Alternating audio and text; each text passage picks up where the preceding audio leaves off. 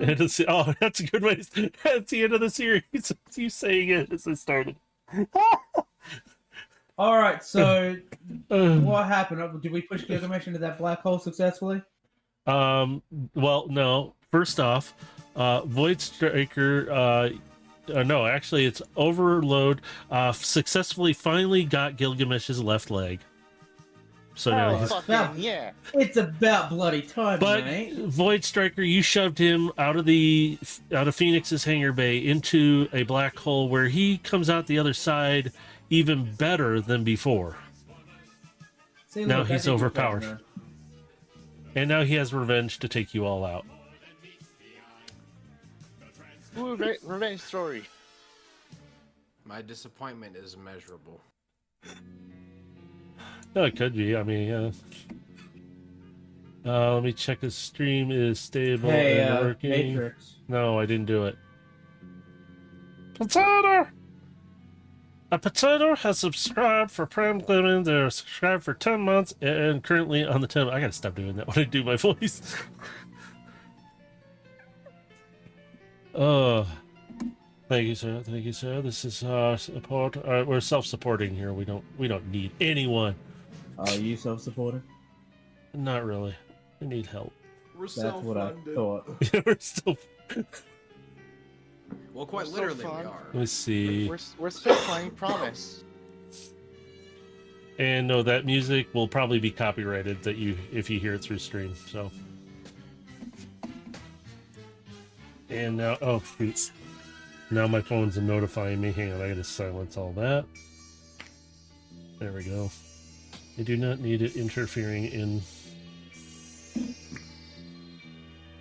Yeah, it's the original Transformer G1 music and stuff. Yay. Now, anybody who's listening to this from the beginning of the stream, you won't hear that. It'll probably mute it, which it's all right. You get to hear some of it. But I want to stop it now.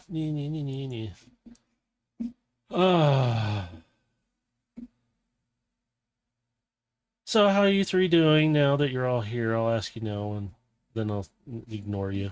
It's horrible electric bullshit. Yeah, see? Oh, man, it's such big bullshit, too. Yep. I try to uphold to the highest standards of BS here. So. We're professionals here, we promise. Hang on, let me see if I can go back to your Discord, Baja, and sit there and start doing that. Except for what was I singing? Oh, Aloha Oi. Because it's just something from Lilo and Stitch I started remembering, and I'll start singing. Oi. I mean, it is good. I got its entire. What was it? How many people in your Discord started doing it? 2 or 3 of them started. Rep. It was just rep. Was it rep? I thought it was. It was just rep. Yeah. Hear him in the background. I thought it was somebody else who started too, but it was just like, oh my god. I was like, I wasn't intending to. It's just when I start thinking, I'll start doing that stuff. So it's like, yay. All right, let me switch to screen here. We'll go to this. Oh, look at our little icons. They look nothing like a Transformer. Oh, mine does. Mine does. Mine's Sound Blaster because I like Sound Blaster. I mean, you can always swap the image back over to the image I have for Void Striker. Yeah, too much work. I have to open the page, go in, save, blah, blah, blah. I don't want to do it. Oh my god. Yeah, I just left it like the... Lazy. Actually, I could just default it like theirs are right now. Dave's is always going to be the ghost, though. It's never going to change. And that's oh, wait. because, I need a potato. I don't really have any art of my Transformers characters, so I don't really have anything to show off for it anyway. I don't have one of mine either. Wait, I don't have one. Mine are all of them. So, I would love to get some art, but I don't know where to find a good artist where I can find. I mean, I can always point you in the direction of the person who did my Discord image. That's terrifying. I mean, she's on my server. So I mean, she doesn't charge much, so. Like Let's $15 for a similar image. Let me see. This button. Sorry. I But have it's 2 also the stream matter decks. of I actually need to like get off my lazy ass and go looking for artists who can who have a style. You that want to I- know that something I sad? want to I actually had an commission. artist Let me DM find me that and one ask if picture. I wanted any art.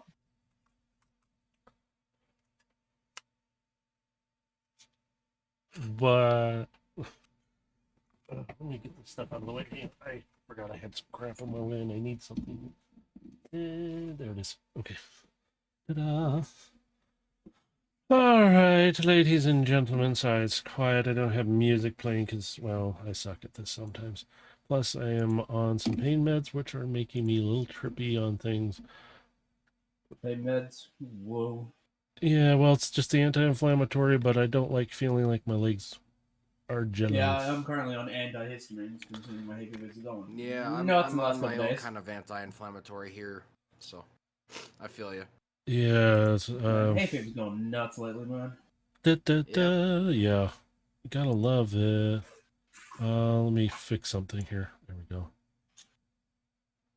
All right. Okay.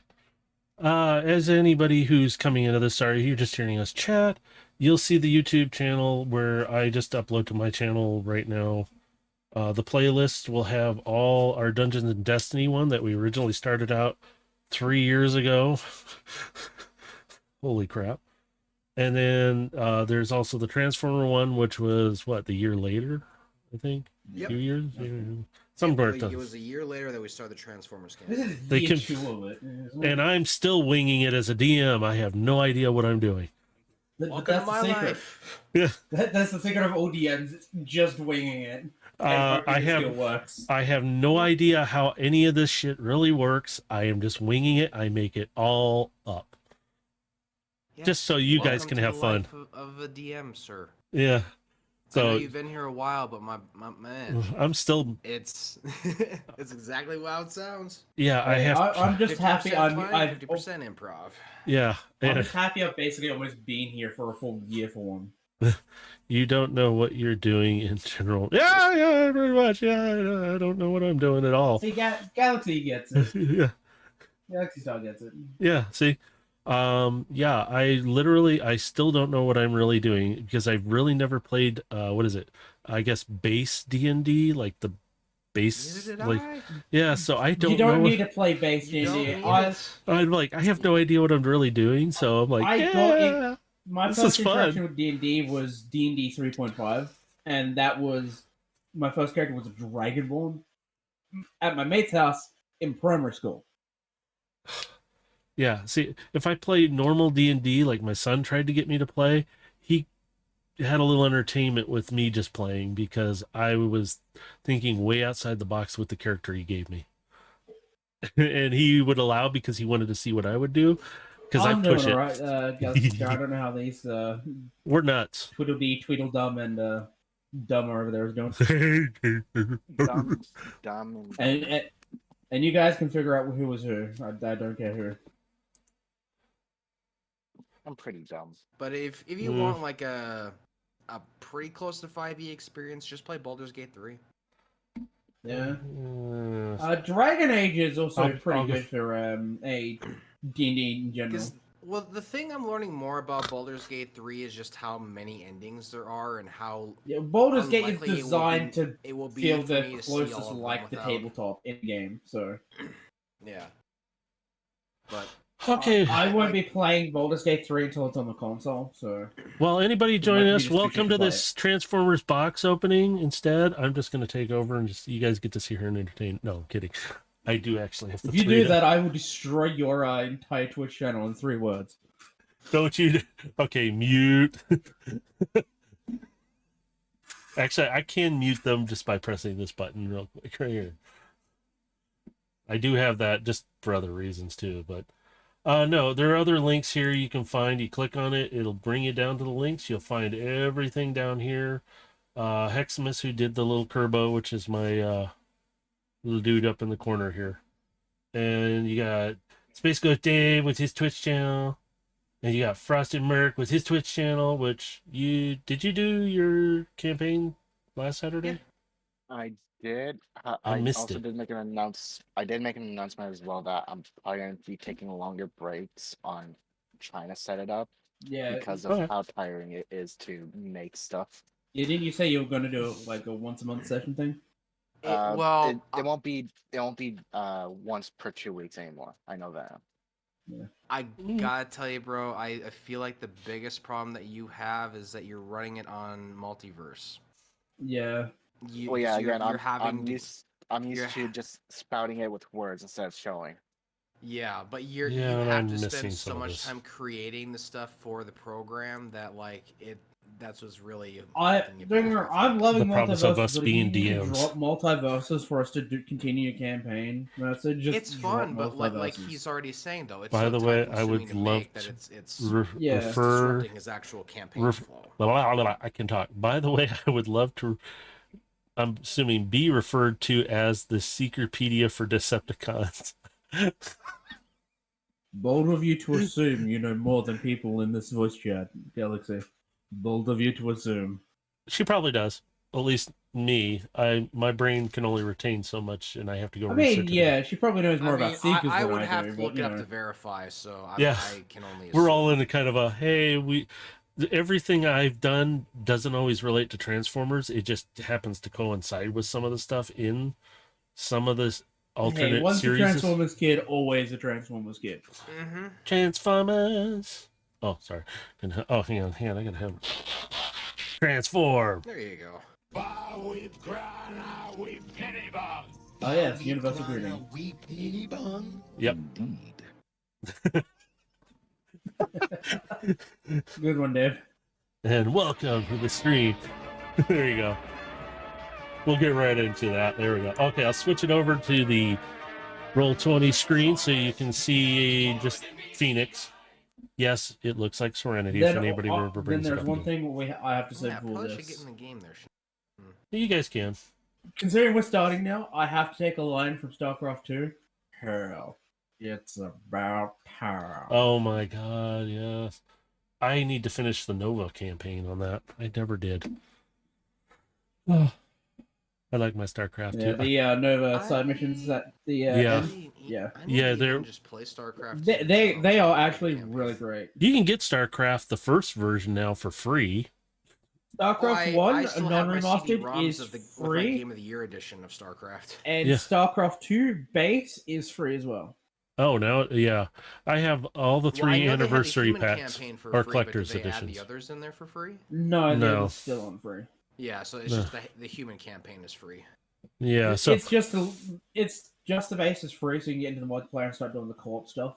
yeah, and I have the three collector's edition boxes with the books, So do I. Rainer's jump or dog tags, which is a flash drive. Yeah, I love that I don't thing. have that. That The came dog with the. tag version wasn't available in Australia for me. Oh, really? It's freaking Yeah. cool because it actually has the whole game for StarCraft, the first version The on one it. which I have, I don't know where it is, but my collector edition came with We got into StarCraft now. a little statue of a Terran Marine being attacked by Zerglin. Well, and if anybody were to be interested in the expansion packs that were not officially part of Blizzard, Galaxy has a question, by the way. no questions at this Just go time. after all your question. While you're doing that, I do have somewhere the expansions that weren't officially part of Blizzard's add-ons. They're like story packs that were somebody made to different companies. Yes, I have those as well. Sweet. They are great. I'm not the only one, thank God, because they were hard to retrieve the second one. And I The got problem it. is, I don't know where I put them. Hey, if you need another copy, I will. I know I still have mine. I kept them for a reason. I will send you a copy. I'll share the files to you because the company is no longer in existence. Maybe later, but you know. Yeah, I know I have. Probably them. when I get my tower, when I'm getting everything sorted out, I'll probably grab those files from you. Yeah, I'm gonna set up probably some kind of online drive for us to retrieve the files that we need from, so that you guys can see certain things and Favorite combine? Are we being restricted to certain timelines, or is it available Related to history, all everyone's- timelines and continuity? Because that you gotta either narrow it down or not at all. Oh, combiner, shit. I don't know all of them. I know Yeah, like I don't really remember all of them. I remember the ones from I like the Combiner Combaticons. Wars. I like the That really- Combaticons, but yeah, I remember the Combiner War. I watched it and I was like, there was a few there I did like as well, but something about some of the old G1 stuff that transcended a little bit too. Like it's to me, it's like I like the Combaticons because I like the military. I did like the aerial bots, but Victorion is a good one from the comics. yeah, that one is. I like the ones with helicopters on them. I don't know what it is with helicopter. I like it, or some kind of VTOL type. If it has one in it, I always like them. So it kind of depends on which one for me. So I'm like, but I kind of like all the combiners because it's kind of cool to see how they combine up and what they become. And I'm like, how do they share this consciousness? When I first saw Devastator, and I was like, how the hell do they do this? Yeah, mine would have to be a two-way tie between Volcanus because Volcanus is a good one, and Nexus Prime, the first combiner. I don't remember that one. Nexus Prime is one of the 13 primes, the first combiner. Yeah, but I got to look back through a lot of this stuff, but I don't have time most of the time anyway, and I have to just do it on the fly. Yeah, Volcanicus he came along for me a little later, and I do like the Dinobots. Well, he is still technically the newest combiner. I got 2 combiner keychain lasers. I love them. Nice. I don't know if there's like a new one in Earthspark. I still haven't watched that. There is one that I do still like, and that's the Predaking. The first combiner toy I got was the train combiner. Now, I would have liked to have gotten the train combiner if I had seen that sooner on Hasbro's site, but at 150 on average for each one of them, as is, I'm kind of doing that now with some stuff, but I can't get those ones that have been put out now. So I would love to get them, but I'm not willing to spend over $5,000. I'm not saying that's how much they are, but to do that. You're exaggerating, but you get the point. Yeah, it's way too much out of my range. For 13, like you're probably looking to maybe spend 1,500 to $2,000, like to get the full thing. If they released it in a set, if you look at the sets, like right now they have Menasor up there. I forgot what the car ones. Jesus Christ, I can't think of them now. They have that set up there. It's $189.99 for it. It's actually not a bad deal for it. Yeah, but the question is, are they proper full size? Yeah, they're the same. They're exactly what I have here too. They're the same size. They're the full on. It's the full set. I don't know if they still have it up there right now, but they did. I don't think the train ones will ever get to sell because the train those were bigger. Are primarily for the Japanese audience. Yeah, but I still like them. I like trains. Yeah. Okay, sorry. You want to get going, sir? Mirage pre-order? Yeah, I know. We have to wait for those. That's not fun. You have to wait for some. Maybe I'll do a box opening after this. I don't know. We'll see. I have stuff to do. So, but let's jump into this because we're 7 minutes past. Damn it. Yeah, that's fine. Okay, whose minicon's dying? We're 7 minutes past. I don't have one.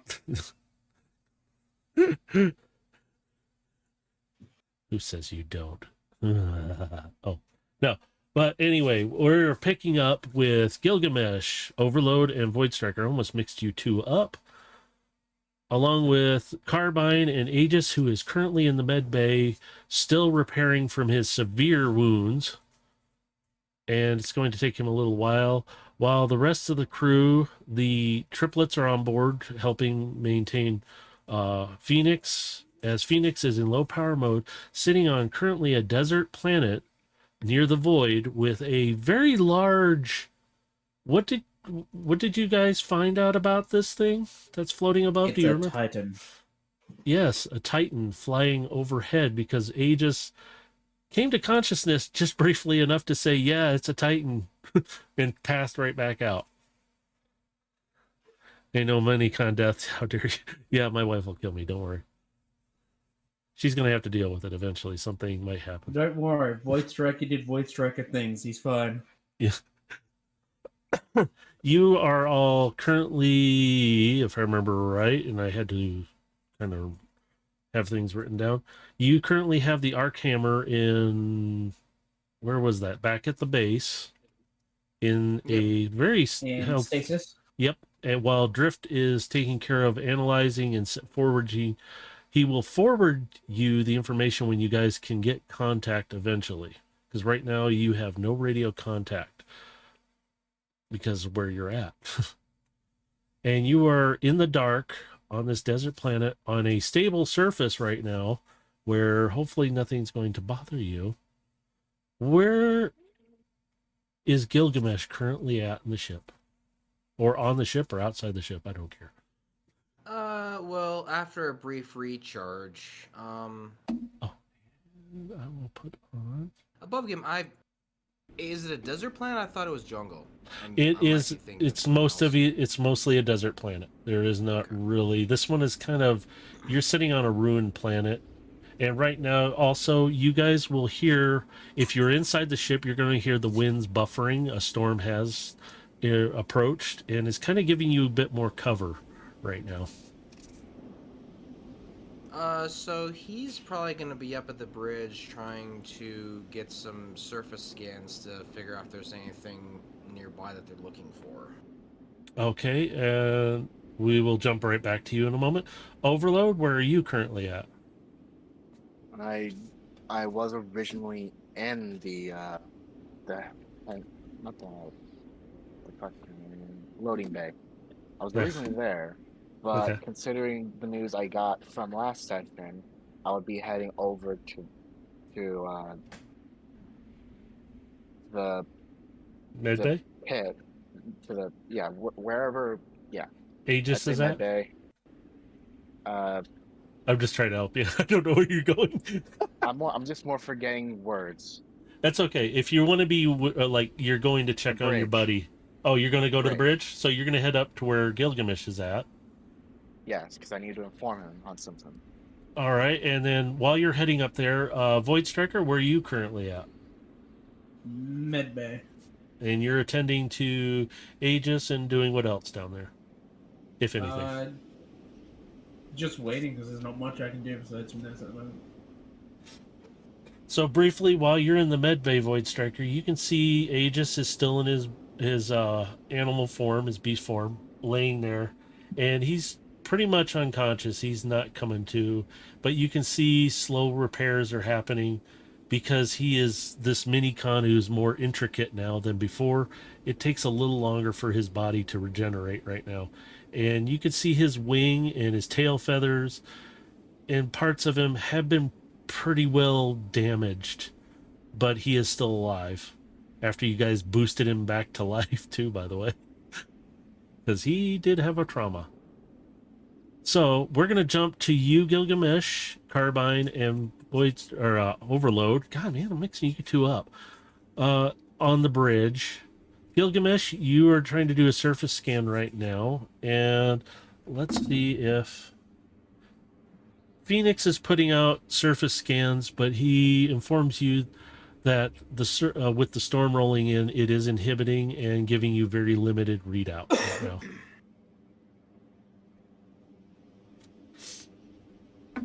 So that's where Phoenix is at with that. And as you're sitting there, you see Overload kind of step into the bridge, his big old self coming in, kind of sitting in his little corner there. I just moved there just so I'm not in the way of the door. Yeah, because you're a big boy now. His scaly self, yeah. So Gilgamesh will just turn to him and just say, well, with the storm, it's going to be hard to get any surface scans for a little while, so we're just going to have to wait it out. Waiting out might not be the best course of action currently, because I bring a bit more troubling news. What do you got? Ash is dying.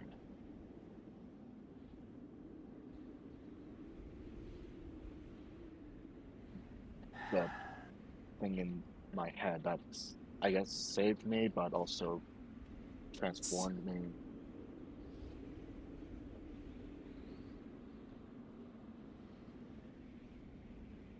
It's more like because she's inhabiting a body that's already in control, so her consciousness is fading to say. Gilgamesh kind of looks to Carbine a little bit after hearing this, just kind of seeking her scientific opinion on what they're hearing. She looks away from the window watching the storm flying by, and she looks at you. And she looks over at you, Overload, and she tips her head and those little tufts tip.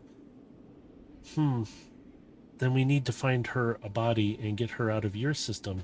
And she kind of sits up on her haunches, and she has her paws, and she kind of interlocks her paws. You have two sparks, in a sense, fighting for dominance, and right now she's not fighting anymore, or at least she doesn't want to.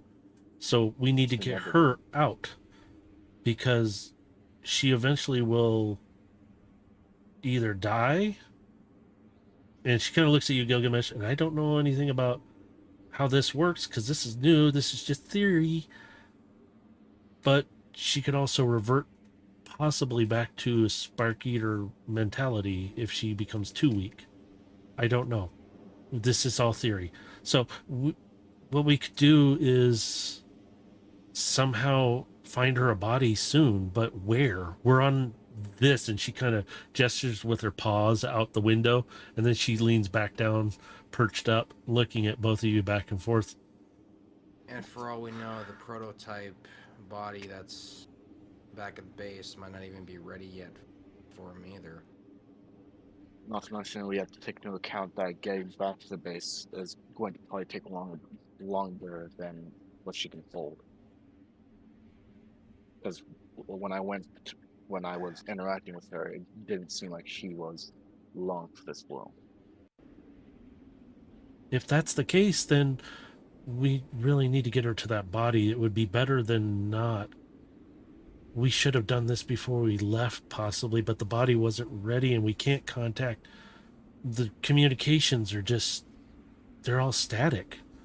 We can't get anything in or out, and if we try to, and she kind of gestures up by looking straight up, whatever's above us floating around might take us out if they get a lock on our communication.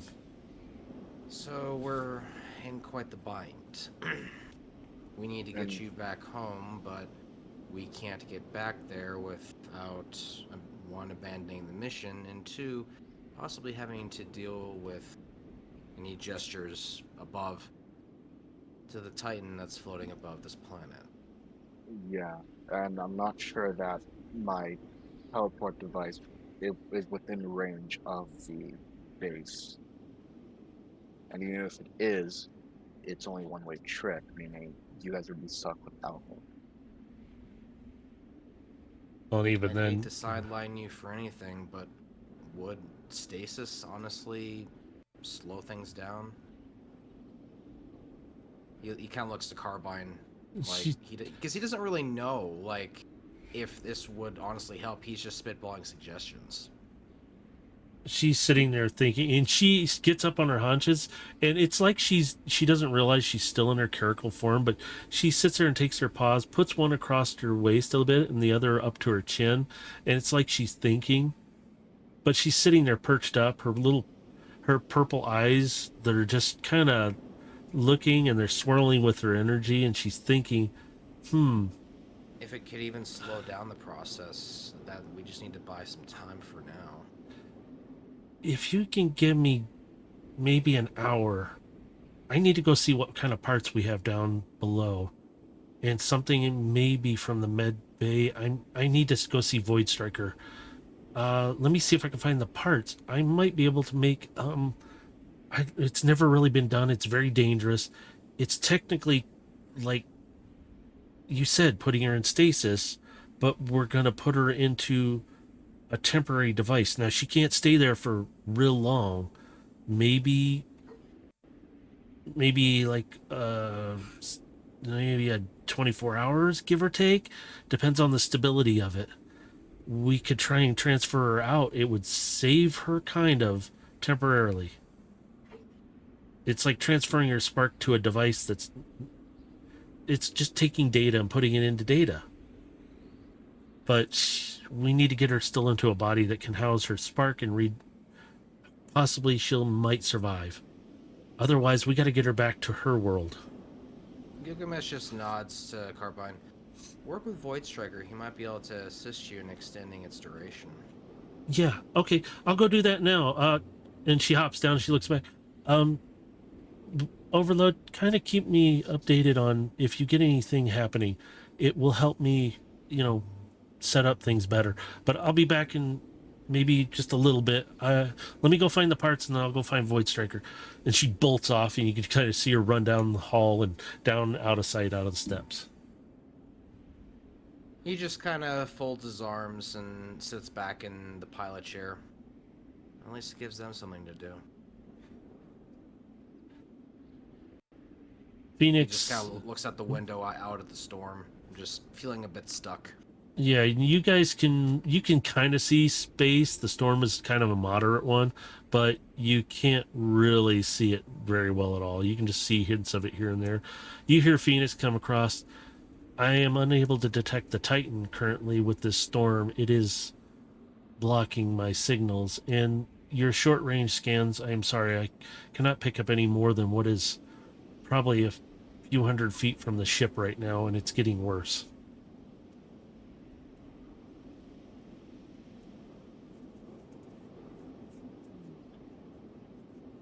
Well, unfortunately, we can't get very far, and we don't even know what we're looking for or where we're going.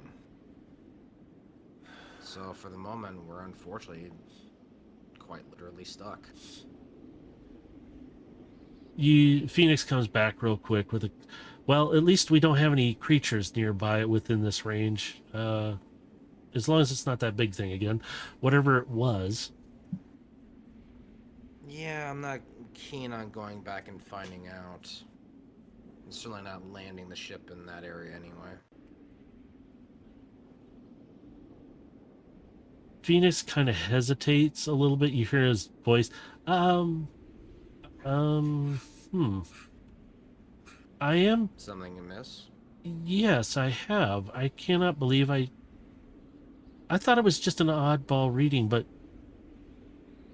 it's very weak. It's like a small power source I am picking up aft of the ship. And what it is the aft of the ship is kind of more to a rock face.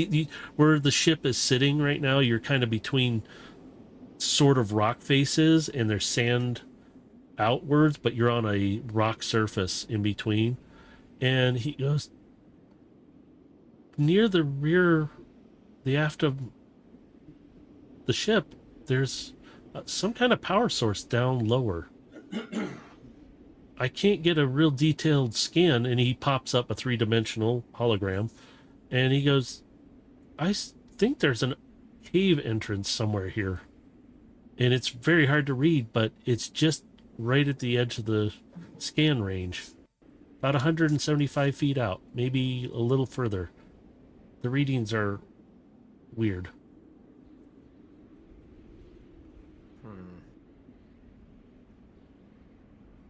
Well, it's something.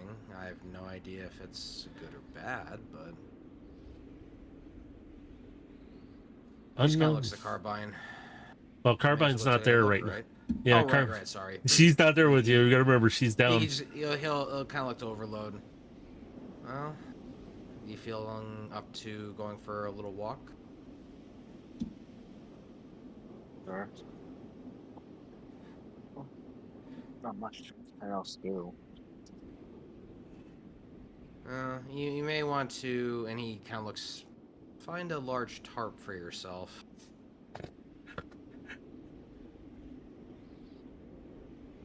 You don't want to get dust in all of your intakes.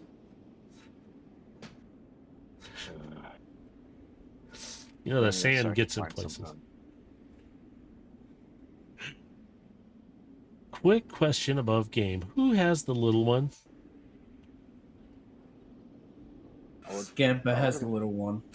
Where yeah, is it would have been with Scamper? Overload, I believe. Or not Overload, Voice Scamper, I Tracker. believe, is walking around through the hallways. All right. So, as you two get to go to get up, you see this little, you hear a little, and it kind of stops, and you see the little one sitting on there, and she still has another Energon lollipop, and she just looks over at you, kind of like, hi, and waves at you, and then Scamper just waves and turns and walks down toward the galley, walking away from you, and all you see is as they walk away. Well, at least she's having a good time.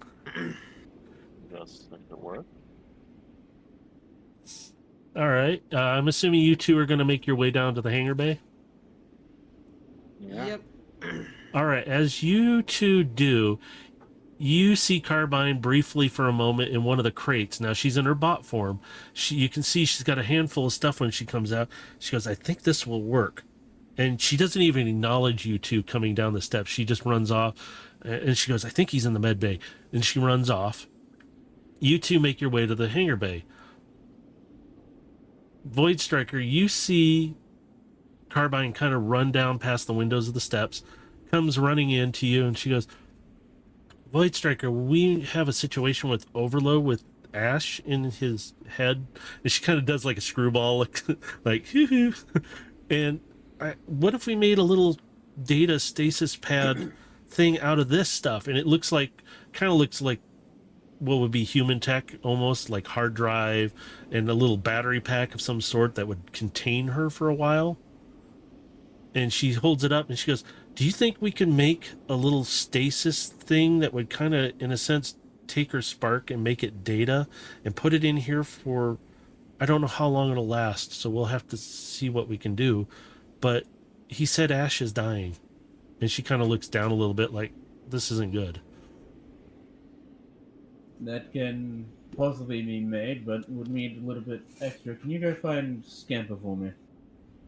Sure. And she sets down the stuff. "I'll be back." She flips up into the air and runs off up the steps around the backside up toward the galley and that.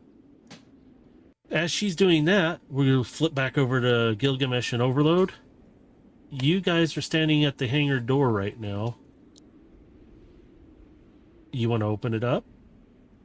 Oh, he's put on his cloth cloak that he usually wears out in the city, just covering his intakes, and he's looking to Overload, making sure he's all covered up before he opens the door. Yeah, about as covered up as I can get. Better button it up. Make sure it's really nice and tight, so this way it doesn't fly off of him. Oh, I'm just assuming it's just a massive tarp he just cut it's a hole through to fit his head in. It's like a poncho for him. Yeah, that's exactly what it would be for a man of his size now. All right, who's hitting the button to open the door? I'll do it. I'll just walk over to him, just boom, just go and hit it. As you open the door, you can feel the winds hit you. You hear Phoenix come across. You two might want to be careful out there. The winds are picking up to a faster rate. You may have trouble seeing even harder now. I put on your HUD the approximate location of the possible opening of the cave. Be careful. You good, Master? Yeah. Fucking nice question. He's just giving background sounds. He's getting buffeted by winds and sand right now. And let me know if that's a little too loud for you guys or something. I can adjust it down. Yeah, I don't even know if you can hear it, so I can hear it. Oh, I can So just before we leave, Gilgamesh is gonna grab some. He's gonna look for like light beacons, just like little lights that he can drop. All right. Just so he can kind of like breadcrumb his way like a path back to the ship. Let me see. I'm gonna have you roll for it to see if you know where it might be at. What would I have you roll though? I need to have a sheet up so I can remember what. Investigation? Yeah, just do an investigation. Your stats are pretty high for this stuff, so. Or not. 7. Do you want Overload to try and help you a little? I mean, yeah, I would be assisting since we're going to be Okay, so together. I'll just say, you guys look over, and kind of near the left side of the hangar, you see some supplies that are sitting there. You open up one of the crates, and you find a bunch of, like, these are funny little sticks. I wonder how these work. And it says break and shake. So you crack one and you shake it, and it starts glowing really bright. And it's like a reddish glow to it. Okay, yeah, he'll. These are just glow sticks, so he Pretty just much. grabs a handful. So with a handful, I will say you have 9 on hand right now. Okay. I won't count the one you cracked. I'll just say you threw it out the door to light it up a bit out there, but not too much, so that way you don't get spotted by anything. But the storm's covering you guys, so you're good. Yep. So once we got those in hand, I'll take points and I'll just gesture for Overload to follow, and we'll start walking outside. And now that you both have also a bit of night vision, you can see, but again, you are limited by about you can see, depending on the wind speed and what's being blown by, about 10 to 15 feet. So you are very limited. But Phoenix gave you kind of a destination location, like a waypoint. That's all he's got. He can give you. He can't really give you a layout because the radar scans are so bad. So you guys start making your way forward. You're getting buffeted by the winds pretty badly. Can you both give me a strength check? I know one of you are really going to take that easily. 10. You, Gilgamesh. Okay. The wind might First, be too strong for his giant frame. Gilgamesh, you slide a little bit, but you're able to maintain a bit of grip, but you're still sliding a bit from the winds. You look back to see Overload step out, and the wind just buffets him and slams him to the ground. It face first into the sand and rock a little bit. You see him sit up. Maybe going to your vehicle form would help a bit. It would help if I didn't have this stupid tarp on me. And while you're saying that, the tarp flips over your head. Like, please toss this. It is completely your choice. If you want to get rid of it, you can. Yeah, I offered it as a suggestion to help you out so you didn't get dust in your intakes. But if, considering this is a real struggle for you, maybe going to your vehicle form, intakes be damned, you're just going to have to get thoroughly cleaned when we're done here. I will tell you this above game. If you do go into your vehicle form as Overload, you would be less buffeted by wind right now. You would have more, advantage on it at this point. Because you are a big sail in the wind right now. Yeah, I'd rather go in my vehicle form.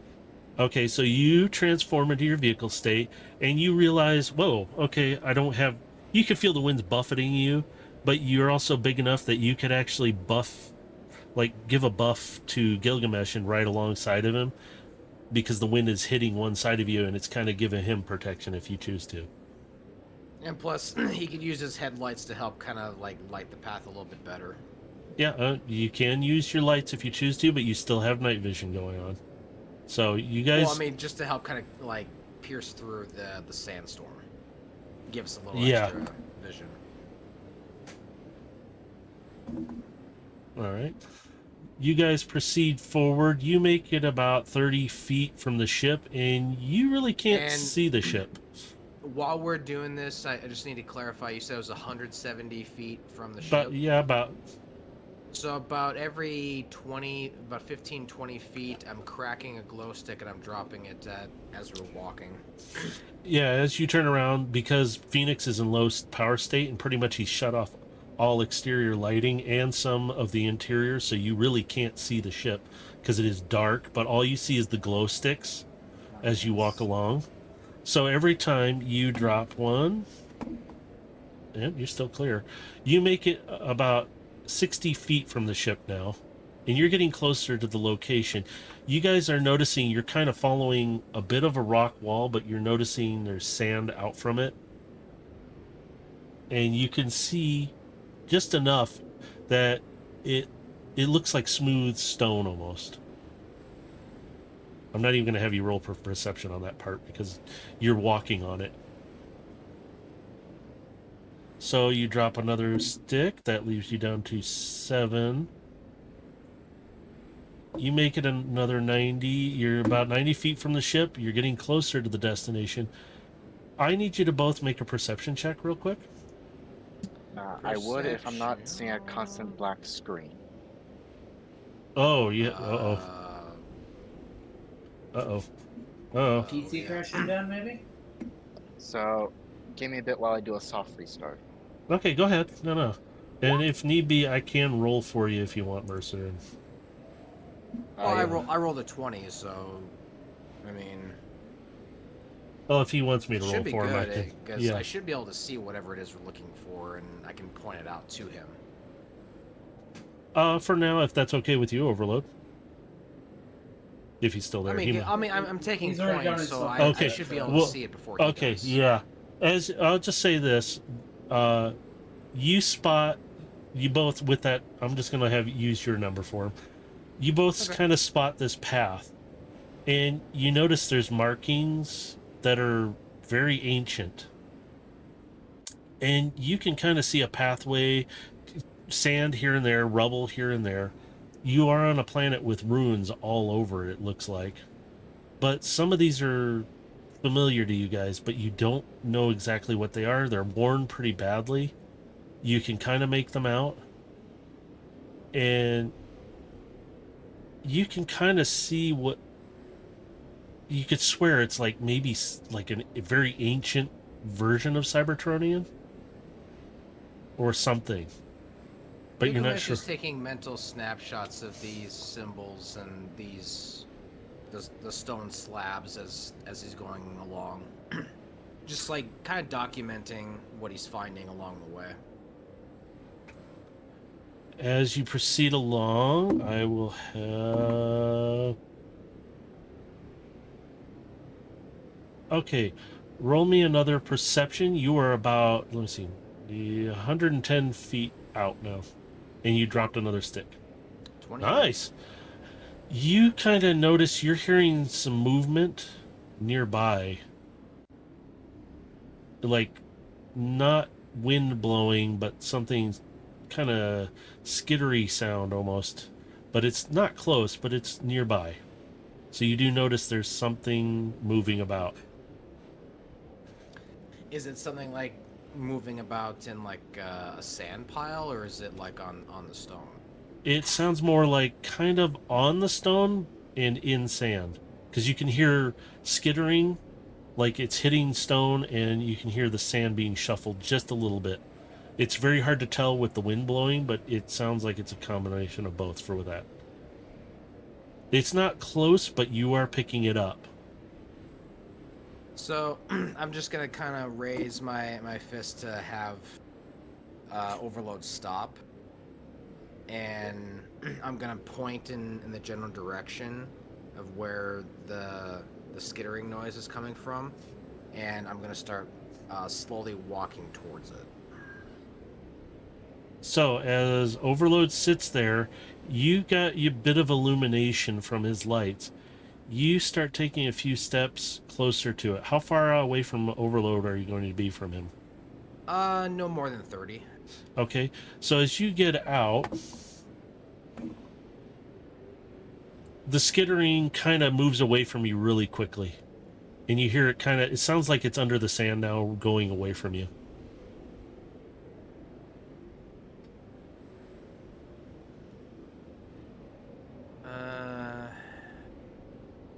I know he had to step away, but I'm just gonna say this, like, I'm going to radio to him that we might have one of those crawler things nearby. I'll tell you above game. What you heard was it's a smaller size to it, so it's not real big, but it moved away from you like you scared it. So it just ran away from you pretty much. Mm-hmm. Something bigger than me. I'm running away. Oh, his thing popped back up. And he's in there. We're just waiting for him to come back to Discord. Give him a second and see if he comes to Yeah. life. Discord always takes a bit. Yeah, takes a little boot up.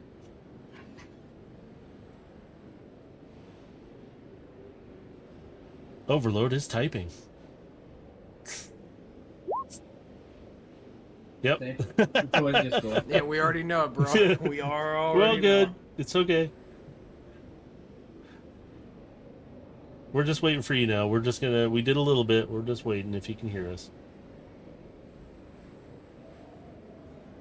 Come on, Discord. Why does it take so long to boot up sometimes? I don't know. That servers are kind of shit.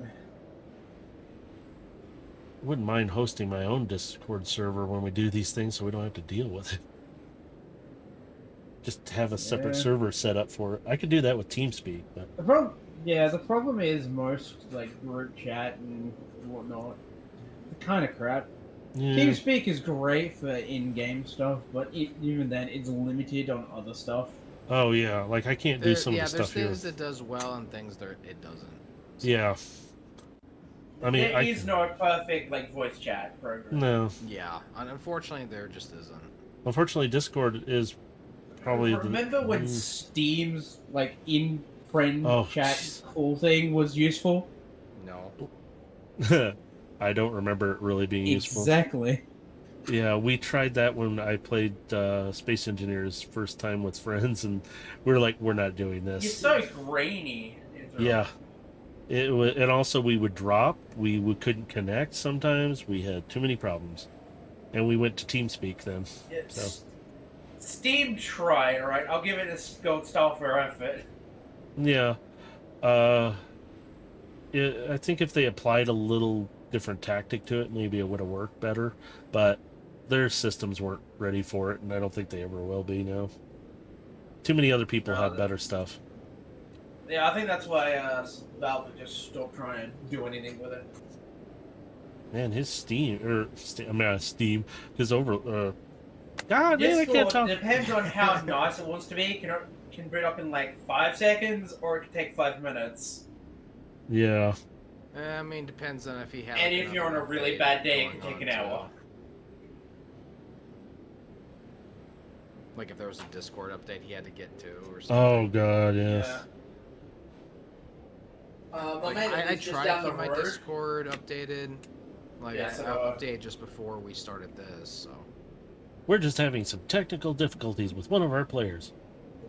He may lose his One man leg. who lives down the road, his Discord absolutely hated him. It took 2 hours for it to boot up one time. Why? Just server connection? His computer decided to just slow the fuck down for no reason. And when he restarted his computer, everything was just fine after that. Sounds There like was no something. update or anything. It just slowed the fuck down.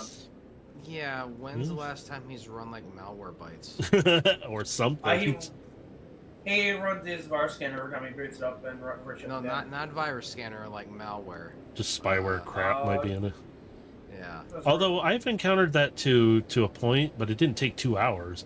It just took 15 minutes longer than I'd like. It shouldn't take longer than 30 seconds. I'm pretty sure I know what the problem was, because I think it was his fucking Overload! room. He's back in the chat. Well, he's there, but let's see if he's talking yet. Is somebody connecting? Can Yep. you hear Oh, yeah. me now? I love it. You Awaiting can connection. Awaiting connection. Yep. I know that. Hello. Or, when it says you're connected when you actually aren't connected. Mm-hmm. But my favorite is when it says you're not connected when you are connected. Yeah. Alright, he's back. Overload. Okay, so after my reset, it decided to log me out of Discord.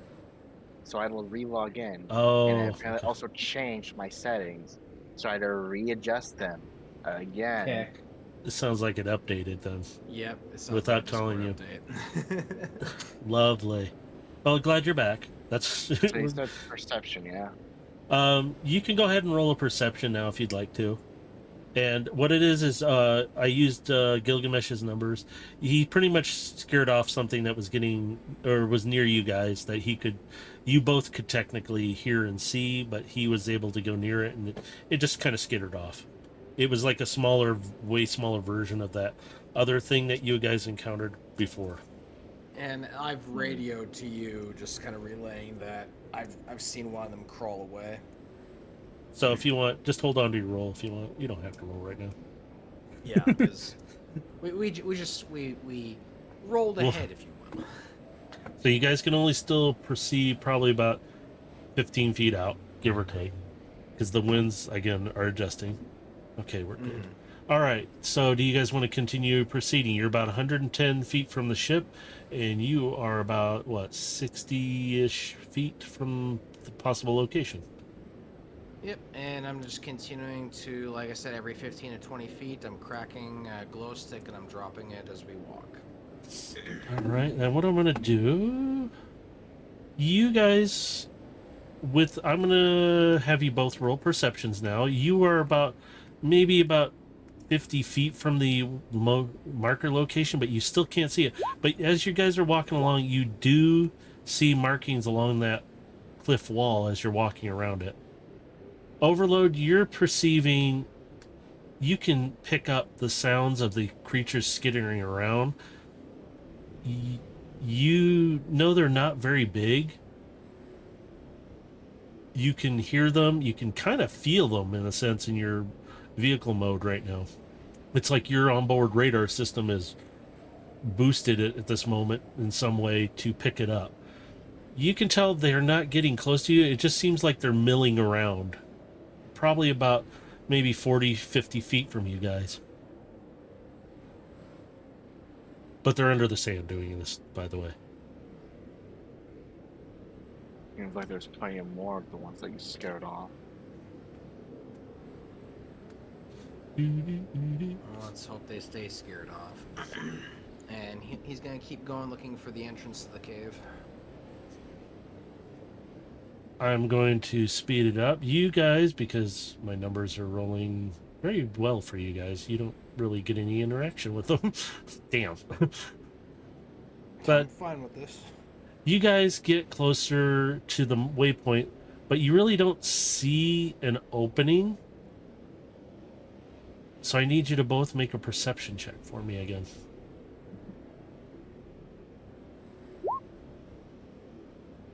Decent rolls. Damn. Yeah. You're both looking around. 20.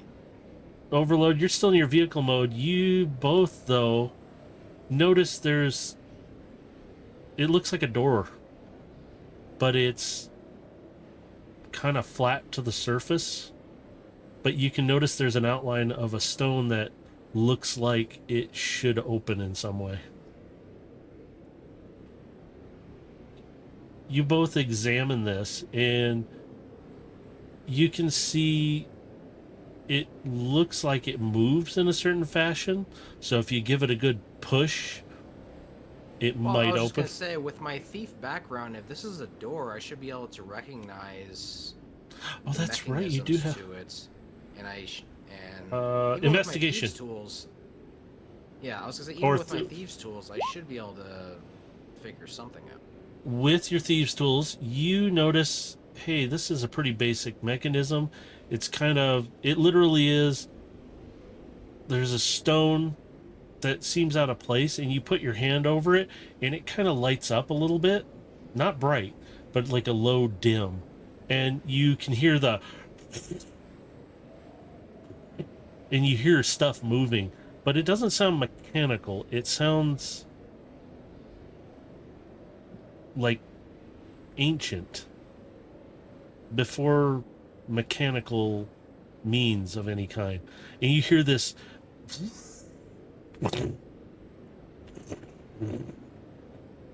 And the door swings inward, kind of on a middle hinge, and you get a light glow, and it's very light because your night visions are picking it up. Overload at this point, you can transform back because you won't be able to go down through that doorway in your vehicle form.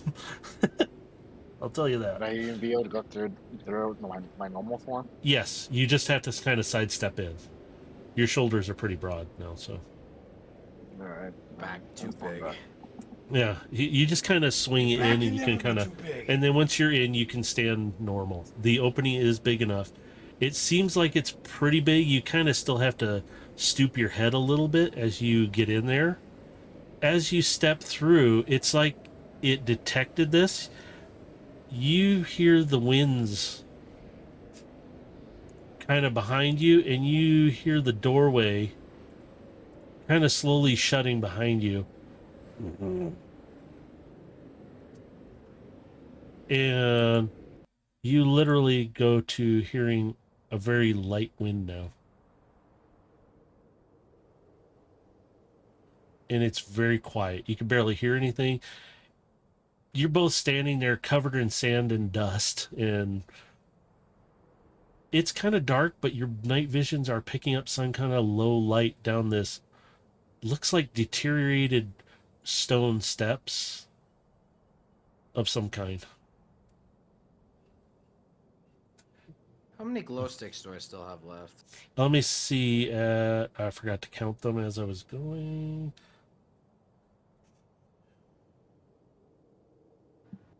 I'm just going to say you got 3 left. There we go. I'm too lazy to do math right now.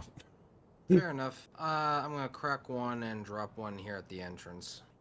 As you do, you notice it kind of lights up, and it's kind of smooth stone, a little rough in spots, but you notice there's a symbol here and there, a little more detail to it, but it's, again, you guys can't really read this. This is like really old form of some kind of possible Cybertronian that you guys think it might be. It's very hard to depict what it is. Well, Carbine might get a little mad at me. He would probably find this place extremely interesting.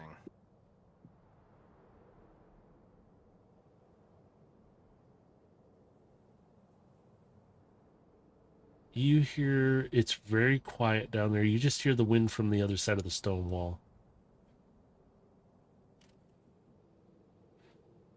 He just casually looks to Overload. Well, the only way to go is down. And he starts making his way downstairs. Now the steps do spiral to the right a little. It's not a tight spiral. It's just a kind of goes down to the, like, in a rightward spiral direction.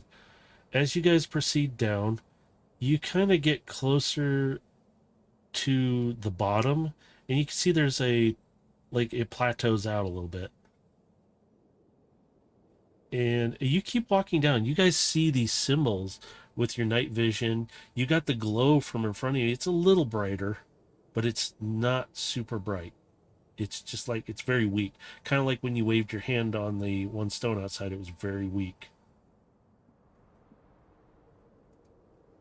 You guys get down to a room. In your night visions, you see kind of a chamber.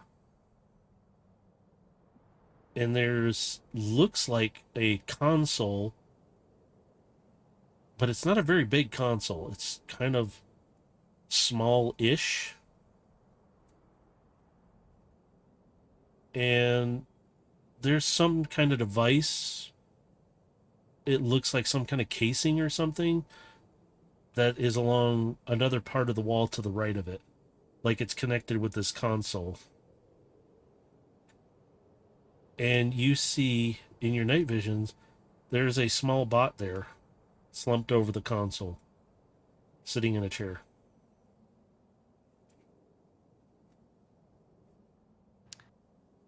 How old does this place look? Like, how dusty is it? Your steps, you can see down in the dust and dirt. You're making imprints. Nobody's been there for what looks like possibly for centuries, maybe longer, even longer than that, because the bot, the console, everything is coated in a very thick amount of sand, dust, and dirt. You can make out what it is, but it's covered in all this stuff.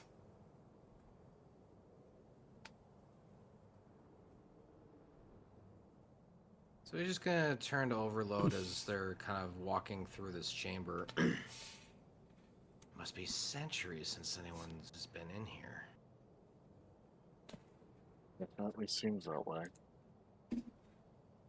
Well, look around. The sand, the dust, the lack of imprints, the door that we went through. This place is old, but even older than it looks.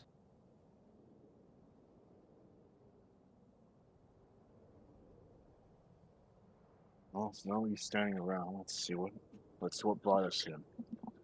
So, looking around the chamber, what's inside here? Again, you got the console against the one wall.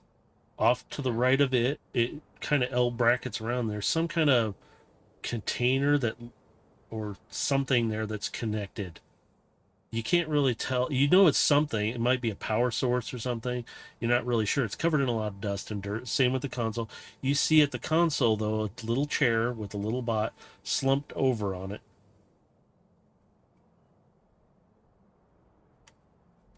And it's really, you see some symbols here and there. It looks like these stones were etched with these symbols way back, like they were just put into them, like somebody's calling card, or they were to indicate certain things. But you guys don't know what they say.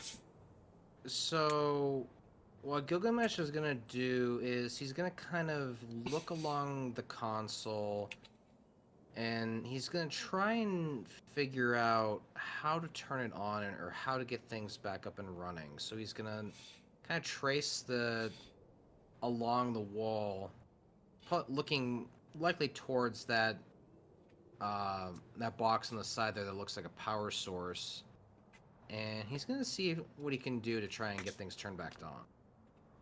All right. Can you roll me an investigation check again? Yes, 13.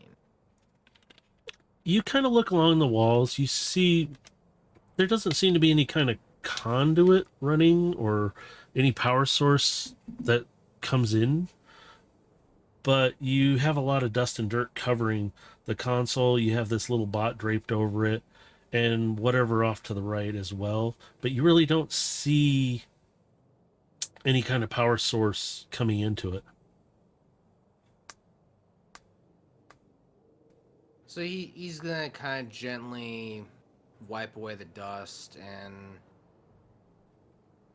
just seeing if he can. He might not be able to because of the storm and being underground, but he's gonna try and just reach out to Carbine and just say, "You really should come down here. There's a lot of stuff that you might be able to help us figure out." As you do, all you get is static back right now. Figures. He's just gonna continue looking along, kind of wiping off dust, trying to see if there's like maybe some way like he can slot in some energon to try and give things a bit of a boost. You move some of the dust around. The little bot is still slumped there, so he's kind of in the way. And you can see that this console is very... It doesn't even look Cybertronian, really. This stuff is like from, like I said, centuries and centuries of time have passed. And it's this technology that is like beyond outdated. It's antiquated. But you can see that somehow whatever Phoenix was picking up, there is something there. So he's gonna kind of examine the bot. So what are you Does it gonna? look like it's Cybertronian, or does it look like it's something else? What are you gonna do to the bot? Because it's slumped over. Are you gonna sit it up? Well, it's sitting in a chair, yeah. Yep, it's slumped over the console. Yeah, Yes. I'm gonna just kind of like gently like pull its shoulder back so it just sits back in the chair. You tip it back. It's probably a bit bigger than like what Carbine's size is by your comparison. This little bot tips back in its head. You can see right off the bat there's a hole in its chest. It's not dead center, but it's at a point where there was a lot of damage, and it looked like it had leaked out possibly what looks like energon, depending on how long it's been there for. You can see it was pretty well damaged. Its optics are completely out. You're getting nothing out of this thing. But as you sit it up, you notice that there's a little red button where it was slumped over at.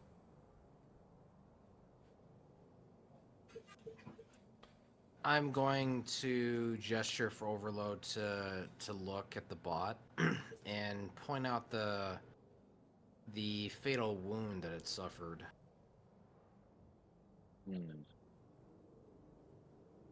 This might be a bit of an ancient crime scene.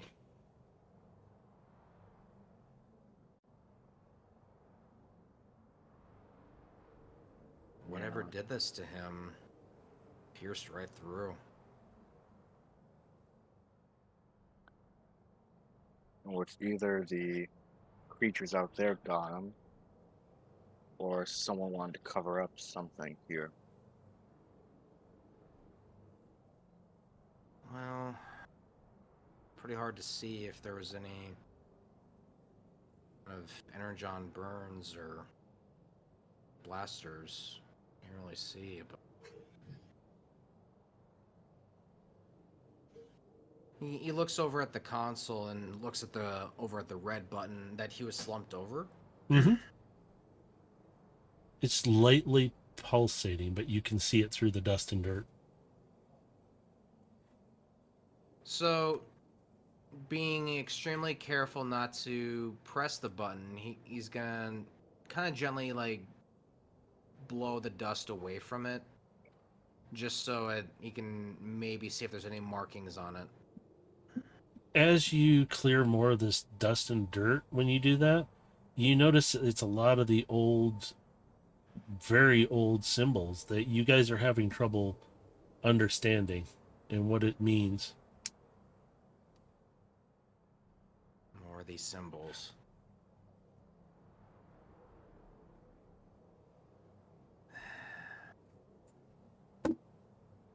I don't suppose you know any ancient Cybertronian. Don't know, don't care, can't read. Wow. Let's see how it is. So, Only slightly disconcerting. I mean, we could send it back. We could send it back to the ship and see if anyone does know.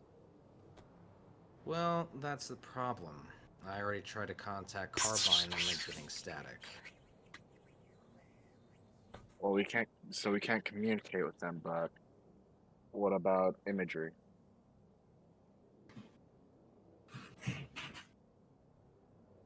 Or at least Care send a to photo. elaborate?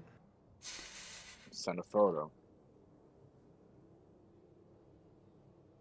Well, if our radio signals are not getting out, I doubt sending a transmission of a photo would do much better.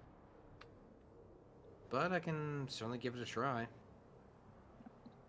all right, as you two are trying this, we're going to switch over to Void Striker and Carbine, who are currently in the med bay discussing this and trying to figure out what they're going to do with all these parts and stuff. And she's gathered Scamper, who's rode in with little one on Scamper's back, and just kind of, she's sitting there with the Energon lollipop and just kind of waves at you. Alright, with that, I'm going to reach down, grab the little one, and put her on the bench because I need Scamper. She kind of like, oh, okay. And she just sits there and watches, kicking her feet and just watching you guys. Alright, I understand what you want to do, Carbine, but the problem is that the batteries that you brought will not have enough power for what you want. Yes, but it might keep her from dying right away. I don't know how much time she has inside of Overload's head. That's why I asked you to go get Scamper. Yeah, and she kind of just gestures like the screwball thing again. So, what are we going to do with Scamper? I mean, and she kind of looks at Scamper. Nothing against Scamper, but what do we need him for then? Scamper, it's time for a little modification to your chassis. You see Scamper stand up a little more straight, and he takes one of his hands and salutes you. And it's like, okay, just kind of look. Enter power stasis mode, Scamper. He you see him kind of go downward a little bit, like he's powering down a bit. Then I put Scamper up, put him on the bench, and stop modifying Scamper for bigger storage, because basically turning Scamper into a temporary body for Ash. All right. Let me see. What would I have you do to do this again? What kind of skills does Void Striker have? He's an artificer, sir. Yeah, he's pretty much I have my anything. bullshit flash of genius that you hate. Yeah. Anything he wants, I can probably build it. Yeah. Okay. You want to build a I can bigger build anything better than you. I'm going to have you roll me a D100 for this. I like having you do this because it's so much fun. Because I want to see if you roll another. 100? Yeah, just roll 100. Just, That's an 83. Nice. So you modify Carbine standing really close by, like she's up there on the bench watching this, and you can hear, this is fascinating how you work like this. Ooh, that is a nice maneuver. That is a good connection. And you can just hear her kind of whispering quietly, like observing closely. And she goes, ooh, what about this connection over here to here that should connect? And she's like just kind of getting in there with you on it. And she's like, and you notice she picks up some tools and she starts doing more on the side while you're doing other parts. And you're both like tag teaming on him. And it's like, and she goes, I think I have my side almost done. Is this going to take a little longer? So you guys are going to take about 15 minutes to get this done. Won't take long at all. Because Scamper's already operational. You're just doing some extra operation. And I'll say this speeds by a little bit. You guys get done. Scamper is sitting there still in low power mode, kind of just like not moving. And Carbine sits up and she kind of tips up like a excuse me. Oh, blah, blah. Like a bless you. That hurt the back too a little. That felt not so good. But you see her flip up like a little welder's goggle like things, and she looks at you blinking wide-eyed. That's bright. And she goes, are we done? I think we're done. I don't know. This is your project now, more than mine. But this was fascinating. I'm going to apply some of this method. No, all we need to do is bring Scamper to Overload. Well, I'll see. Wait. Are they should still be on the bridge. I'll go see if they're here. Hang on. Wait. Phoenix! And you hear Phoenix come across. Yes, Carbine. Where's Overload? We need him down here. And Phoenix kind of informs you they've left for a cavern opening not too far away. And he's sitting there telling her, she's like, why didn't Gilgamesh tell me? I would have liked to gone. Well, Carbine, we can catch up. Oh, I'm gonna get the little one off the bench, give her basically a bag of Energon lollipops, and go tell her to share with the triplets. and she's kind of like, she looks at the bag, she puts her head in, and she looks up, thumbs up, and then she runs out with the bag, and you hear her kind of, you could see her climbing up the steps like a little kid, like a toddler trying to climb the steps, pulling the bag up as she goes, and she's just excitedly doing this, going to find the triplets in the engineering. I'm going to press a button on the side of Scamper to turn it back into a sphere mode and reattach it to my arm. You do, you hear that, and you hold him up in your hand for a second, and it's like, and he's just sitting there, a little shiny ball, and you pop him back into your chest, and Carbine's like, Fascinating. We do it differently, but he's not a minicon. I And did she hops design down, Scamper based on miniguns, so... and she looks back. Impressive. And she hops down. We better go find them. Phoenix, can you give us their location, please? And Phoenix informs you both that the storm has picked up greatly, and he gives you the location and informs you that Gilgamesh did leave a trail of crumbs, so to speak. At least a trail of energon in a funny When way I of get saying to it. the hangar, I'm going to transform into my ground mode. And open the door for Carbine to get in. Carbine still in her bot form. She goes, yeah, I don't think I can handle this. You guys hear the door open.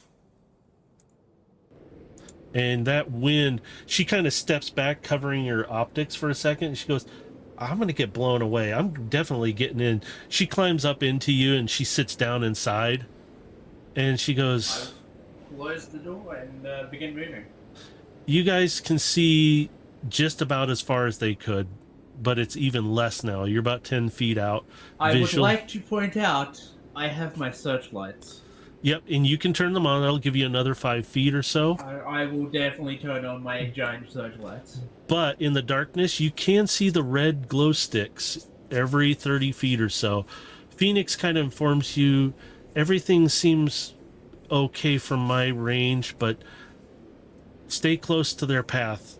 I don't know what to expect. And I haven't been able to raise comms with them since they've kind of gone down wherever they've gone to. I hope they are okay. We'll bring them back, Phoenix. All right, so I'm going to need you to roll a perception check right now. You are about 60 feet out now. You pick up some of those sounds of skittering, but they're further out. So you guys are still pretty good. You're still close along the wall. As you do, you start to see some of those similar symbols that Gilgamesh picked up. And even Carbine's kind of looking like, what is that? Can I do a history check on them? Yes.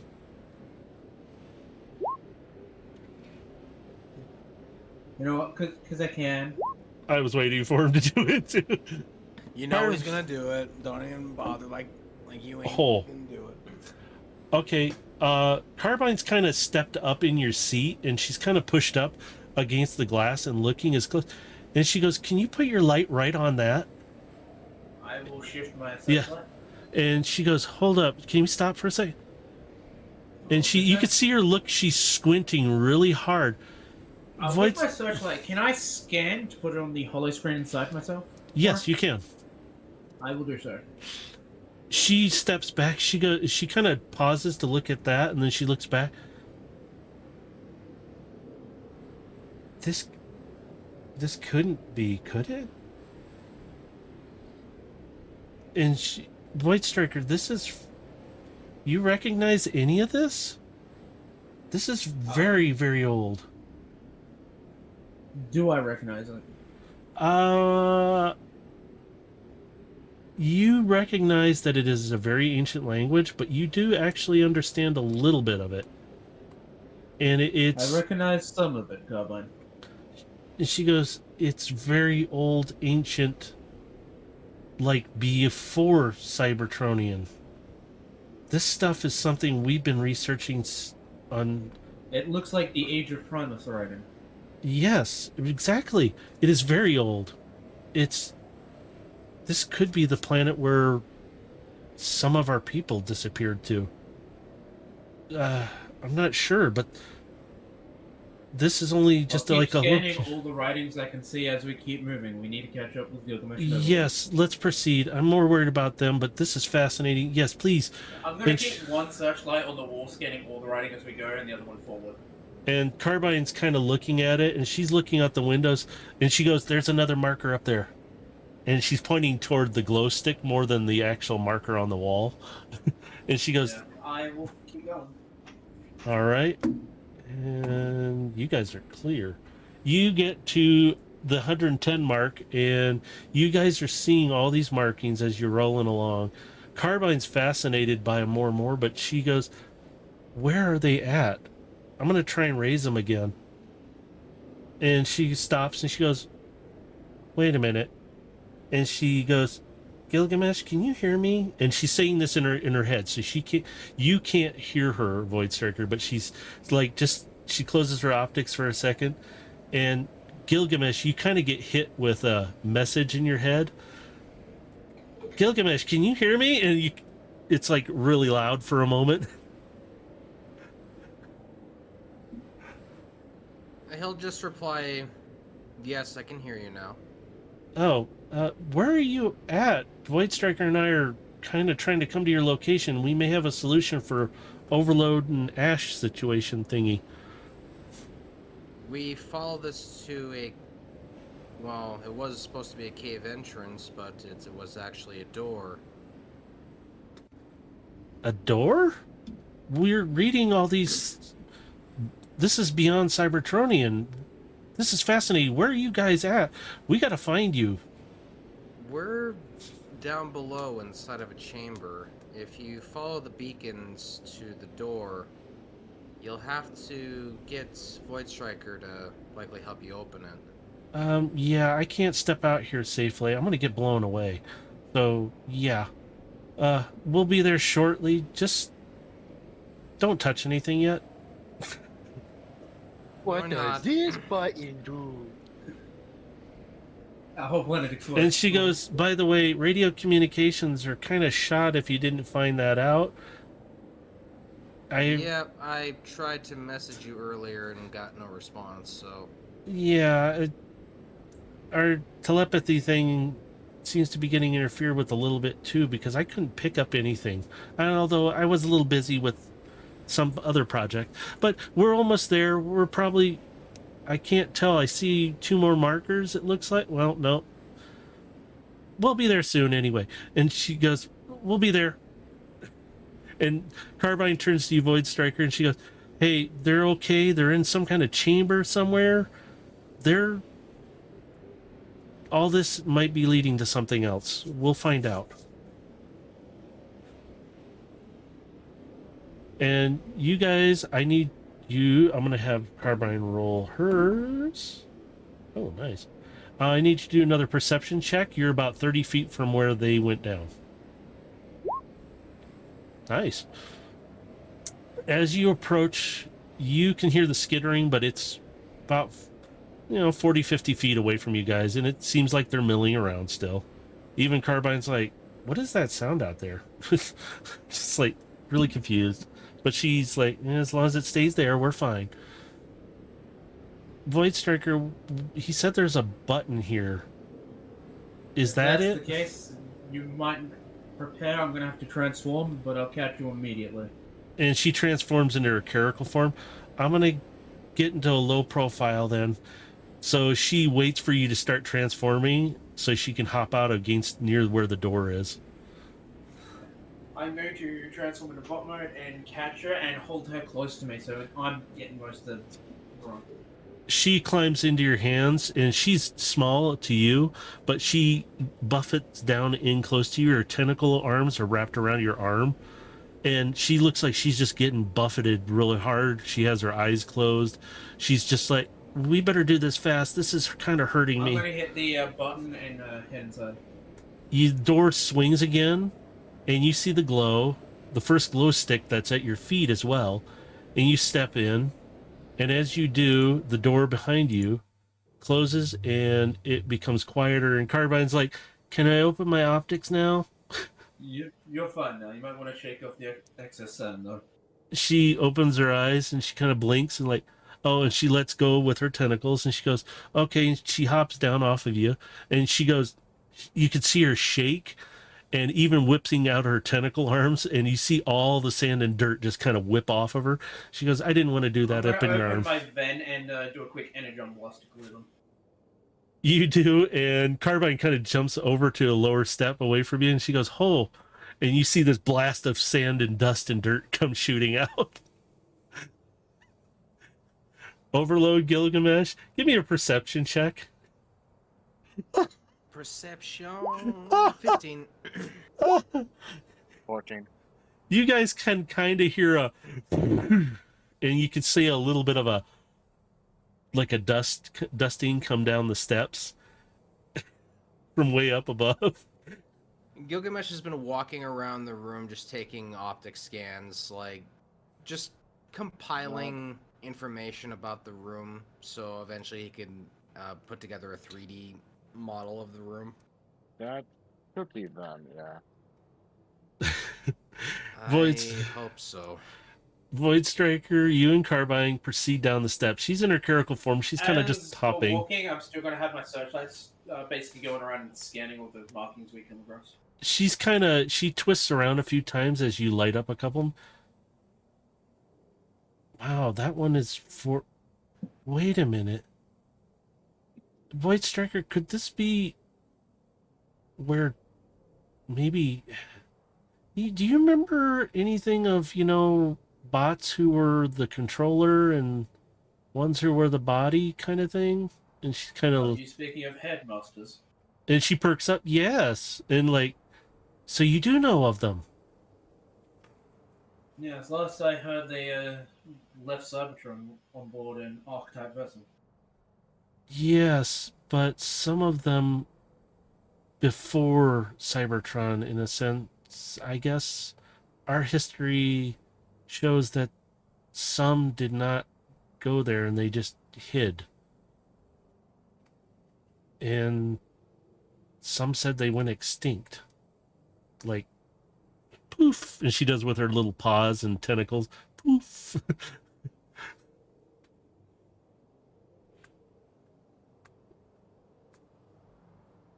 She kind of... Are they downstairs by now, or are they they're still, they're like, sitting there both walking talking away? as they're walking down the steps. You two, Void Striker, you and Carbine come down the steps as you two are talking about this, and you come around the corner and Carbine looks, Gilgamesh, and she runs up to you, Gilgamesh, and climbs right up you and wraps around your head a little bit. It's like, next time take me on these, and she thumps you in the head with her paw lightly. Hey, you were busy with your little project to help Ash, so we... She kind of perches up and she's like, so? This is cool. This is science. She's kind of like, By the way, how was the progress on them? oh, yes, yes. And she kind of prances up and down. She jumps over to Void We Striker. have a Tell him. temporary solution. As long as it extends her time, that's good enough. Theoretically, it should give her about anywhere from 2 days to a couple hundred cycles. Okay, that's good. A lot longer than I Temporary think, measure, just a but day. it's still better than nothing. Well, it's better than her just lasting for a day. This might be uncomfortable if you want, we can do it here. I can take pain. If it's just pain, that's fine. It will be a bit intrusive. Scamper, deploy, initiate extraction. Carbine hops over to you, Overload, and she's up on your shoulders since you and Void Striker are about the same height. She kind of comes up close to you, and she kind of gets optic to optic with you. It will be... and she's like, well, it will be uncomfortable, so sit down on the floor. We don't need you falling on us. You're way bigger. I don't need to be squished. Please, I went into my friend's head before. This is probably gonna be a lot less worse. I know, but just in case, do it. And she pads your head, please. Just lightly, just like, I don't want you getting hurt any more than whatever's happened here. But just for stability. So Okay, let's sit down. she hops down to the floor. She kind of climbs down you because you're way taller, but she hops down and she transforms into bot form. Scamper kind of comes over. Void Striker, do you want to describe how you would have Scamper connect up to him? Scamper would climb up to the back of Overlord's head, deploy a spike cable, and connect to the back of his head. Overload, as you do, you feel him back there, and you suddenly feel not really a lot of pain. You feel a little like pinch, and suddenly you can kind of see your optics kind of dimming, And Carbine's like, just let it happen. It'll be okay. A lot less worse. As you're going into this state, Carbine kind of steps. Now we just have to wait. She steps back a little further and she goes, what Well, is this? While that's going on, how about you help me take a look at this? And he gestures to the little bots. I'm going to just aim my spotlights directly up and put them on high beam to just illuminate the entire room. Oh, that's much better. Thank you, Void Striker. And she walks over and she goes, now I don't have to use my night vision. That distorts coloring sometimes. And she goes, what happened to this guy? And you could see her, let's move him down. And she kind of, hey, Gilgamesh, can you help me put him on the floor? And you guys move this bot to the floor. And she goes, this is very old. And she goes, wait a minute. Void Striker, come here and take a look at this. I will walk over and do so. And do an investigation. I'm going to have Carbine do the same thing. And with her numbers. Oh, sweet. You both are looking at oh, you're fine. 20. I was going to say, no, you're fine with, because you're both examining it. She goes, this can't be what I think this bot is. You both recognize it. She looks at you, and you're up. She looks up at you. This is a headmaster. For a headmaster of this size, the bot he'd attached to must be massive. Yes, he's...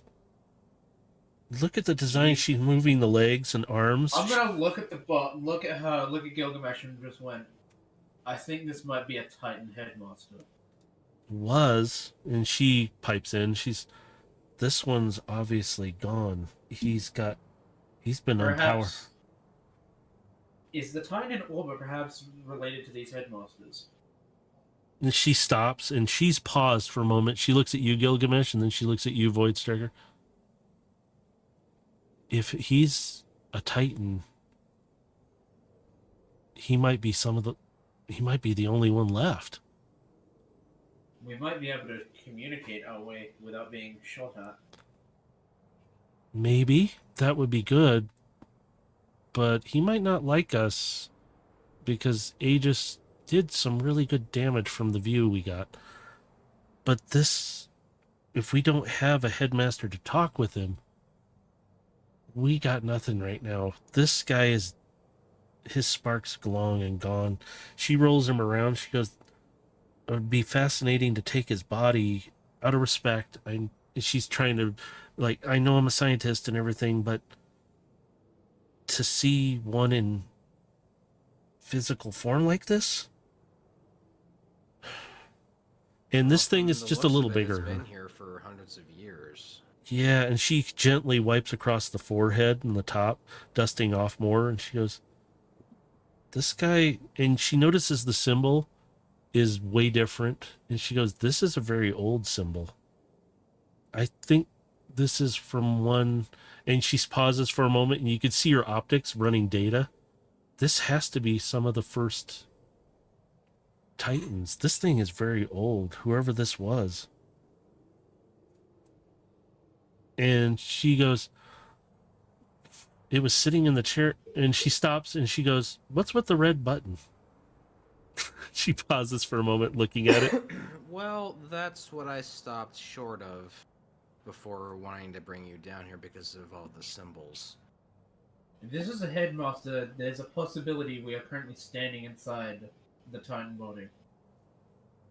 And she looks around. She's like, I don't want to push that button unless we know with absolute certainty that we're not. Are there any more passageways that you saw? Any more passageways that you saw? No. He pulls up the symbols that he was able to record from the wall. He just kind of puts them in their displays. Just everything I was able to find on the walls, but I don't know what any of it means. Carbine stops and she looks at all the symbols you guys are putting up, and she's staring at them. These are the names of all the Titans. Some are newer. Those ones I don't recognize. She points out like 5 or 6 symbols floating, but the rest are all the newer ones. So are we standing in some sort of memorial to the Titans? I don't know. The passageway was supposed to be kind of hidden from the way it looked when we got here, but I don't know. This is very puzzling and fascinating, but I'm more puzzled about this red button flashing. And she goes to sit in the chair and she looks. She keeps her hand across her waist and the one to her chin, like when she was in The care. little bot was hunched over this button. And Say we find out what it does after Overload is back on operational. He might have been protecting it. and she leans over before you even guys get done saying it, and she, put and powers comes on to the console, but it's very dim. You see the console screen light up a little bit, and it's going through a very old boot cycle, like it's starting up. And she goes, "This thing has very little power." She taps on the screen where there's like it looks like an energy symbol. That is very old symbol. What is this? Should we maybe give it's it a little old, extra energon? I'm going to hand her my cable. My energon system's the oldest here. Maybe mine's compatible. She grabs the cable and holds it for a second. Just a second. And she looks around. And you see her get down on underneath the console on her back, and she pulls a panel off, and she looks at you, Void Striker. She goes, "Look at this stuff. This stuff is so old." She literally takes it and just snaps it in half without even trying. She goes, "I'm a minicon. I'm strong, but..." And she kind of sets it off to the side, and she goes, "Whatever power we have here is what we've got right now, I think.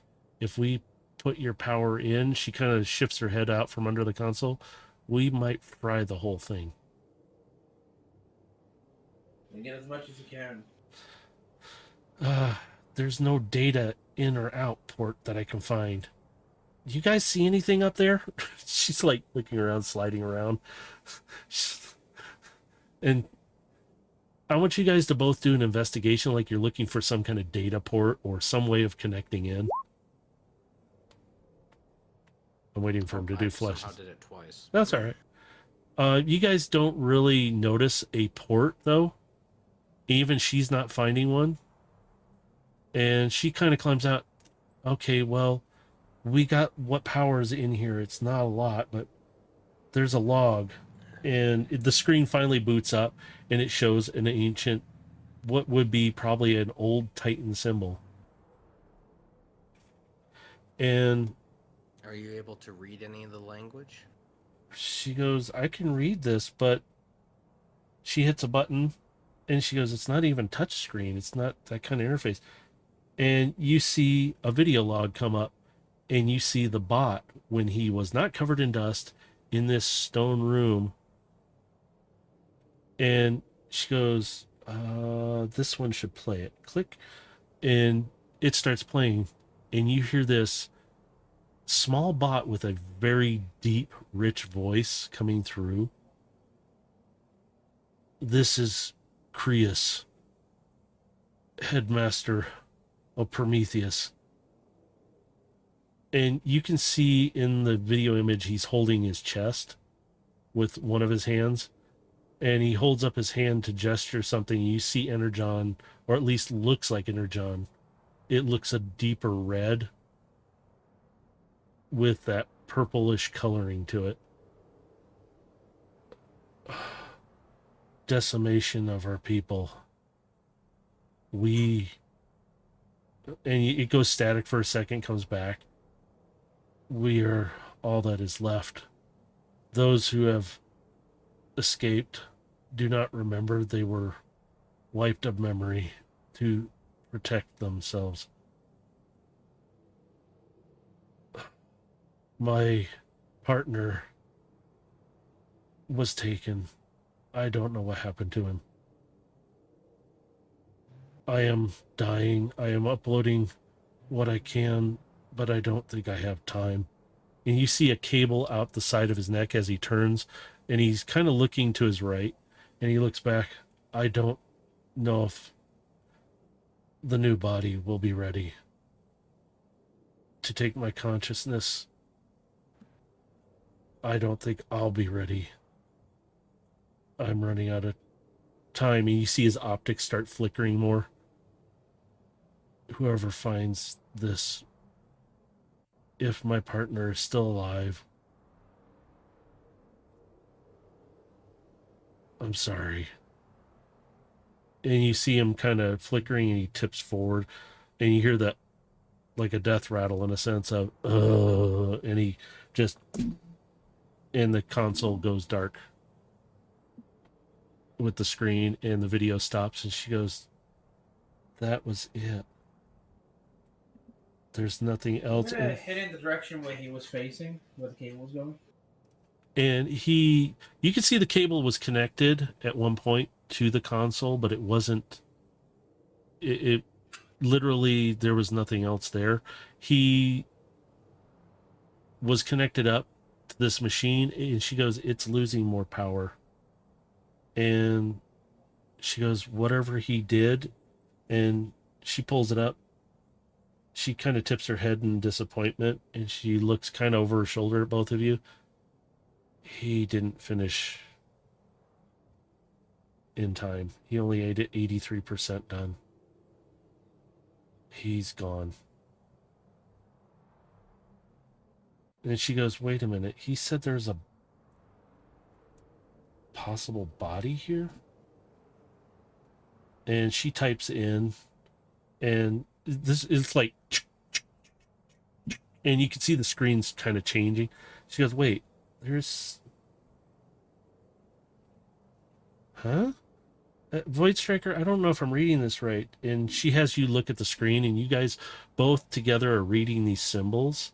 And she goes, does this one mean stored or stasis? What do you think? And she's trying to Can I do a history check to figure it out? Yep. Nice. And she goes, you read it as stasis. It says stasis, little one. She goes, huh, but where is the body? And she's trying to do this kind of quick. She goes, this thing is so slow. Wish I could just jack into this thing. And you see she's kind of getting frustrated with it. Kind of stupid. And she taps one button. She goes, oh, great, I broke that button. Stupid thing. I'm gonna look around for another connection port onto the terminal. All right, do investigation. Yeah, roll an investigation for me. As you... And you know I'm going to do it. Yeah. Carbine kind of also pipes in. And she goes, it says there's stasis pod.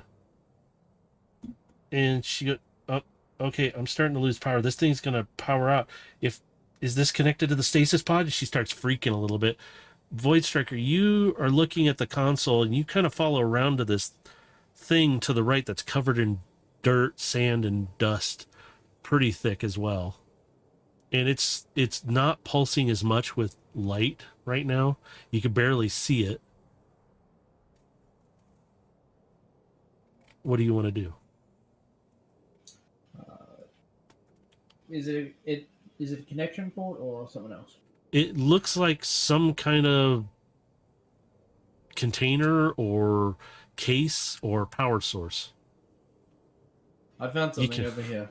I'm going to use one of my vents to blast the dust off before I pick it up. As you do, you kick up all this dust and sand in this room.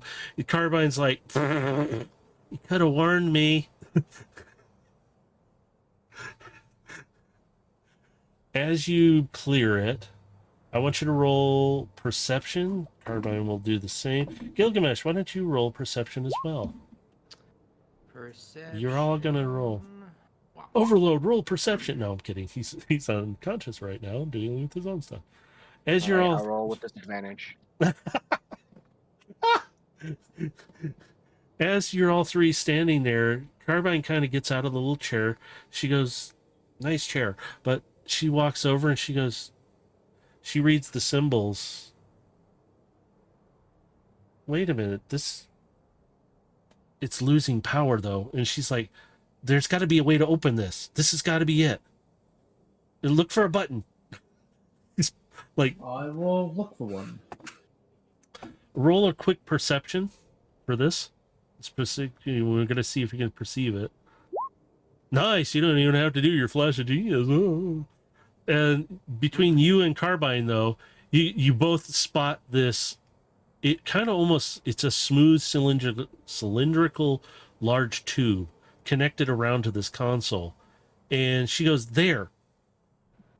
And you both kind of reach to press the button. And it's like smooth silver almost. But she goes, this thing is more advanced than the rest of this junk. And you both press it. And you hear it.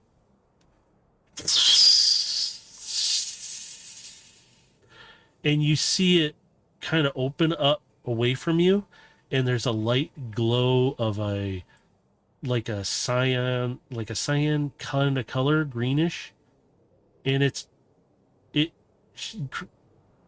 she kind of, Carbine just kind of looks back at Creus and looks at the body, looks back at Creus and looks back at the body, and it's like, he built himself a new body, but he didn't have time to upload himself. But this body doesn't have a consciousness. He can't, we can't communicate with the Titan without a consciousness in the body to talk to his partner, but Perhaps his partner... we can put Ash into this body. And she stops when you say that. But if his partner's still around, and if maybe that's his partner, will his partner accept her? That is We're up to dealing with a a Titan. very wild unknown. It's better than not trying. We have the video log, so we can give it to... Well, we can try, but right now we can get this, and she's kind of... It's in a, like, almost looks like a very thick glass tube of some sort, so it's in the stasis chamber. She goes... And she's leaning over, looking, and she goes, wait a minute, down at the end? Void Striker, there's another button, I think, down there. Can you push it? I will press the button. As you do that, she goes, this should have its own power source. It's not going to be much. As soon as we disconnect, you think you can pump some power into it? I think it should be okay. As long as I can see the connection port, I can make an appropriate connection. It should be down there with you, I think. I don't see anything down here. I do also have some loose energon on me that we can just feed into it. And she's like, oh, good. We might be able to do that. We just do it very slowly. Like low power voltage, and then bring it up. And hopefully it'll be okay. And what you guys, she goes, as soon as you hit the button, Void Striker, you see the tube. She kind of grabs it and pushes it out. And as she does it, she goes, why is he in a test tube? Because it looks like a test tube to her. She goes, I guess that's all he had at the time. But his body's in stasis, floating in there safely, it looks like. And she goes, it's free. Go ahead and put some power into it. And she goes, you might want to do it fast. The power levels are... I'm going to initiate a connection with the tube. She kind of quickly is like, just do it low power. Like, And really. I will bring the power up as low as I can and increase it in safe intervals.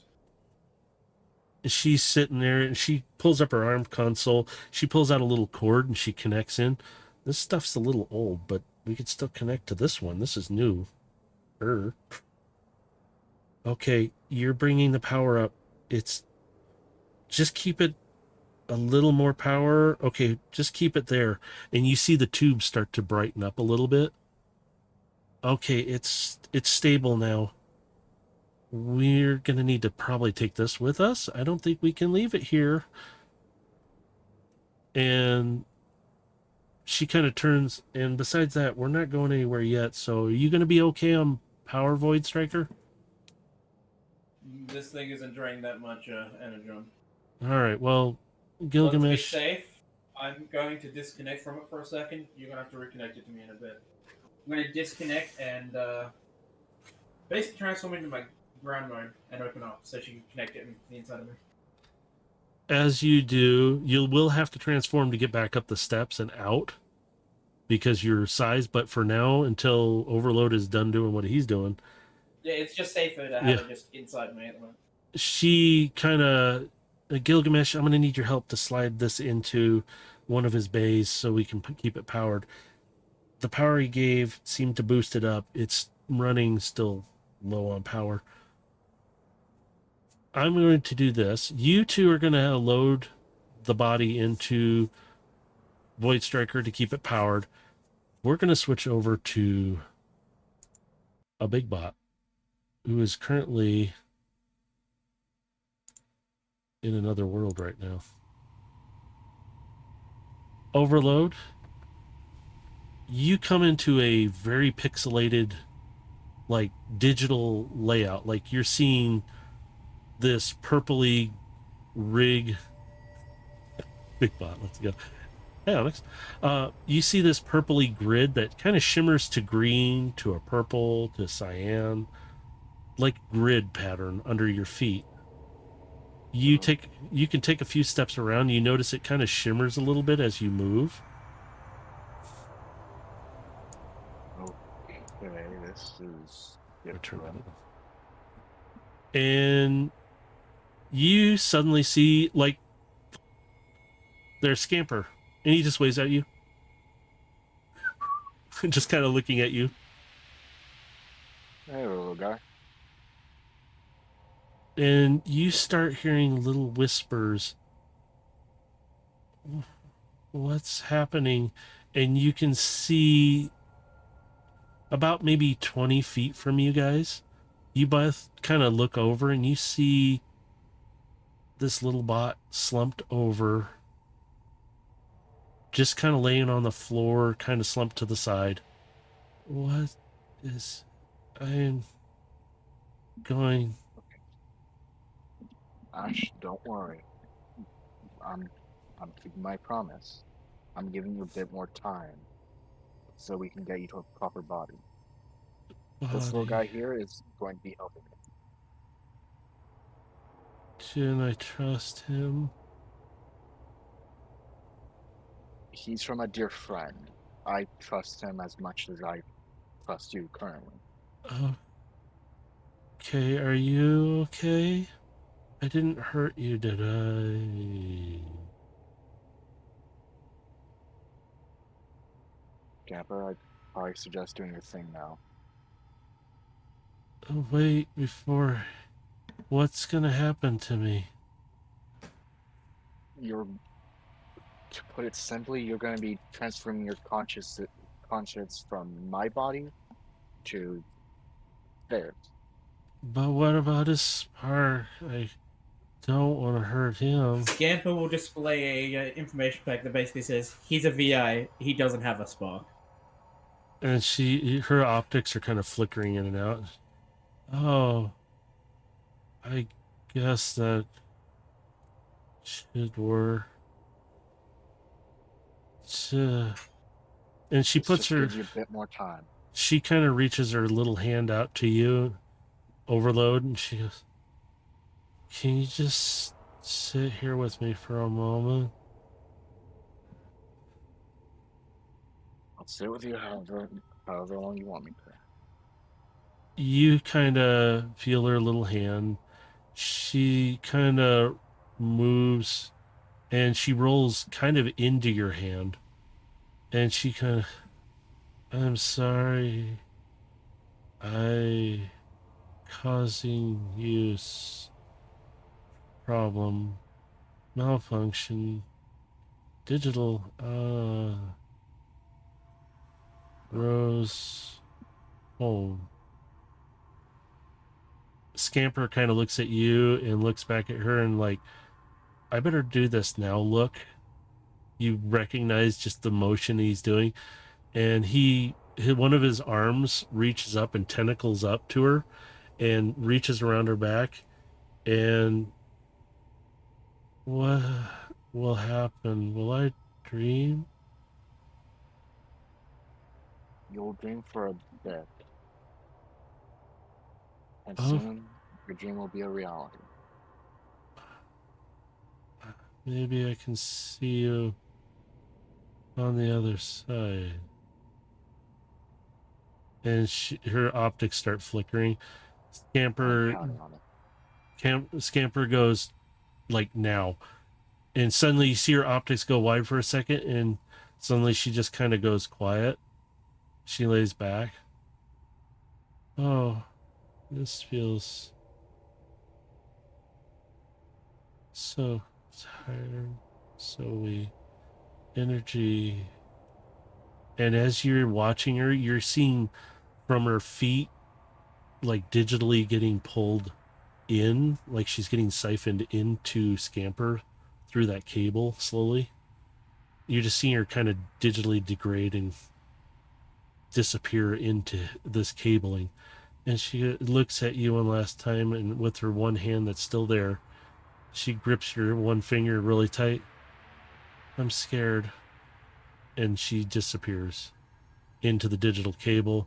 Scamper steps back, he retracts his arm, and he looks up, and he blinks with the one eye, and he thumbs up, and he sits up a bit, and he kind of shows this thing on his chest. It's not normally something you would see outside of this, but he goes, it shows her laying in a state like she's kind of sleeping in a charged state.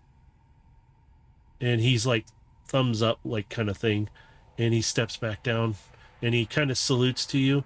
And you can kind of see a message come across that same screen again. I will keep her safe. That's all you read. And he kind of disappears. He kind of just, and you're there for a second, and suddenly the whole surrounding around you kind of shifts, and you're standing like on an open field now, but it's like you're on Cybertron for a brief moment. And it's like you're kind of in your own little dream state for a moment, and you start to see Time to Wake Up shoots across your visuals, and you start to come out of it. And as you do, you can kind of hear everybody else talking around you. They're mentioning, talking about Headmaster, Void Striker, and Carbine are bouncing back and forth. You can kind of see Gilgamesh kind of leaned up against the wall, kind of watching you to see what you're going to do. And as you do, you guys are all sitting there. You can see Overload coming out of the state, and you can see his optics coming online, and he's kind of moving a little bit. You see Scamper come out from behind him and walk down, and he stops. He's not acting like Scamper. He's acting different. Not in a bad way, just sitting there watching you guys.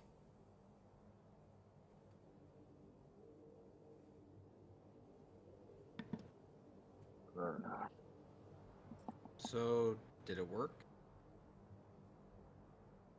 You see Scamper over to the side, thumb up with one hand, very stiff, and puts it back down. Well, that at least solves one issue temporarily, but now we need to work on the larger issue. Nothing. He just gestures to the room around him. We're stuck down here. Now we just lost our way out.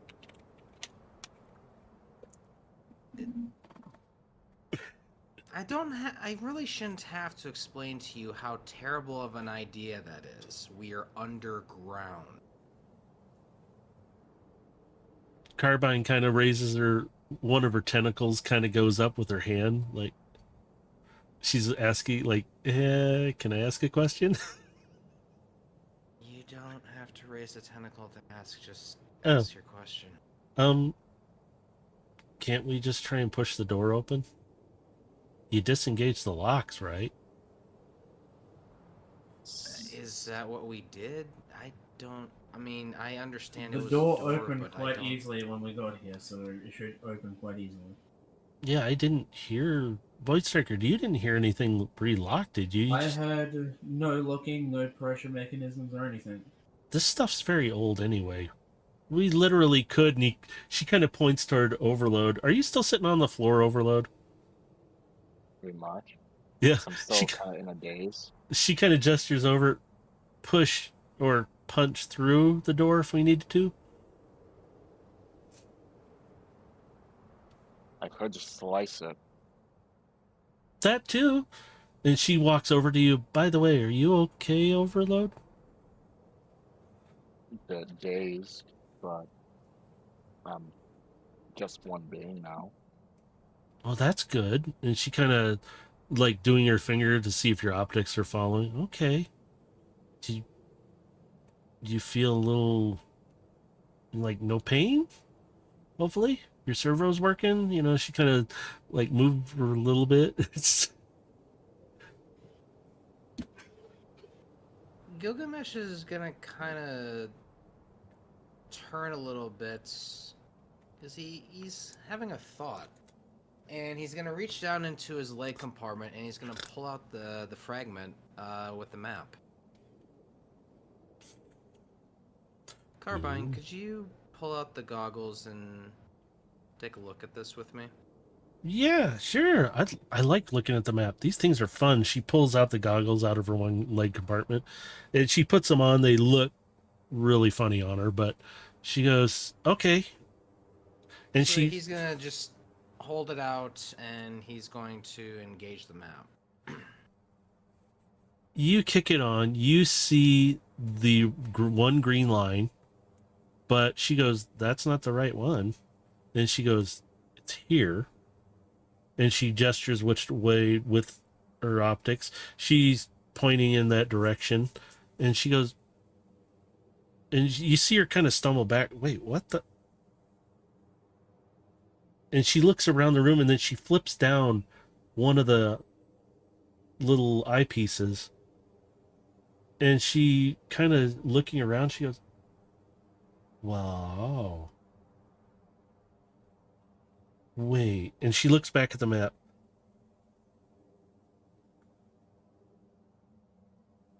Oh, wait a minute. And she walks away from me and she walks to the one wall, kind of where Overload's kind of positioned against the wall, but she's reading past you. And she's recording everything. You can hear her winding inside. Just it's going, "You're not going to believe this. This is all encrypted." It's and she goes, "We cannot let them have that map ever. We need to either destroy it or find whatever the I know what they're looking for. What is it? It's something that creates a lot of power. A lot of power. It would restart Cybertron if it's still in existence, but it doesn't say where it's located." So what does this map lead to then, if not this device? That's the thing. It's pointing to the device. The purple line indicates the device. The green line indicates our home. And she stopped. Home? This is instructions.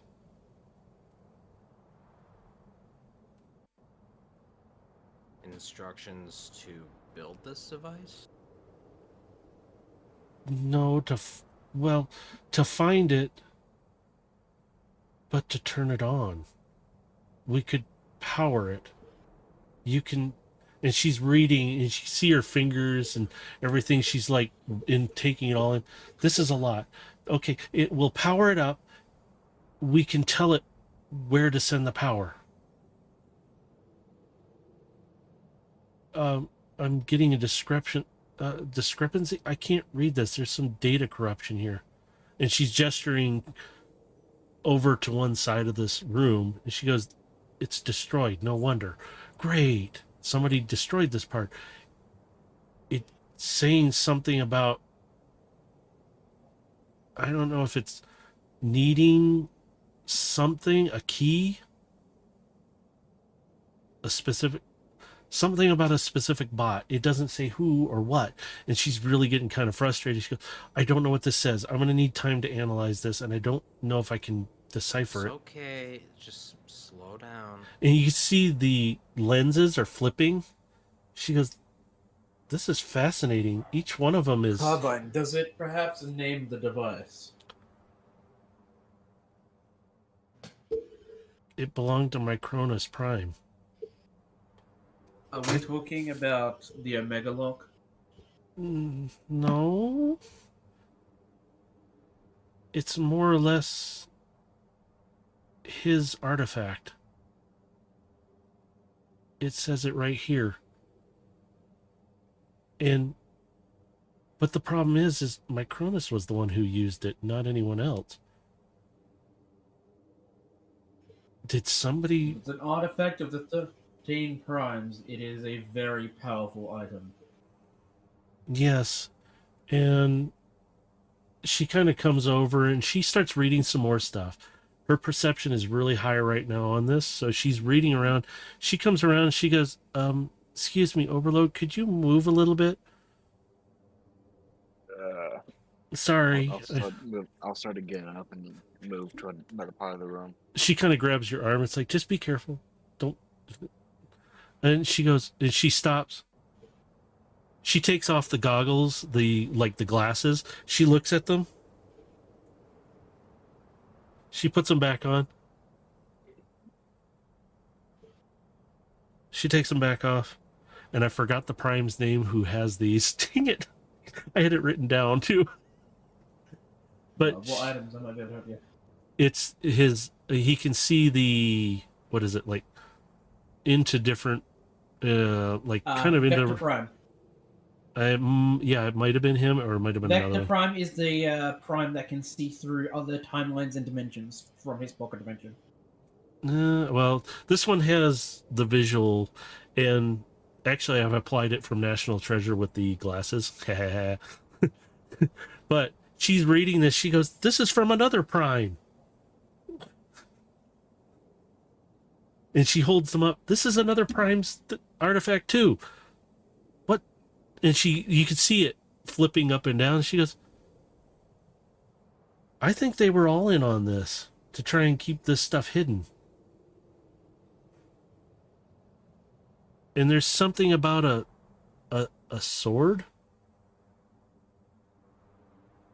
It's very vague on this one. It's not giving a location. It just said something about a sword and then it's gone. I can't read anymore. I might have to try and pull that information. But anyway, that's what I've got so far. Sword? Yeah, it kind of vague. It doesn't say its location though.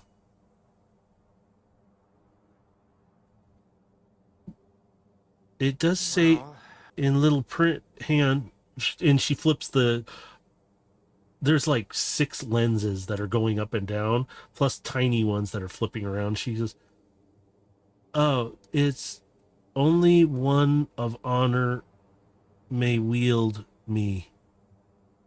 That's all it says. It's weird. I don't understand. Matrix, I'm just going to send you something in DMs. Yeah, go ahead. That's who you're looking for. Does that description of a sword sound at all familiar to a particular piece that Gilgamesh may have handled in the past? I'm sorry, say that again. Caliber? Sort of, but no. Okay. Because that would be one that he would recognize. Yeah, this one is just something of a blade that she's reading. She doesn't understand it either, and she's just reading it. It's like, she goes, if you want to read it yourself, but I've recorded all of it. I'll upload it to Phoenix when I get it back there, but there's nothing else in here. We can review the information in time. For now, we need to figure out what we're going to do next. This... If we seriously just stumbled on a vault with weapons of the primes, I don't know if this is good of us to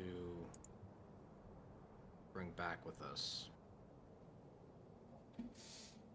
If the threat is as big as you and we all think it is, I'm going to need to get myself back to full power as soon as possible.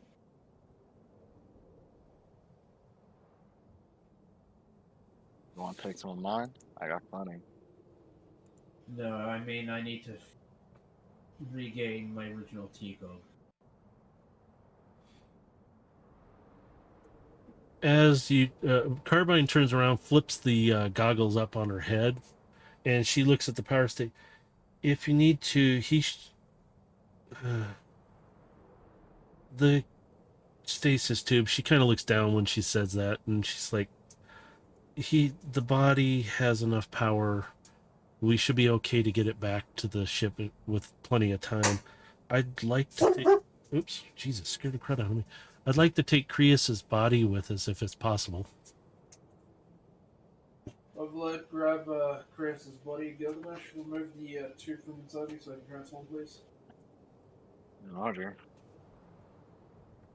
Oops, give me a second. I think at this point it's best for us to gather everything we can here and get back to the ship. Indeed. There we go. I will make my... After Gilgamesh takes the tube out, I'm going to head to the top of the stairs. And when it's flat ground in front of the door, I'm going to go back in my vehicle mode. So they can light everything up inside me. Alright, you guys make your way up to the door. You can push open the door, or cut it open if you want to try. There we Do we go. want to push it open first? Just to make sure. Do you think the door swings both ways? What did he say? Then do you want to try and open the door, is what it is. Do you want to try and push it, slice it, Pull it apparently. or try and find the doorbell that rings the doorbell to open it back up? So, if anything, let's try just pushing it open first. Alright. Who's all pushing on it? Well, of course, overload. I mean, if it's the It's both less- of them, are they even... Is the hallway even big enough for both of them to I'm be currently standing in shoulder my to shoulder vehicle mode against this door? holding the Yeah. body tube, so... I will tell you, you probably have to be like, you could shoulder the door if you want to try and push it, but you guys can't, like, side by side with your hands together. Yeah, I'm gonna sit back in my vehicle mode. If need be, I'll push in my vehicle mode. Alright, so Overload's going to push, and if need be, Void Striker can try and push. Gilgamesh, do you want to try and help push it, or all? It's up to you guys if you want to try. I mean, I'm gonna be kind of behind these guys, so I will help support them, but I'm probably not gonna be able to, like, be too much assistance. Being a Alright. smaller person here among... Also, if the windstorm outside is as bad as it is, you guys should hop inside. So, like, I'll be Lessons behind learned. them, like, kind of supporting them in case they, like, slip or something. Alright, okay, first off, Overload and Void Striker, give me strength checks now. And then Gilgamesh, you and Carbine are going to do perception checks. I've already rolled for hers. Okay. I've taken care of hers. My rolls are on this side. You guys. That's fine. There you go. That's my perception. strength check. All right. 23. Overload, you start pushing on that door. It does not budge. Void Striker joins in on this push, and you can hear it like it's grinding stone against stone, but it's not budging. Gilgamesh, you have Carbine sitting on your shoulder, and she's just kind of like, he taps you, and you both look over, and she kind of gestures with the tentacle, and she just kind of grins a little bit at you. And you both see what looks like a button.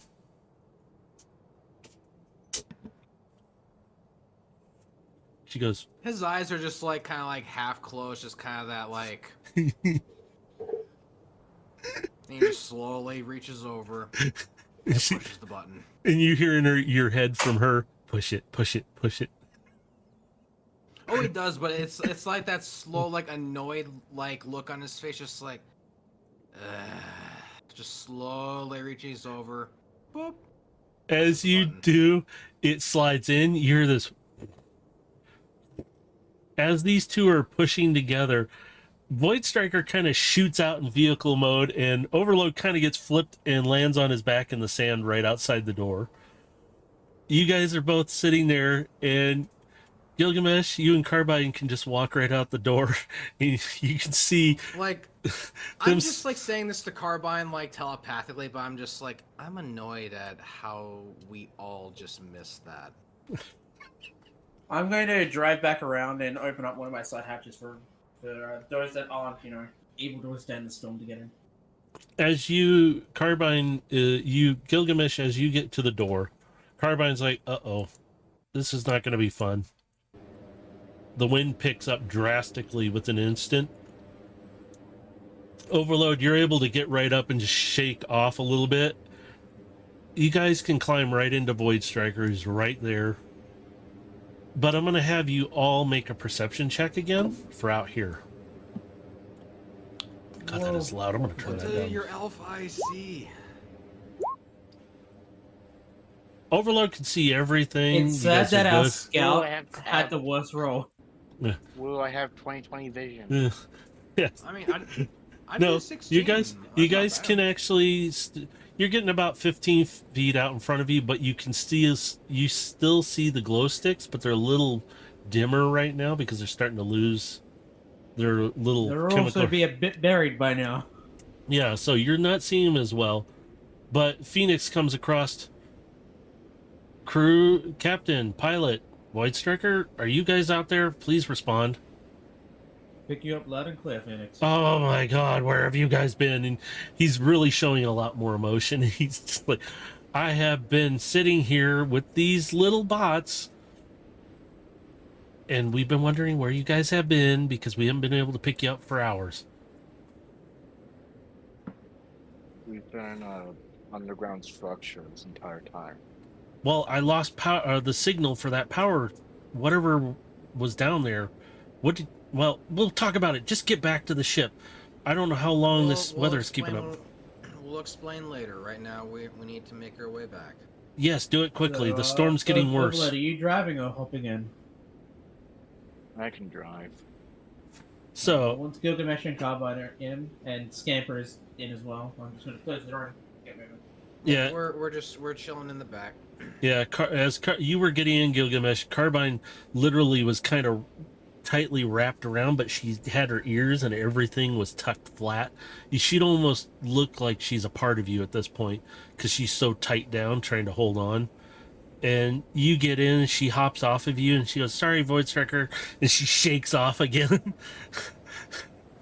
And as you guys proceed, oops, wrong one, not this one. The wind kind of dies down a little bit in sound because you're inside Void Striker. You guys can communicate through radios. You guys start heading back. You guys are picking up a lot of sounds a little closer to you. About 30 feet. Some are getting a little too close. And there's a lot of movement. At least about 4 targets that are probably close to you guys right now.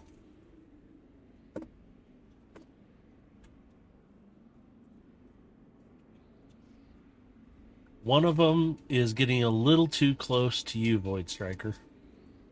I would like to scan it if possible. All right, give me an investigation on it. Does your vehicle mode happen to have any external turrets?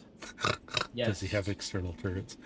Mine has turrets. Remember, Yeah. I have They're my both- bullshit wanna go rail man cannon. One of those turrets. Remember, I've got my energy rail cannons. If you can hit it, And right? And I have auto turrets, which Yep. I also just realized, because I'm bigger now, do they do more damage? Oh, actually, yes, they would. Shoot, we need to adjust a lot of yeah. people's stuff, so you will. Yeah, because I still gotta talk to you about Carbine. So Yeah, instead because I of a gotta adjust D6, I have a people's. D8. Fuck yeah. This past months have been crazy, so It's we'll okay. fix it all. No But worries. we're having fun with this. We'll mix it. We'll make it up as we go. Deal with it, people. But no, you can detect this target, and it is getting really close to you.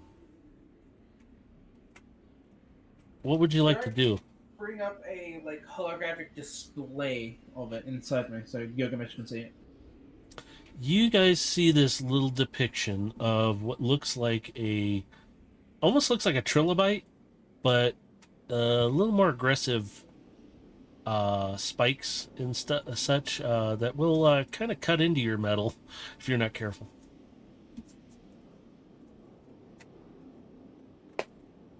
And it's burrowing under the sand.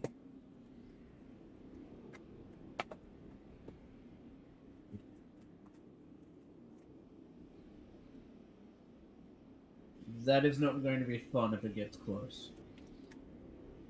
Yeah, I get the feeling if we go on the defensive, we're going to alert all of them. So I'd rather avoid taking a shot. So what would you guys like to do? Keep proceeding on carefully. All right. My auto turrets will be on standby if they do decide to get uncomfortably close. I'm sitting in his gunner position, like just You are 90 looking feet around, ready to take aim if need be. You are 90 feet from the ship, and it hasn't proceeded any closer, but it's kind of just, you can kind of tell in the way it's moving about in the image that it's kind of like circling, and it kind of moves here and there like it's looking and scavenging for food. Perhaps is it tracking this ancient energon signal from the stasis tube? Carbine kind of gets up there, and she's going to do her own. Oh, she goes, I don't know. I can't tell. This one, it may be, but it doesn't seem to be coming directly at us, though. Let's just keep moving steadily. No sudden jumps. And let's just see if it moves on. 60 feet from the ship, you're still clear. It's still kind of moving about. It hasn't progressed getting closer to you guys. You're getting further from it now. So you're about 30 feet from the ship. Phoenix comes across. I will open up the hangar bay now, and you can see the light, Steady. the red light from the hangar bay, because he goes, I went down to a lower power state just to be precautious, for precautionary state. And you see the light, and you guys easily roll up inside, and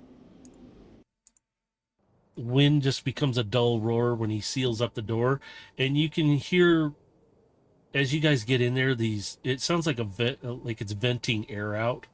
It's Phoenix taking all, as you guys are transforming in that, you can kind of feel a vacuum sucking the air out real fast, and what it is he's sucking out all the sand in that and shooting it back out.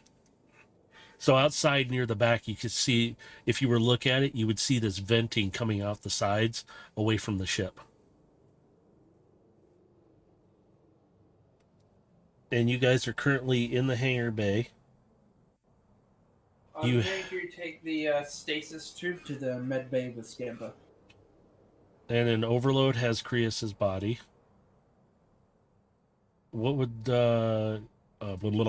Gilgamesh and Carbine do now? Well, Gilgamesh would actually just go to the bridge and he'd start doing some checks on the weather and see if the storm's going to be persisting and seeing if there might be a timetable which they might be able to eventually take off.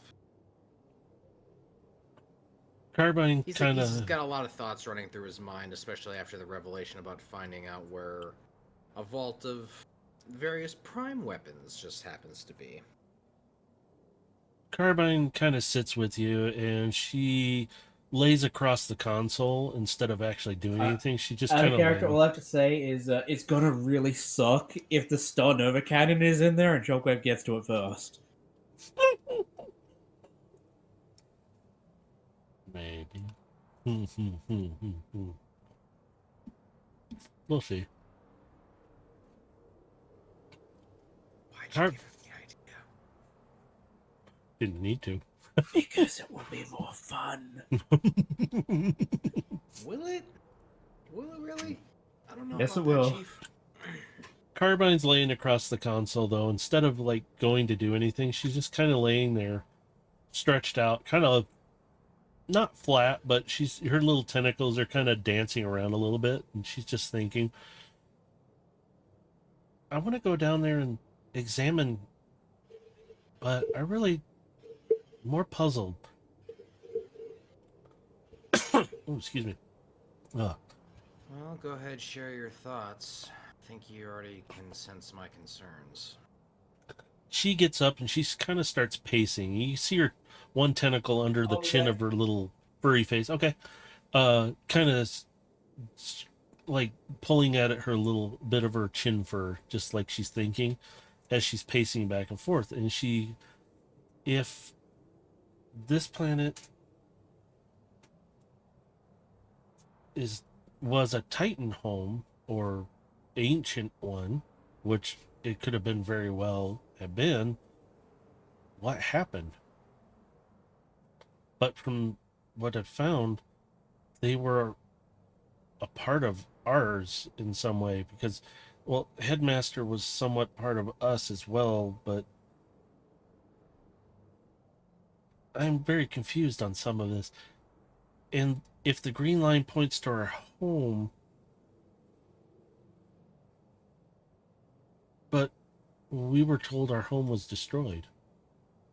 The whole planet. And she kind of, with her eyes and ears, like gesturing like big explosion with her tentacle arms too. And she goes, but if Micronus's artifact is there, not from our understanding, he was the only one who could use it, but I'm back.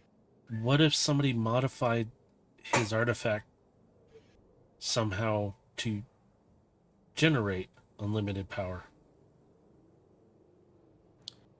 Considering the person who's after it, I wouldn't put it past Shockwave to be able to do such a thing. Yes. He just needs to get his hands on it. Yes, it worries me because that, if done wrong, it was always rumored that it could blow itself up. Or be a stable power source. We never knew. We're kind of stuck in this situation of damned if we do, damned if we don't. On the one hand, it's probably a good idea if we go and retrieve these weapons and bring them back to Cybertron. Yes, but who would keep it safe? And she kind of hops to the other console, pacing there too. You're already getting ahead of me. That's the other thing. There's really no safe place on Cybertron to really vault these things. There's no place that Shockwave couldn't get his hands on it if we were even to bring him back. Even if we were to bring him to the Black Station, considering he's been there before and he likely still has surveillance there. If we even bring one there, he's gonna know we have it there. What if we, and she's kind of pacing around, what if we put it in a different kind of vault that nobody has access to except for you? Oh, do you mean? His eyes just kind of light up a little bit. And she's like, her one tentacle's like, eh? That is a that would be clever, and considering you can't really put surveillance in there per se, no one would really know besides from us. She's just kind of looking back and forth like, it would be a better place than, well, anywhere else right now.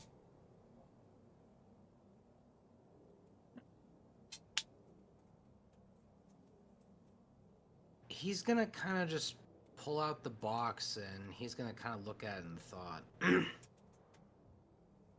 this puts an unusual burden on his shoulders he wasn't expecting, that he'd literally be put into the position of guardian of all the Prime's weapons if he just throws this inside this vault.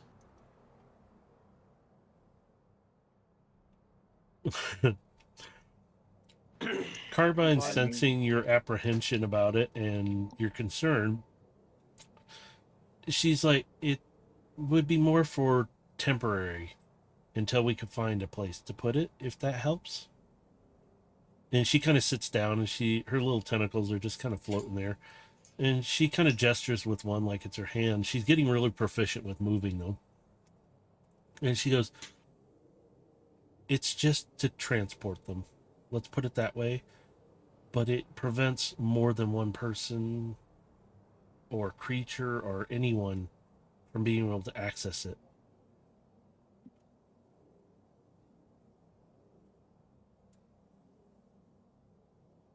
He just kind of just shakes his head, just... I can't argue with your logic on this one. If need, I'll carry it.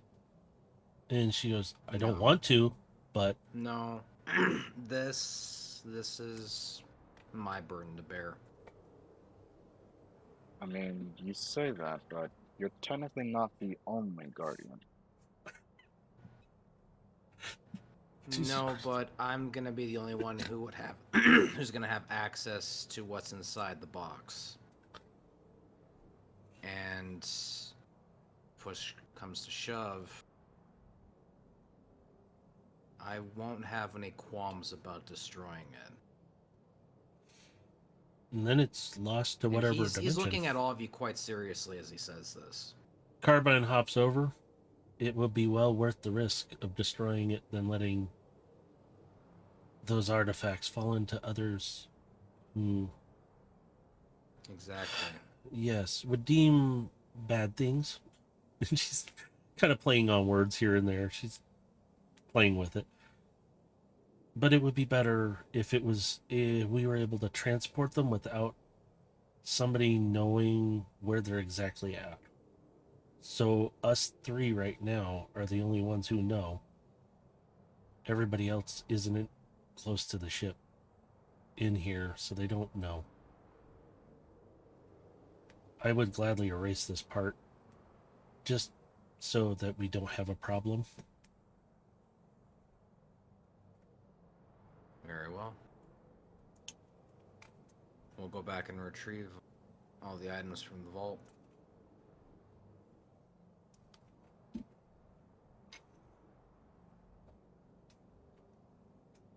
Now we just got to get off this planet. And she looks up. Well, the storm can't last forever. We just have to wait for it to pass until we'll be able, at least in a safe position, to lift off. Yes. Let's hope that ends sooner than later. I mean, I liked the sound of the wind, but I don't like the sand. And she kind of shakes a little bit and some sand falls off. It gets everywhere. I'd probably like it a bit more if, someone's life wasn't in peril. She kind of hops over to your lap and she looks up at you sitting there perched. Well, at least you don't have two voices in your head now, yours and somebody else's. Yeah, but I kind of enjoyed the company. And she kind of perches up, leans up on her back legs and leans up to you. What are we?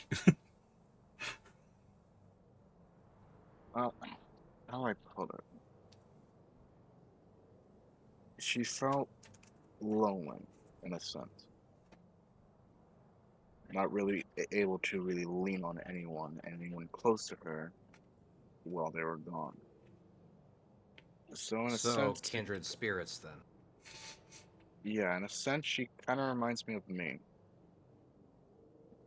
But then again, I did find my place eventually.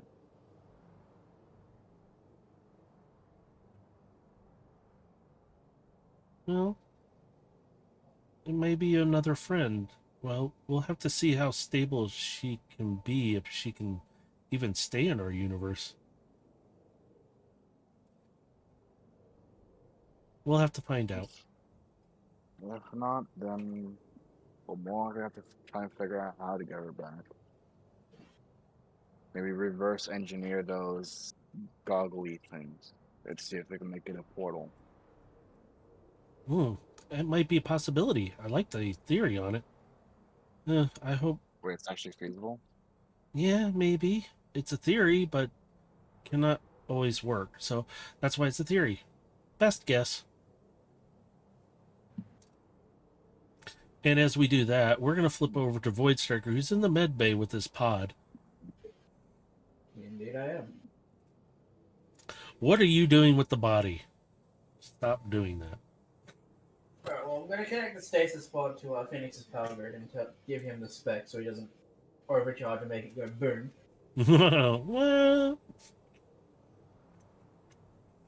I'm also going to deploy Scamper onto onto the counter and connect with him via cable.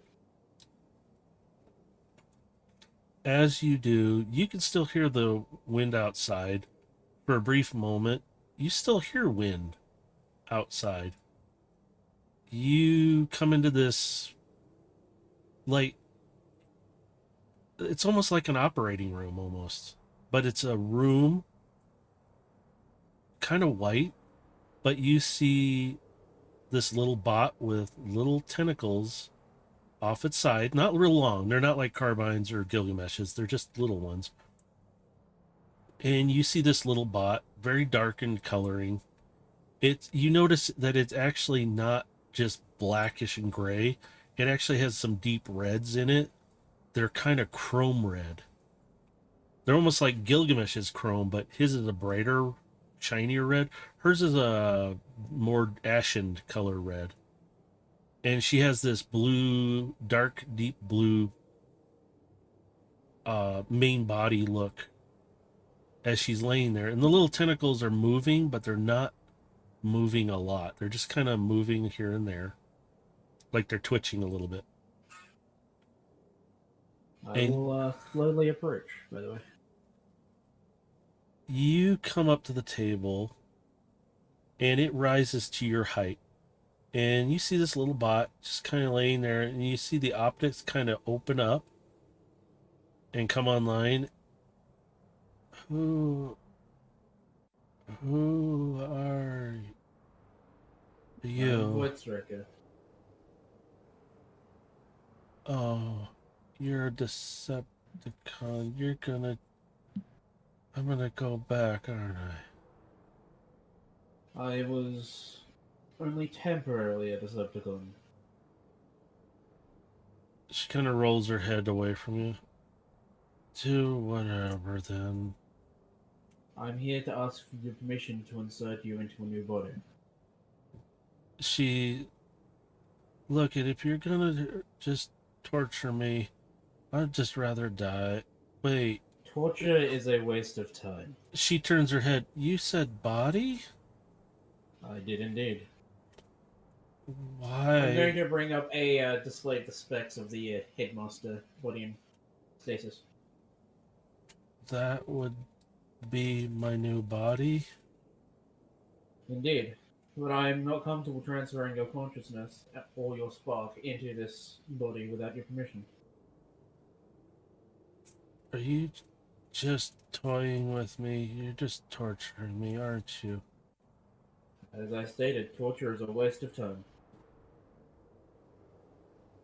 Decepticon who thinks torture's a waste of time?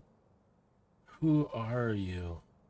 I'm going to display other forms that I've taken throughout the years, including many Autobot forms, more Decepticons, neutral, and stuff like that. I've had many lives over many cycles. Are you a traitor? A double spy? You cannot be called a traitor if you're never truly on that side to begin with. Oh.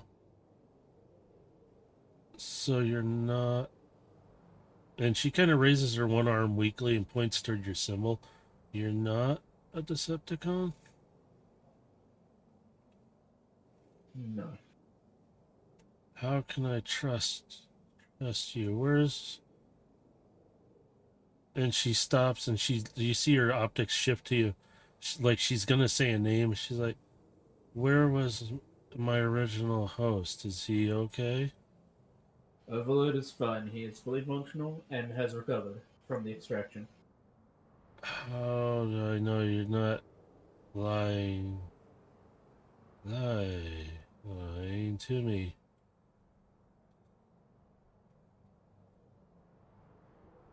I find it a waste of time to lie.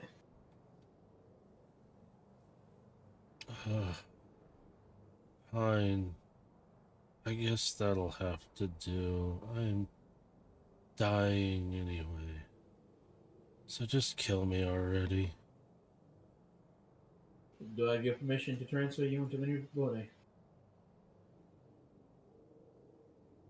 And she's looking at you like she doesn't trust you at all, but she's given up at this point. She thinks you're just lying to her. She doesn't trust what you're telling her.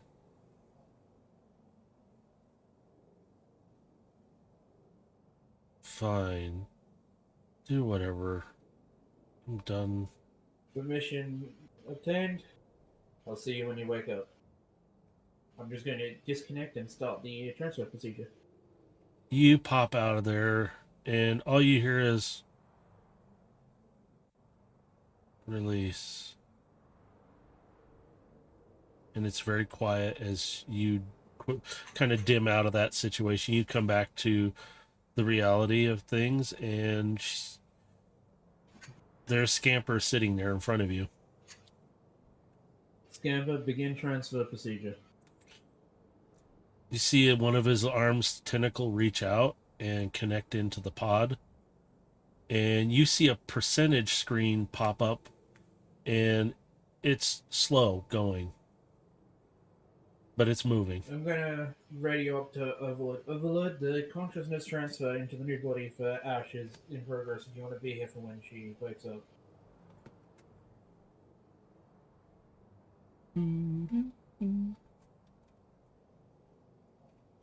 I think Overload died. Maybe. Overload. Report for duty. No, Overload's dead. So now you're going to have a harder time with Ash.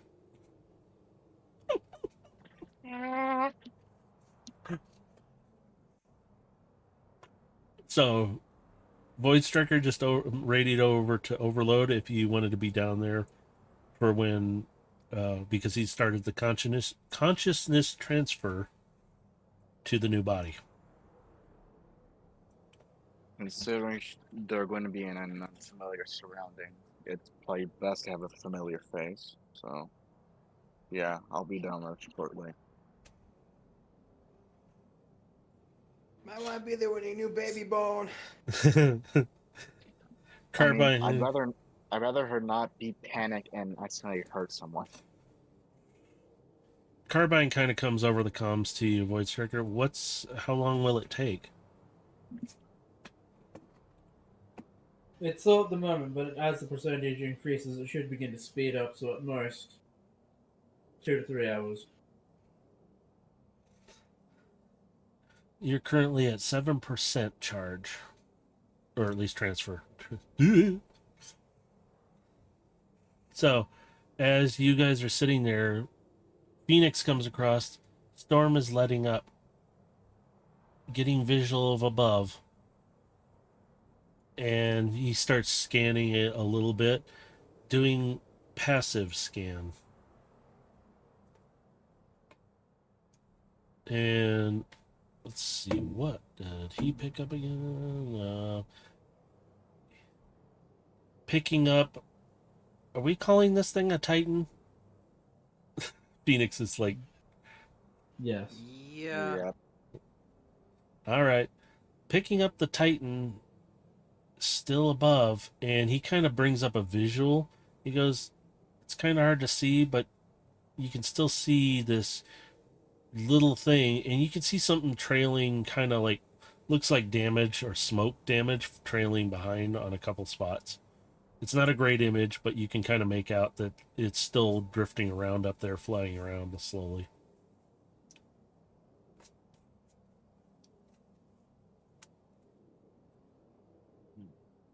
Okay. Yeah, so it might be a little pissed after what Aegis did. Wouldn't you?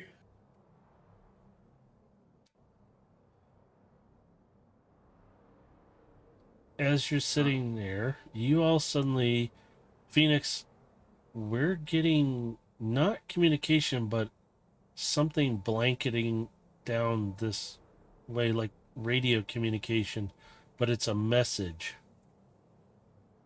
Should I put it through? Well, it's a message. Go ahead and play it. Translating. Coming across. Just a moment, please.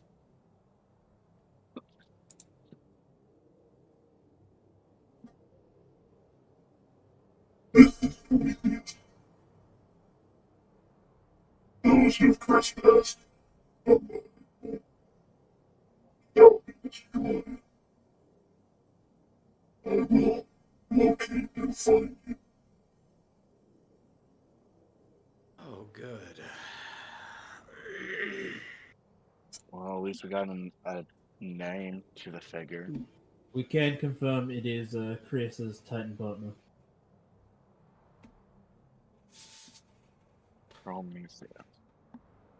Prometheus. So, even Carbine's like, oh, yay. He sounds friendly. Yep, and trying to make an escape with him behind us is going to be next to impossible.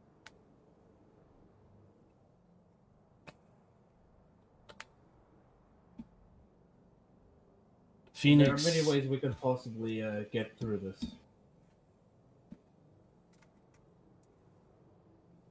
Go on. The best way I'm seeing that I can calculate at the moment is waiting till Ash is finished transferring to the Titan body, returning Krios' corpse, and giving him Krios' last message. Carbine turns, it might be a better chance than fighting him. We can't fight that, can we?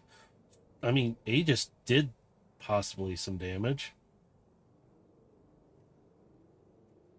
And well, it would most certainly cost the Phoenix a lot of damage if we even tried.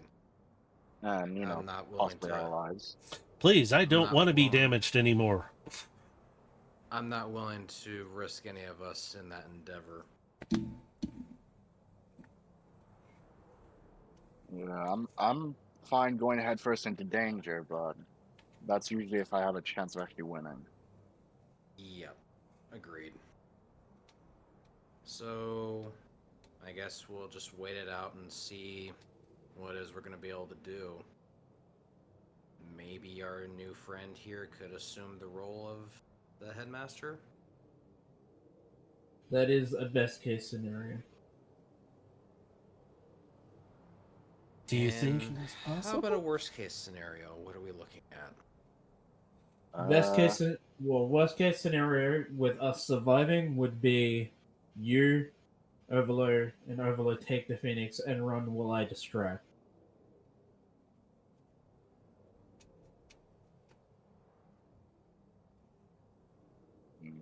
Carbine's just looking between you two and listening to Void Striker.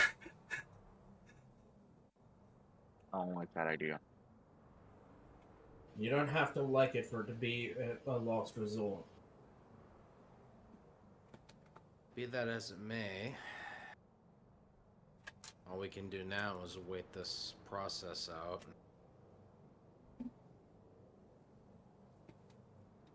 Well, I guess hope can. And he's kind of thinking about, well, we have a window of opportunity here with the storm letting up as well. Maybe we make a move on this vault while we have the time to do it.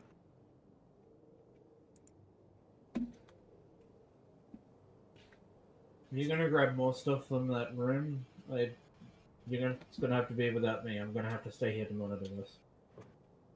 That's fine.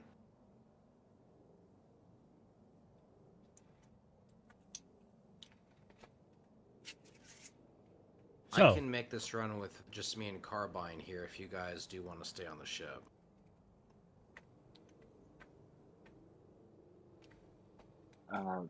It's probably best I do stay, as if Ash does wake up before then. Alright. Carbine and I will go take care of the vault. We'll clear it out. Gilgamesh, before you go, I'm gonna take a silver orb from my back and hand it to Gilgamesh. He'll just kind of take the orb and kind of look at it. It's a backup Scamper unit. Oh. Okay.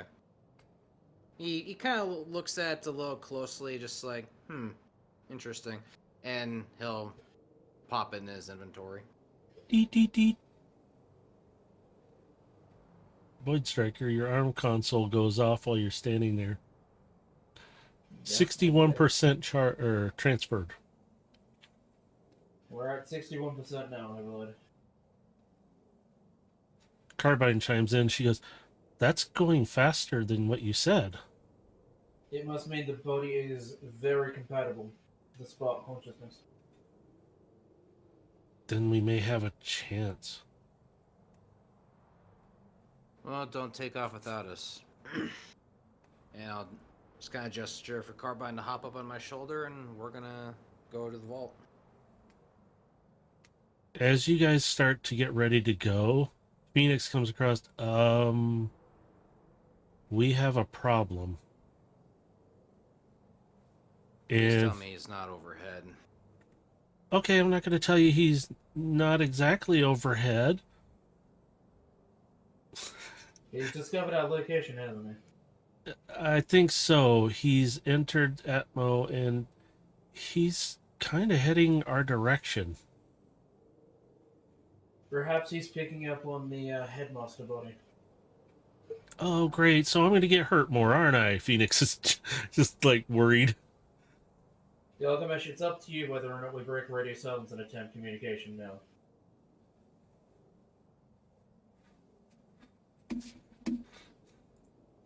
Do it. Phoenix, patch us through. Are we sure about this? He's really nervous. It's either Just we have do to it. talk him down, or you get a new nice window into space. Fine, I'll do it. Patching through. Just a moment. Prometheus, this is Phoenix calling for the crew. Would you accept a call from Void Striker?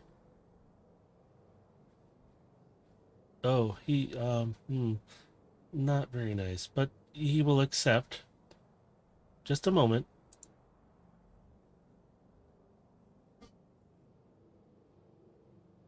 Who is it I am speaking with?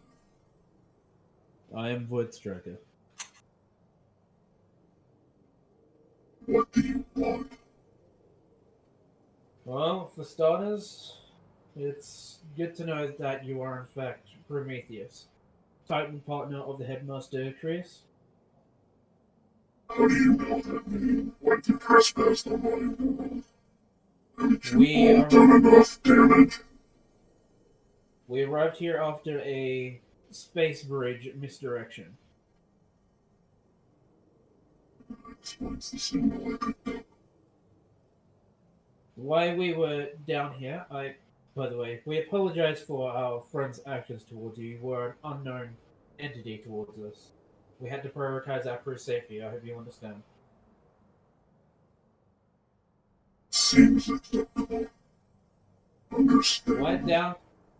Why down here, we found Trius.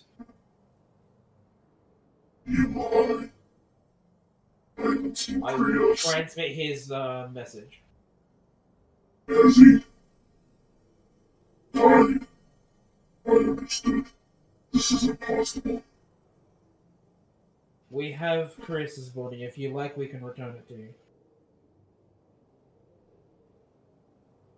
You're making this up. I will display an image of Chris's body. My friend.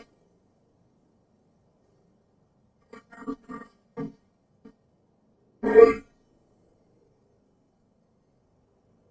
What is in it for you?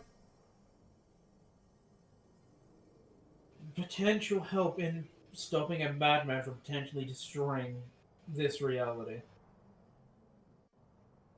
Did you notice the area have? We can perhaps stop him from doing more. Did you see what's left of my home? I do. I I've am witnessed this many times. I am glad that I know of it. And I can't even do anything other than fly around, blasting things. We may be able to help you in that regard. Krios made himself a second body, but was unable to transfer his spark into it. He was very intelligent. I... Why are you helping me? And us?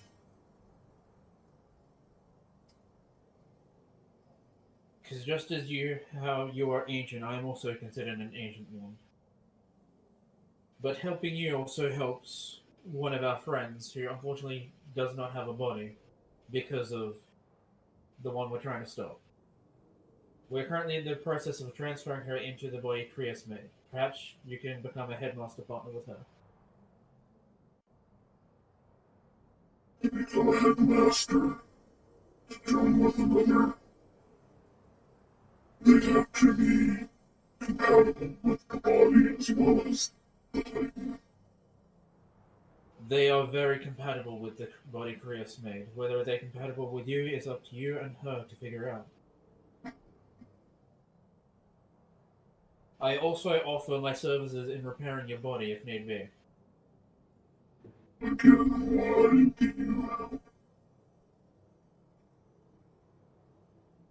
Because I have sat by idle long enough to know that inaction causes more damage.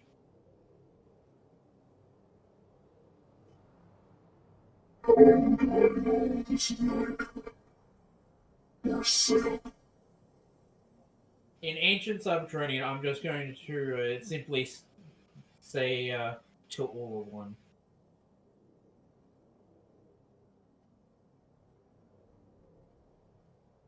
So all are one. I haven't heard that term. So it means something then. What does it mean to you? What does it mean to your crew? I cannot speak for my crew, but for me, it means not repeating the mistakes I once made. So it's a personal need for you. I was there on Cybertron when the Civil War began. Joke. Isn't there Well, always double war? Turn into two petty idiots squabbling, and then the rest join in thinking, oh, we're gonna fight. We've been around for eons. Our people were destroyed. Is it a madman?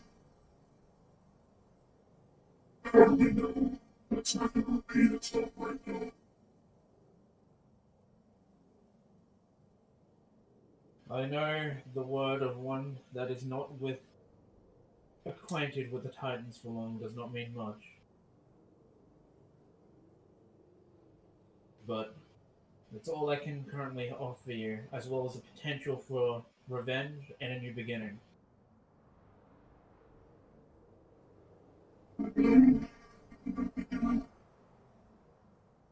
I saw the arc fly by, being chased by big old Decepticon ship they were fighting. Something was weird about it. I believe you mean the ship Nemesis. Yeah. was their ship. Something was weird, but their penny swallow was nothing but, so I stayed out. We lost enough. You seem Runner is the last thing that I would describe myself with.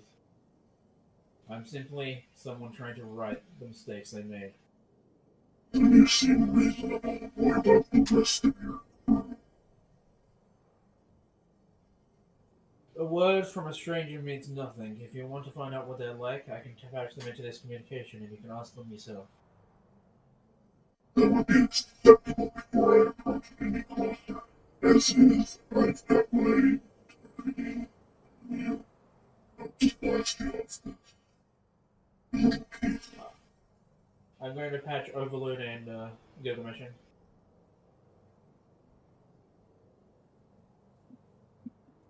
Who do I speak with? Greetings, this is Overload, the captain of the ship that we're currently on. And I am known as Gilgamesh. Greetings to you, Captain. And you, Gilbert. What are your standings and why are you choosing to help? Mutual benefit.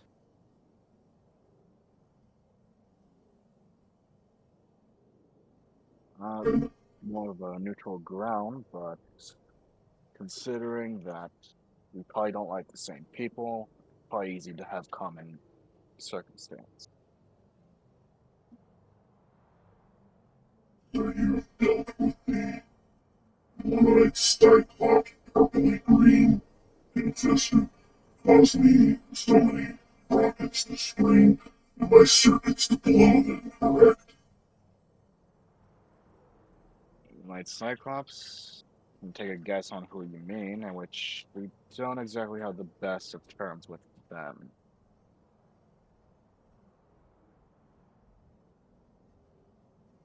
And I hear you have the body of Prius from this Void Striker. That was correct. Why are you We so found, willing to return his body to me? as I said, mutual benefit. You get this body back, and we gain safe passage back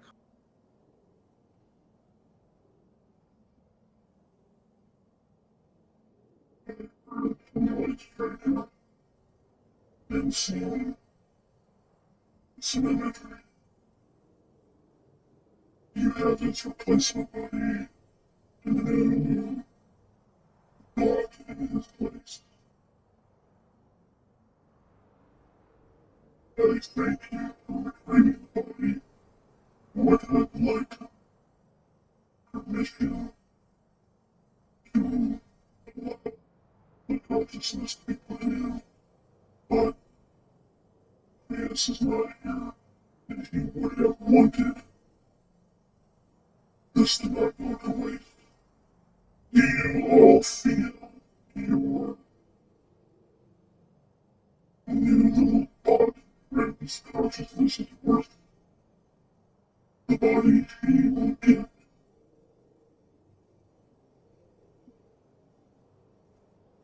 The worth, and that's more of her thing. You can't exactly say for her, but I'm sure with great, I'm sure that she'll take great pride with it and try to uphold what he once did.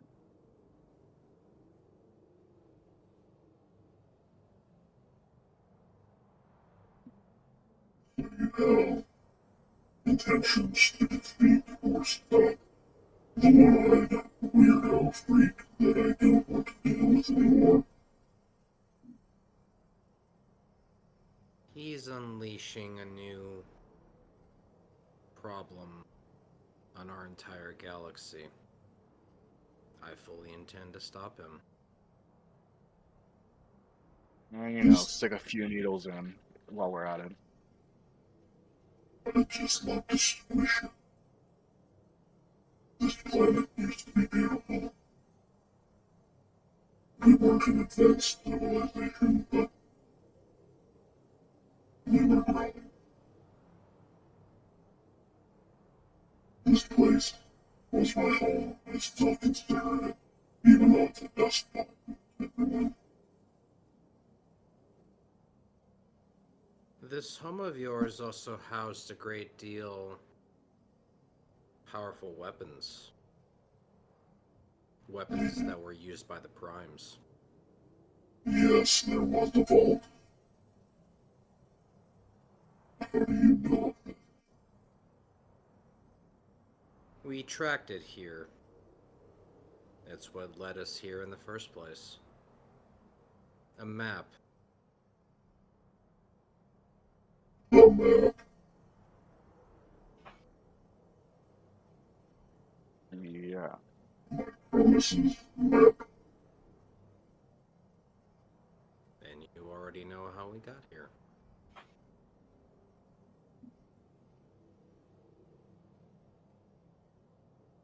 You have many common by artifact.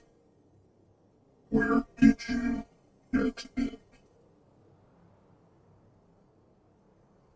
That is a bit of a long story. How are you able to use it? Uh, There. well, me and Gilgamesh are kind of jointed with many cons and such. We're like guardians. Is that what we're called? I believe that is the symbol that now covers our body. Carbine This- chimes uh, in. Hello, Mr. Prometheus Bot Titan, sir. My name's Carbine. My real name's Zia. I'm a minicon. One of about 20 left that we know of. Um, there, we knighted them in a sense, overloading Gilgamesh. Please don't be mad at them or hurt them, please. We're looking for help to stop whatever is happening or happened, or just we're trying to help you too. We feel we can help each other, and maybe, just maybe, you have an understanding, please. I don't know if that'll help you. I'm just gonna shut up. And she's looking right at you, Gilgamesh, not saying anything else. Just like, don't let me speak again. He just kind of gently gives her little head pats, like, you're trying, but our diplomacy needs a little work. so, Shia. I remember many gone.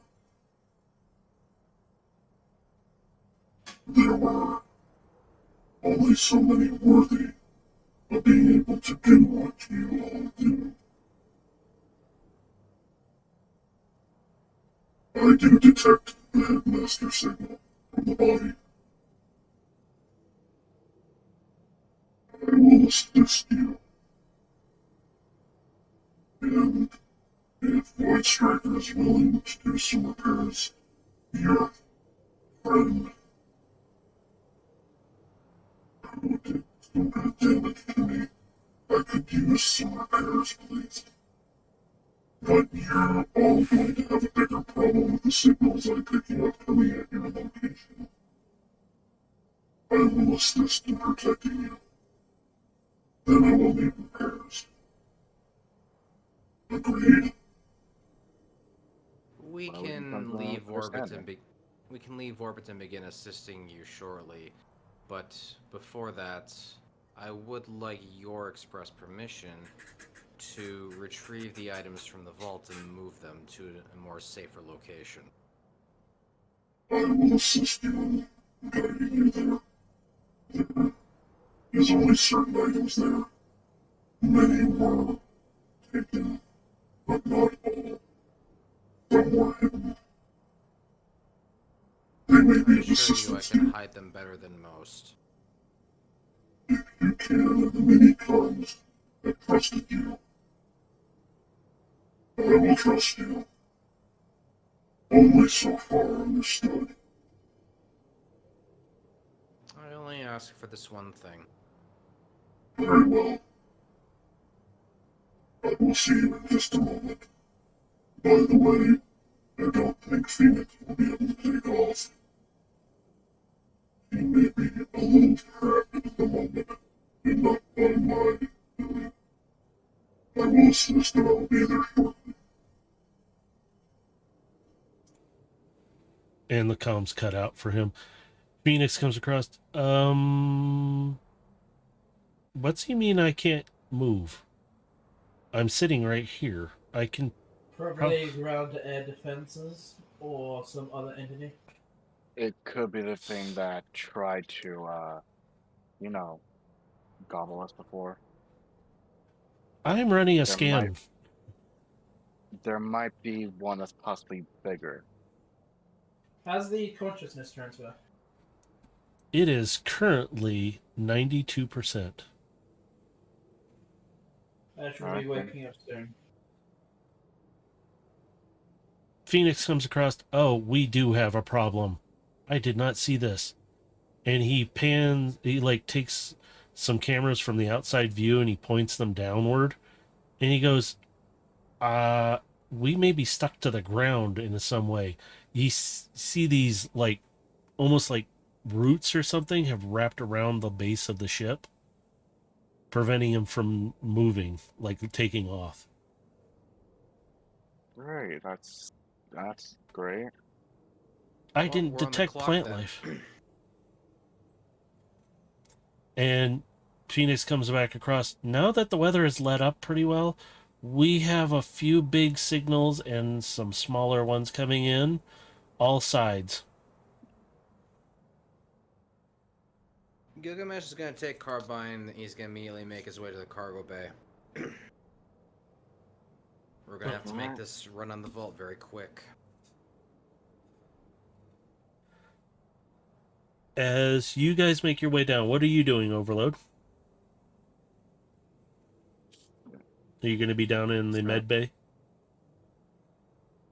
Okay, so considering that we're going to be surrounded by all angles, yeah?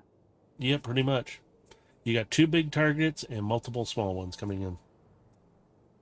Okay, so besides from the main group and an unconscious person, who else is really on the ship? You have the triplets. You got Void Striker. Scamper is currently busy transferring consciousness, so he's unavailable. The little one, she's somewhere in the ship roaming around.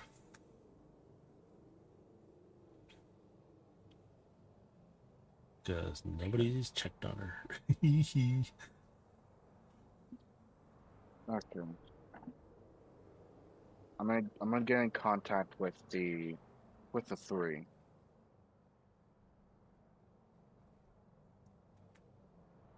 Yes, Captain. Gun Crux, I'm gonna need you to be on surveillance and possibly assist Phoenix in possible defending of the ship. So get on guns if you can, because we might have some trouble coming. And On our way Timmy, outside. no, not outside. Aw. Take control of the turrets. All right. Fine. On our way. They're like testing you right now to see if you can let them do certain things. And Timmy, Yes, Captain. find the little one. Make sure she doesn't get off the ship again. Yes, she brought us Energon Pop. Where did she disappear to? Track her down and keep an eye on her. I'll put her in one of the rooms with the like Velocitron races. She seems to like those. I'll find her, Captain. Try to. And you just hear in the comms, where did she go to? Here, that's two things covered then. Void. I can more. I can probably take control of Ash here when she wakes up. If you need to do anything else, it's probably best you do so now.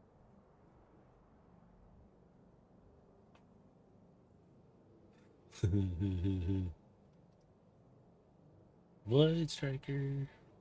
Yes. You gonna do some stuff too?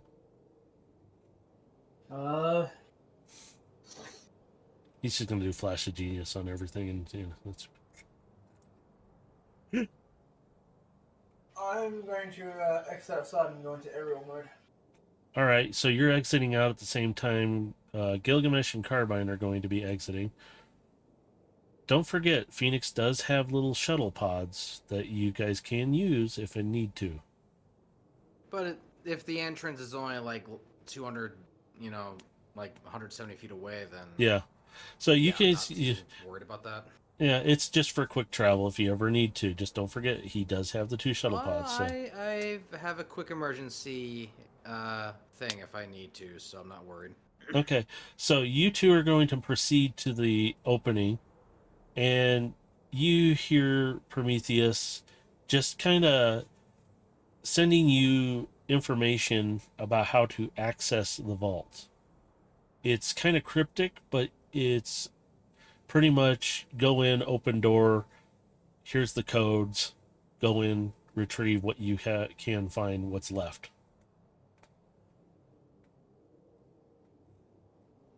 Yep, Very simple, very basic. He's just being straightforward.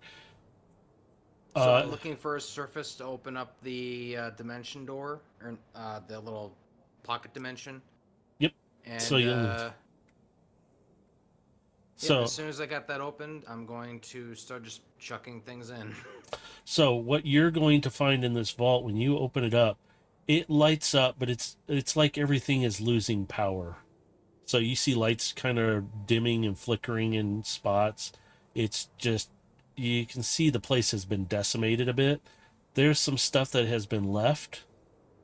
And you hear Prometheus's voice, and it almost sounds like it's coming across in your head instead of your comms. But even Carbine's like, "Whoa, what?" You hear him go, "Not those." And a line pops up on the ground in the stone, lighting up and directing you there. And he goes, the line lights up and curves to the left and shoots down to a wall. There. And it literally, it's like a landing strip light. As you walk along, it stops lighting up. It's like you're following this line and you're turning the light off as you walk. You get to the wall and Carbine's like, "There's no door here." It's a hidden door behind the wall, and he's looking for the access point. And so I need you and get for Carbine perception. Uh-oh, somebody got you. Perception 11. It's all right. Carbine did higher.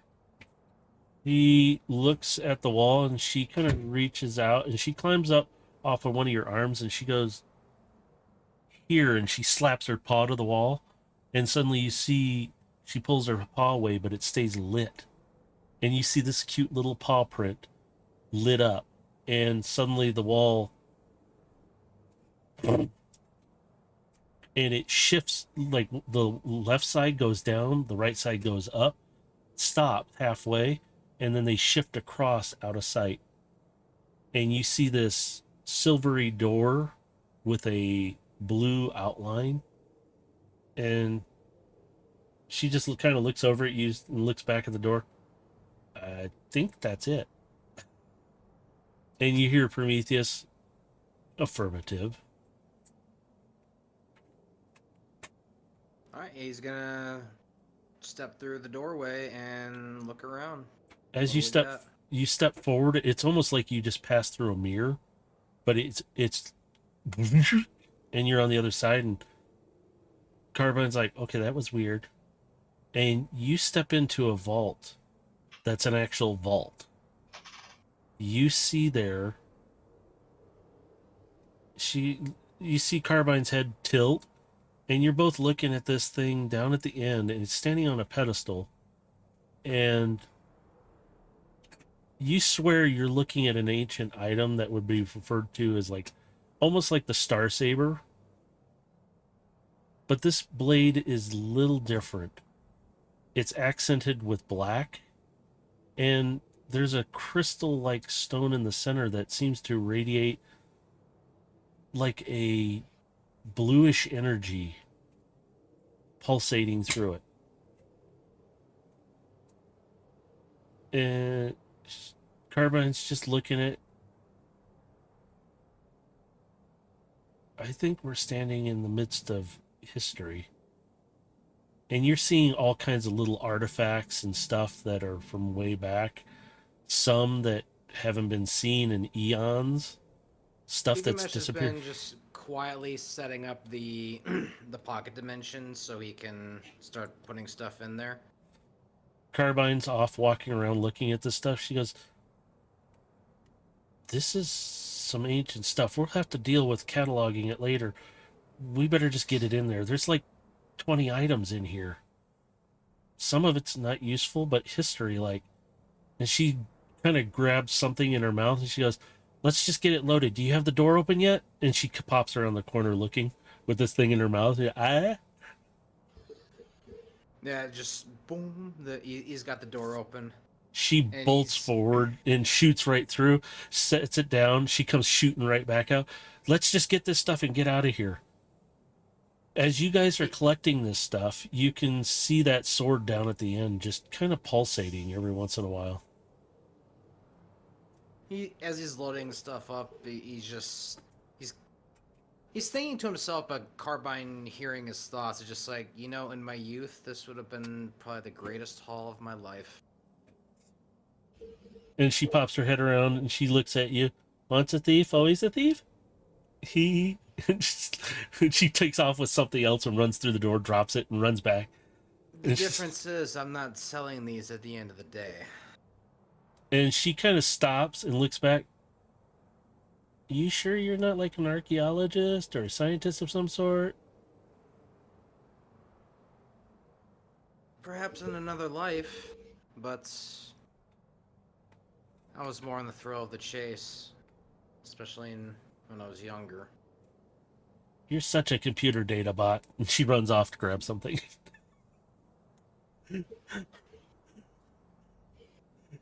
As you guys are retrieving these things, we're going to get back to Phoenix where they're arming things and getting things ready. The two have the guns ready and they're scanning and looking for targets. Phoenix is constantly scanning. Overload, you're there with Ash. She is at 98% transferred right now. Void Striker, we're going to jump to you now real quick. I'm just giving a description of what's happening back at the ship. You're in aerial mode, correct? You said? Yep. Do a quick perception check. I'm assuming you're flying around Phoenix kind of out at a radius, so. Yes, just- somewhat. Give me perception. You see multiple targets and two large ones. The sun is slowly rising, at least the starlight that's coming around is slowly rising. And you can I'm see going to multiple. highlight on everybody's HUDs the enemies that I do see. As soon as you do, you hear the triplets, two of them that are on the guns. Permission to open fire. I have targeting acquired. Let's see if they even hit. One of them takes a shot at one of the smaller targets that's closer. He's able to hit it. The other side of the ship, he misses the shot just like shooting over the nose kind of thing. And they've opened fired. Would you like to take any shots right now, Void Striker? On the biggest one coming towards us, I want to fire a railgun shot. All right, go ahead. What did we roll for that last time? I don't remember. I haven't set it up. So I can Sneeze just, it. Yeah, it's a sneeze shot. That's what it is. Dang. I'll tell you, you just hit it. And you see this thing kind of rip out of the sand and stand up a bit. And it's another one of these like rock-like looking creature things, kind of held together a little differently. It looks almost like tendons and stuff. Phoenix is trying to engage the engines to maybe try and lift off a little bit. There's damage, by the way. Yeah, okay, yeah, ouch. Dang. He's Okay. dead. Oh my god! Enemy AC 130 above. I am the AC 130. Let's hear it. You rip this thing, and yes, I will say this one was the weaker of the two anyway. You ripped it in half, pretty much. You He see, got his back blown out. yeah, and you see it fall back down to the ground and just kind of like decimate into stones and rock. He got knocked off. Fuck out. Yep, pretty much. As you are sitting there, you can feel. Let's see how much of a success. And if I remember correctly, I only have 6 shots with this rail cannon, so that's 5 left. Phoenix tries to lift off during that shot, and he goes, I am not able to pull off yet.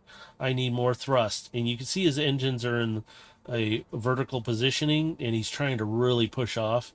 You can see dust and everything getting pushed away. Void Striker, you have another shot.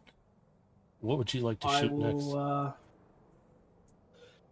I'm guessing I have a cooldown on my rail cannons. Oh, yeah. Oh, shit. Yeah, you would. I forgot. You should technically... You didn't state that last time, but Oh, no. I'm just asking, because we didn't need a second shot last time.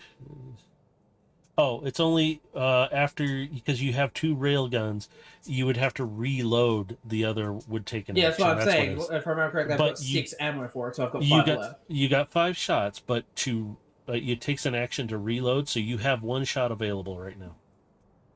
So you can't take a second. I will fire my other rail cannon, and then... Which target are you going for? Because right now you're Aim circling. for the other big one. You take shot. Go ahead and fire it. Ooh. You kind of just shoot over him, and you can see it stop for a second. Like, did you just shoot at me? And then keep moving toward the big old ship that looks like food to it. So now you're gonna have to use advantage. I've hit him. Yeah, and now you're gonna have to use an action to reload at least 1 cannon, another action to reload the other cannon. So it takes for each one because those are big cannons.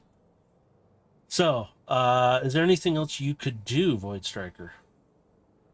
Yeah, I'm gonna aim for the big one again with my bonus action. Okay, go for it.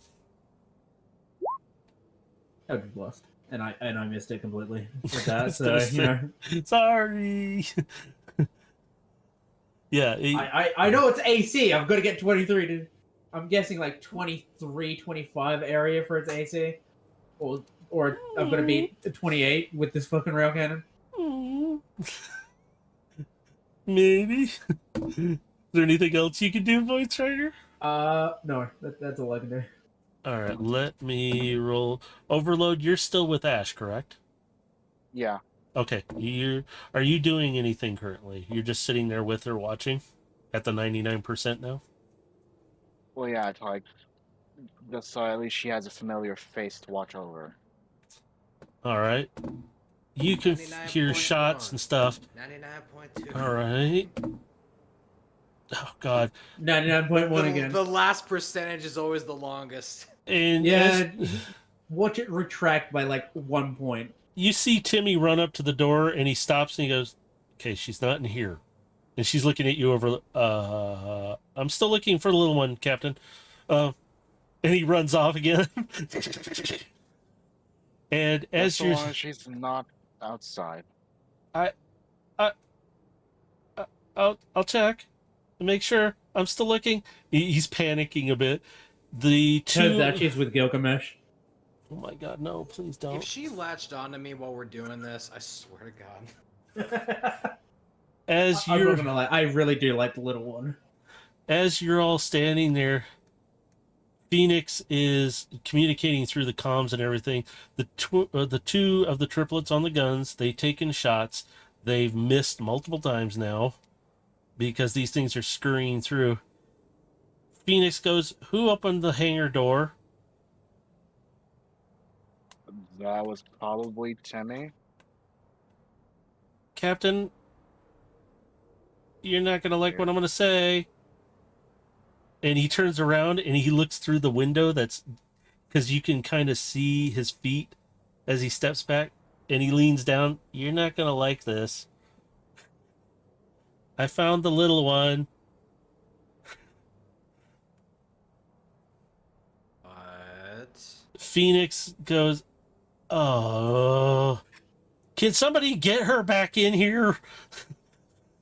Timmy is like freaking out. I'm going, and you can hear him running, and the little one has exited the ship, and she's on Phoenix's view. She's putting it up, or she's walking out, and Phoenix puts it up on the view of all the screens. Now, Overload, you're seeing this on the medbay screen.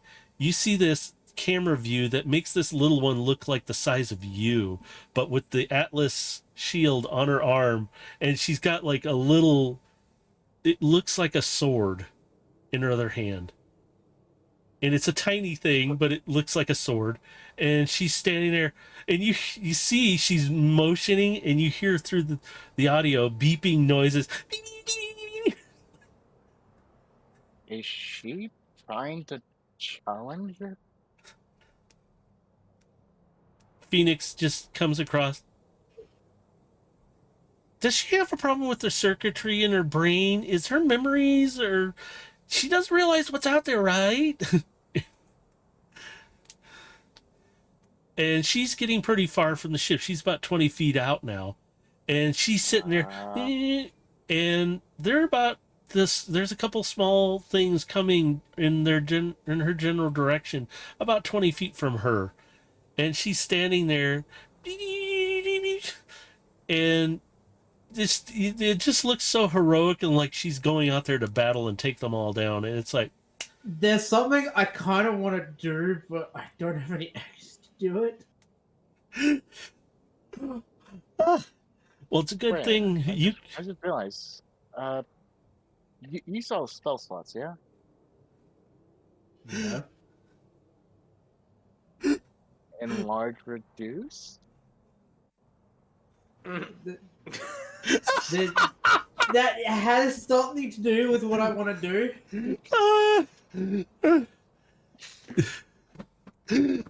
You can only go like what 2 sizes bigger, right? So you can only make her like what my size.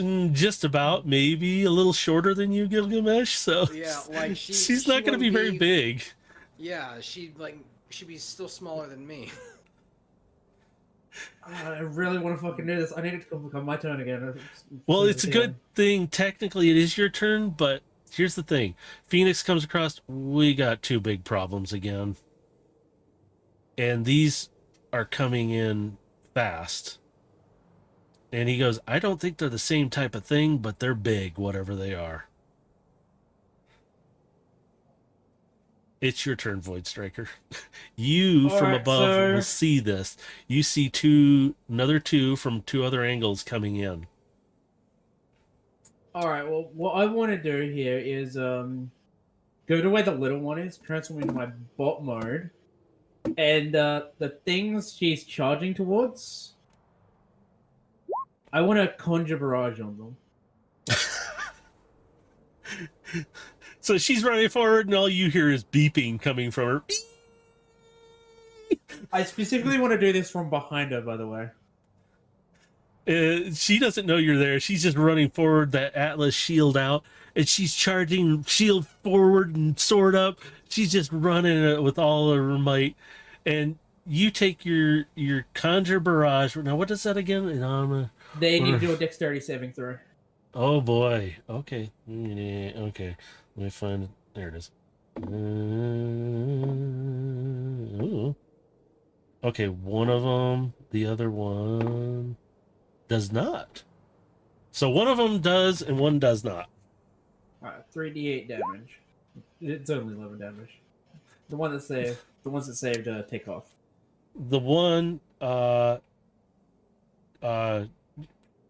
you did some pretty good damage, and it's kind of knocked back. So it's slid back about 15 feet, and pretty damaged. You can see you've hit something, and you see what kind of looks like orangish goo blood splatter out away from you guys.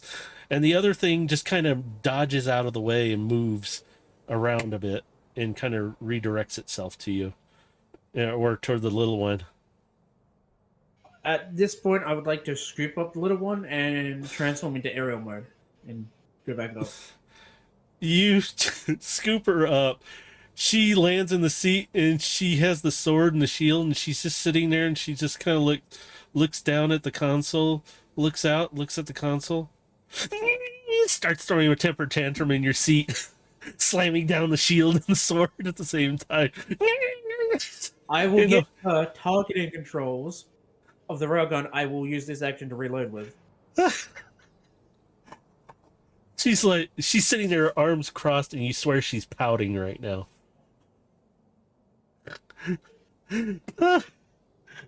It's funny in my eyes because what I'm seeing in my head is just way different.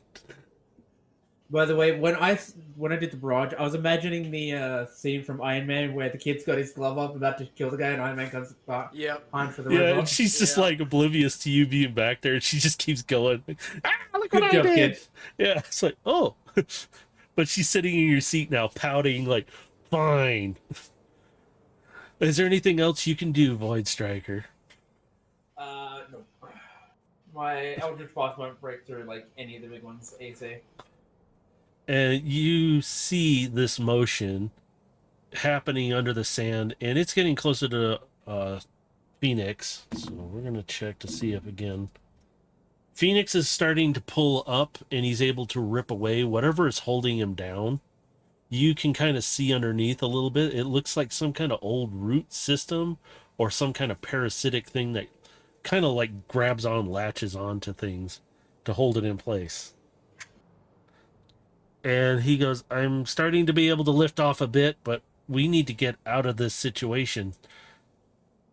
You guys kind of start getting a little shadowed by something, and a huge blast comes down and pretty much leaves a bit of a sand crater near one of the big creatures, which has rerouted away from you for a few moments because it is now disoriented, and it is Prometheus giving you a few cover shots. Luckily that one went. But he can only do that once in a while, so. And now it is... Come on, guys. Oh. Okay, one of the little ones is able to take out a smaller target again. And thankfully his AC was high enough to hit it and kill it, too. So you're down to only so many targets left. But you still have the two big ones that are moving around. As you're all sitting there, Overload, you hear this beep, beep, beep, beep, beep, beep, beep, beep, beep, beep. Nope, you're good. You hear this beep, beep, beep, beep, beep, beep, beep in front of you, and you see on the screen, transfer complete. You see Scamper's little arm, tentacle arm, retract back. And he kind of snaps to. And he looks over, and he kind of waves at you like Scamper does. Just, hello. Without saying it, he just waves at you. And the screen's just sitting there flashing transfer complete. And then Scamper kind of moves around, and he sits there with you, and the screen changes. And it says, rebooting. And I'm back. As as the capsule is rebooting, you can feel the ship shifting around. Phoenix is kind of trying to do a rocking motion to kind of get himself free.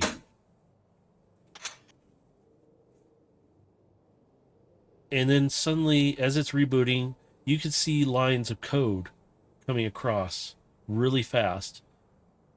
And there's a couple lines that are like error, error, error, error, error, error, error. And then it reads code again. And as you're reading this, error corrected, error corrected, error corrected, error corrected, new user, new user, new user. It just keeps going across all this information. The capsules you kind of hear this.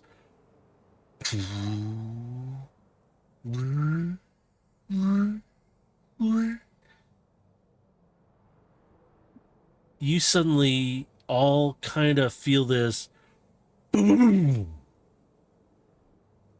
Phoenix kind of lands down on the ground hard. All the lights go out in the ship. You kind of all black out for a moment, like you're shutting off, like you just got hit with an EMP blast.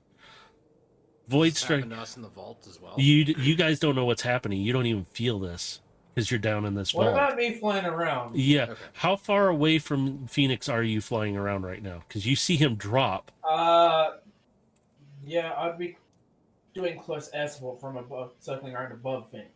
So like maybe 300 feet out, maybe 600, give or take. Yeah, around that. Okay. Let me see what happens here. Let me redo this. Okay, my numbers were correct on this. You kind of get hit with this.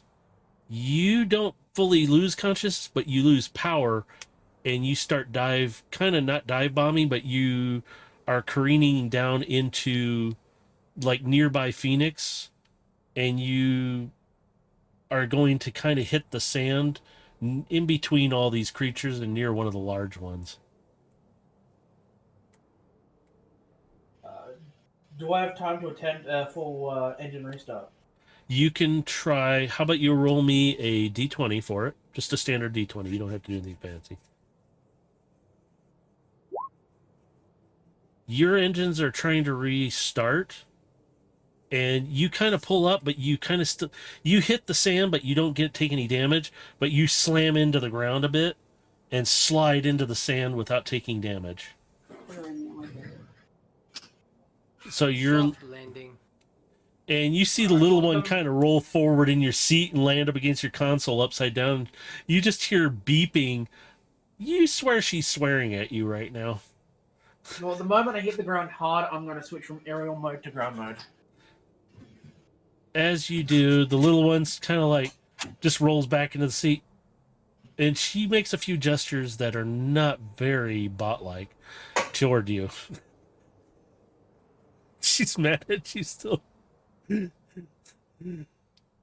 You are currently surrounded by 4 smaller creatures of these almost like trilobite kind of things, and the big one is about 30 feet from you as is. Fabulous. Currently, Phoenix, the triplets, anybody on the ship is currently unconscious right now. There's no power going on right at the moment. Gilgamesh, Carbine, you two are still in this vault. You should be down to the sword at this point, collecting things and putting in there. Carbine's just sitting there looking at this thing. She's transformed into her bot form, and she looks up at it and she goes, "Do we touch it?"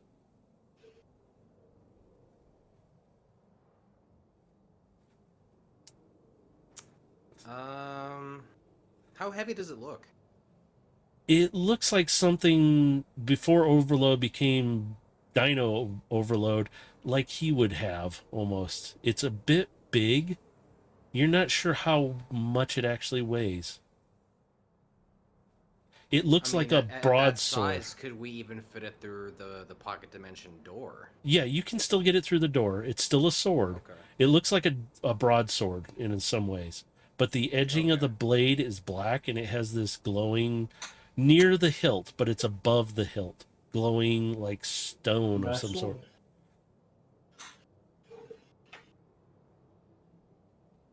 So you could pick it up if you choose to. Carbine's like, I don't know if I want to touch it. Well, I was just thinking maybe mage hand, but at that weight, it's gonna be too heavy. It looks heavy. You're not sure exactly how much it weighs until you actually feel its weight. Well, I'm gonna mage hand it then, and I'm going to attempt to pick it up. Let's see. How much weight It can only carry like 10 pounds, so that's why I was curious about the weight. You see the sword try to move. It wiggles, but it does not lift up. Alright, so heavier than it looks. And Carbine kind of walks over to it, and she goes, well, I guess we're going to have to try and pick it up. Do you think it's dangerous? And she kind of looks at it, and she looks back at you, and she just grins, and she goes, she touches it with her finger real fast. Tink, tink, tink, tink. He just picks it up by the balance point on the hilt and just tries to one hand pick it up. You pick it up. For something that's your mage hand wasn't able to pick up, you pick it up, and it feels heavy for just a split moment, and then suddenly it feels really light. Huh. Carbine looks at you. I thought you said it was heavy. He It just looks at. was. My mage hand couldn't pick it up, but as soon as I touched it, never mind. We need to think about this later. He makes his way to the door and just tosses it in. As you toss the sword, you're just kind of throwing it in there, right? Yeah, I mean he's You literally like chucked he's it. not just like haphazardly just like throwing it, but he's like gently like kind of like, you know how you like you're tossing in like stuff in like a moving van. You're just like you're gently like just like underhanding it, like tossing it in. As you do, I need you and Carbine will make a perception check as well as you toss it.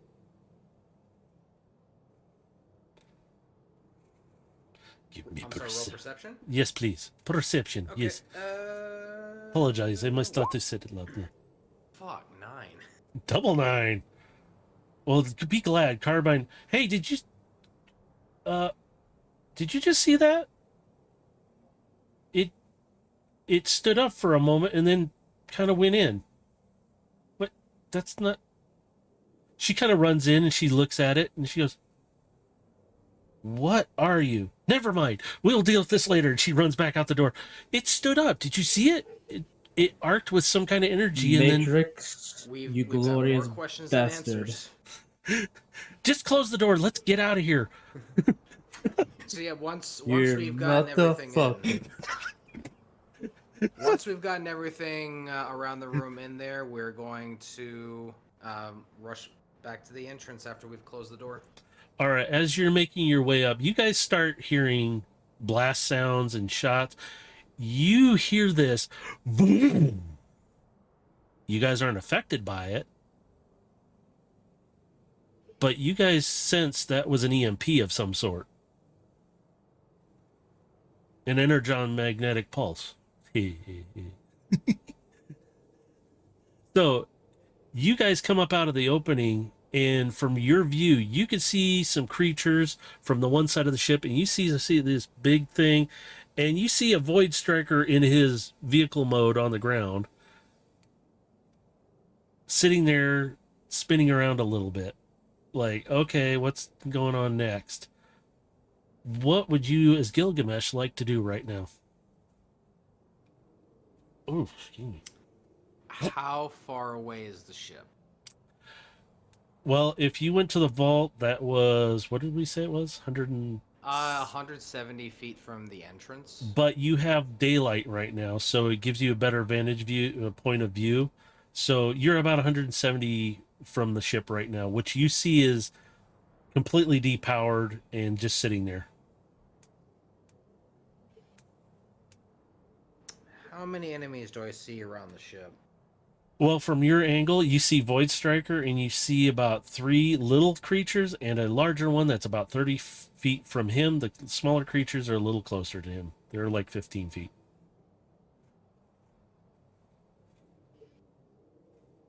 And he's still operational. He's just on the ground now. Okay.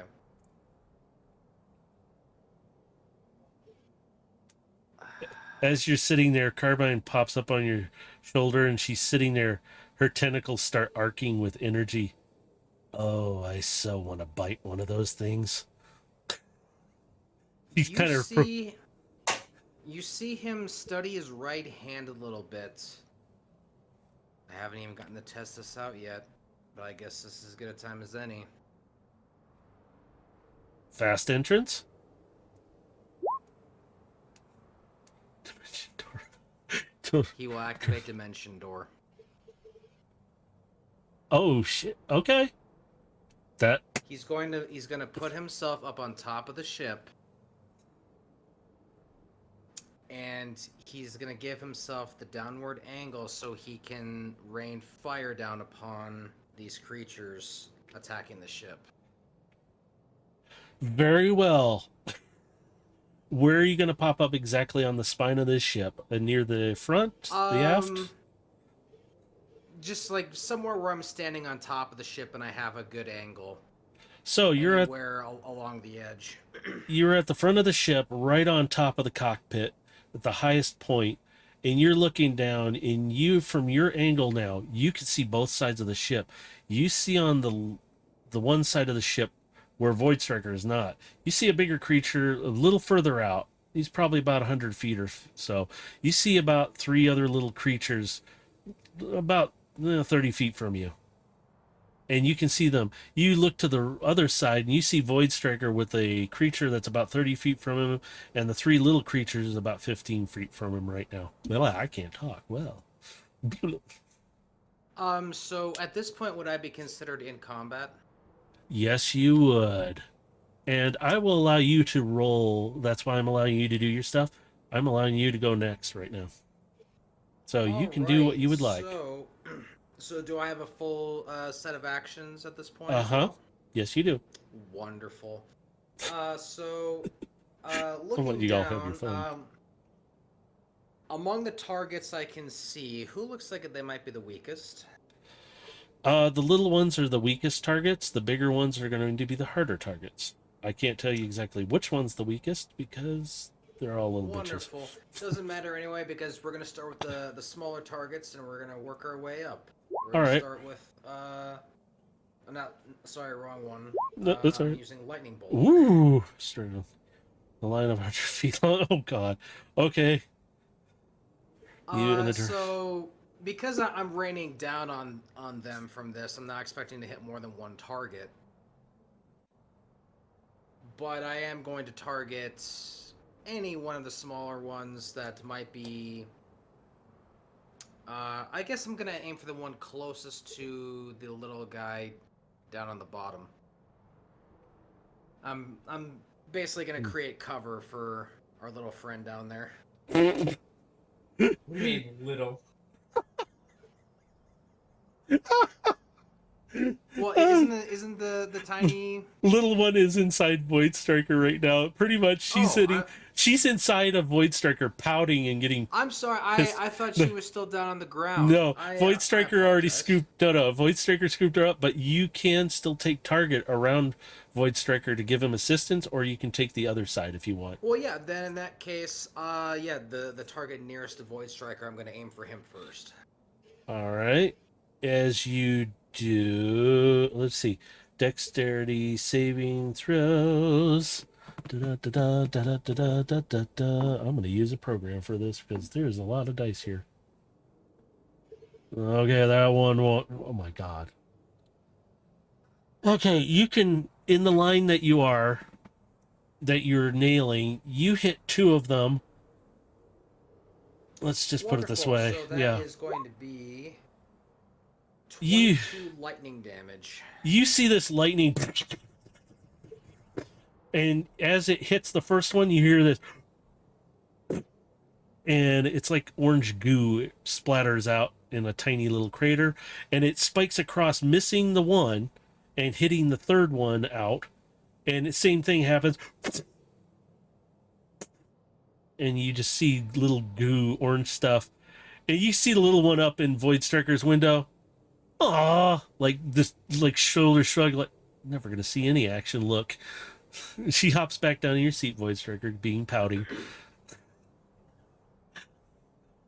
So, you taken out 2 targets over there. So it leaves the huge one that is now closer to Void Striker by 30 feet.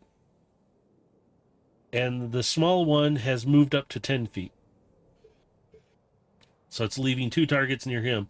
On the other side of the ship, the 3 smaller targets that are over there have come even closer. They're about 15 feet, really getting closer. The larger I still target have out. a second attack. Yep, I'm just letting you know where your targets are. And then the larger target is coming closer. He's about 60 feet. He's gained some distance. So there's your targets. Have fun. Okay. Well. Let's see if...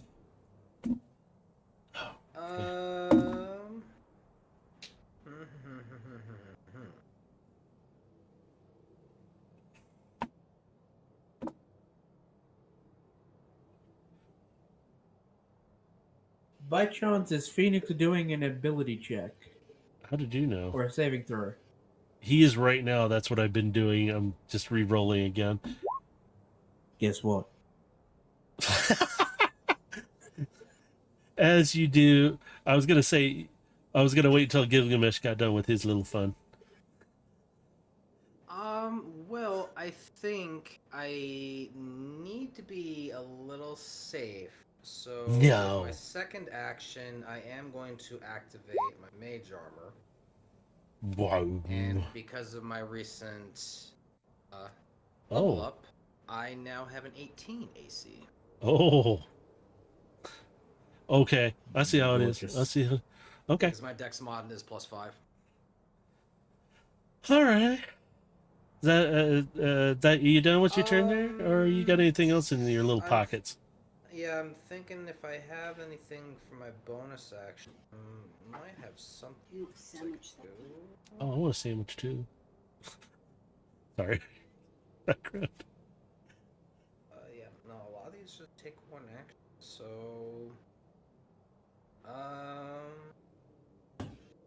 yeah, that's gonna be it for me. I don't have anything I can do with my bonus action. Really quickly, you feel Phoenix, the hum of the engines and everything, the ship come to life, and you hear him, "Oh, I hate it." He's just grumbly as ever, and you feel the engines starting to power up and whir up, and he's got them going hard this time, and you feel him.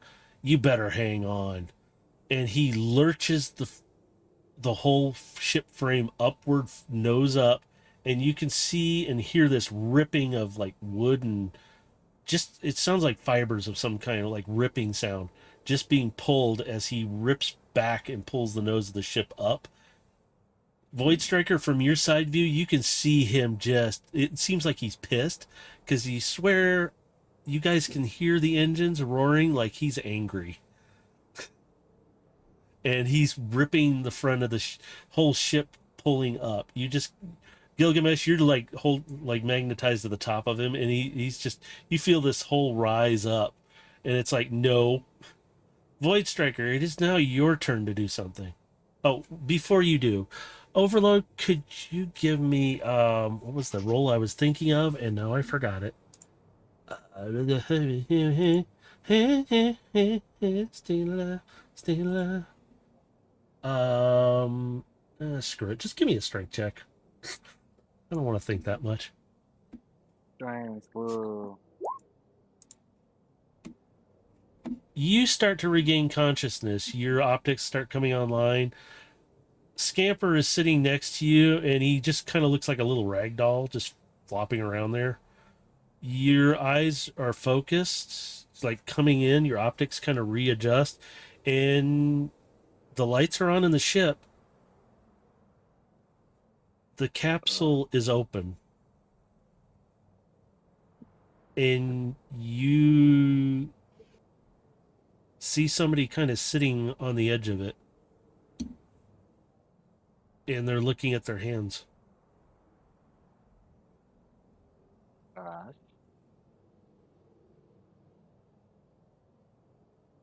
Overload?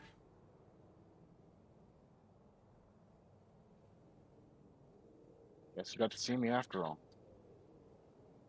You kept your word.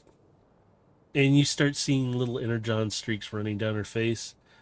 And you notice the body shape has shifted a little bit from what you guys have seen. So, Overload, you're getting to see this for the first time. Is it's more made to look like her, but without the little tentacles and stuff. And she's blinking with these like amber colored eyes, and her form is a little different from what was in the stasis. And she's sitting there doing her hands, and she kind of stands up a little bit. She's not very tall. She's taller than what Aegis in Carbine would be, just by a few feet. But she stands up and she goes, I feel different.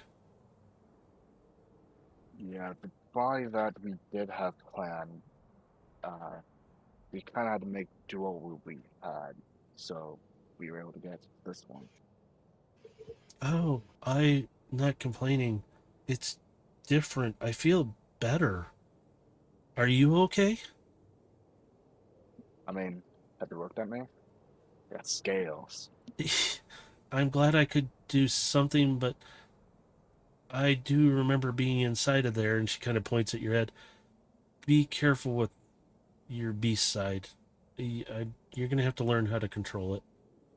But this is different. I'm in your world now. And she kind of runs up and jumps onto you and hugs you, and you just hear her saying thank you. And you're not feeling any weird side effects? No, but I feel this weird sensation. Like you're connected to something? I think so. And suddenly she kind of grabs her head. Oh, that is so loud. I might know what you're dealing with currently. Who are you? Do you hear this? And she's yelling at you really loud, Overload, right now. And no, but I get an idea of who you're talking about. And she goes, oh, well, can you talk a little quieter? My name's Ash. And she's talking out loud, so you're listening to a one-sided conversation. And she's going, do you understand what he's asking? He's just asking me questions. I don't hear him. Oh. Wait, do I have somebody else in my head? Is this like a split thing too? I don't want to do this again. Technically, no. They're not a part of you, but they are. Well, I do feel weird, like I can do something else. I've never been able to do anything else. Think of them as your partner. Partner? I've been alone until you, and I kind of thought of you as a little bit of a partner. I didn't know how you feel about that, but this is amazing. So wait, I can talk to you without talking. And she stops talking and starts gesturing. And she's like talking to somebody, but you don't hear anything now. As you guys are having this moment, Void Striker, it's your turn to take some shots. All right. So first thing I want to do is tell Gilgamesh to catch.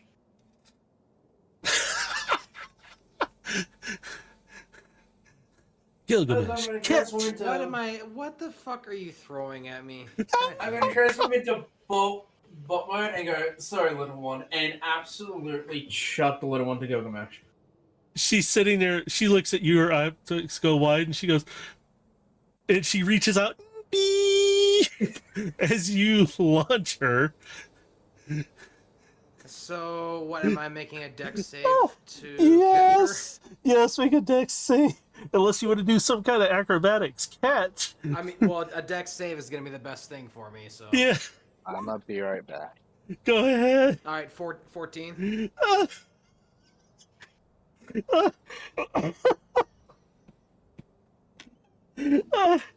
you see this little dot coming at you, and you just hear this beep as it gets super loud. You reach out, and she is just almost out of range of you. Thank God you have Carbine with you. She runs up your arm. She jumps out and still holding on to your hand with her back, one of her tentacles. She pulls and she reaches out with the other tentacle and grabs the little one. And you can see the little one's face in slow-mo, just like, oof. And you can see Carbine like roll with her tentacles all the way up into your hand and down into your arms. And Carbine just rolled up in a ball. And just like, she kind of pulls her head back. Can he not do that again? And you see the little one kind of pushing out of the tentacles, like, get off of me. And she stands there for a second, looks around, looks up at you. Oh, I'm in trouble, aren't I? Looking at you, Gilgamesh, like you're pissed at her.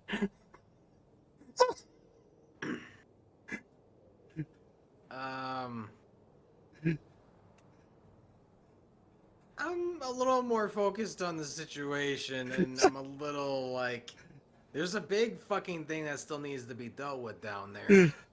Voice Striker, So, finish I your about some that. softball thrown in my direction that I wasn't exactly happy about. Yeah, nor was the thing being thrown. So, Voice Striker, finish I'm your turn. gonna attempt to hit him with a Camacho gun.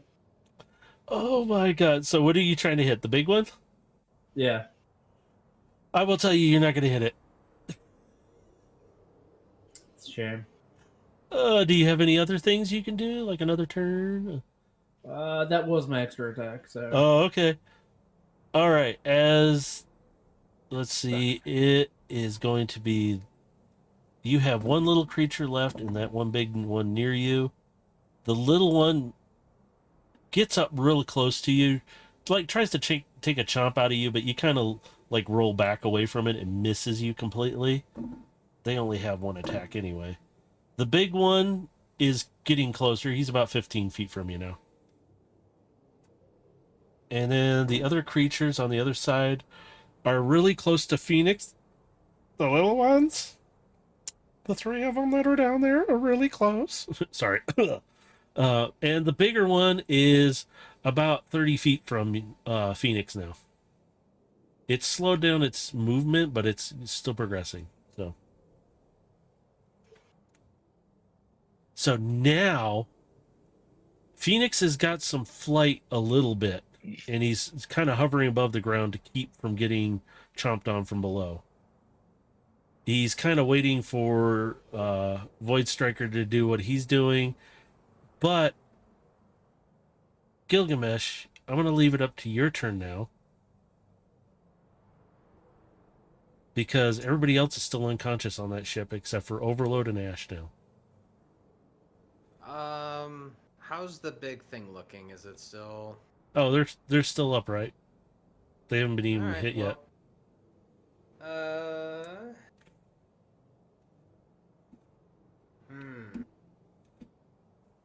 What to do?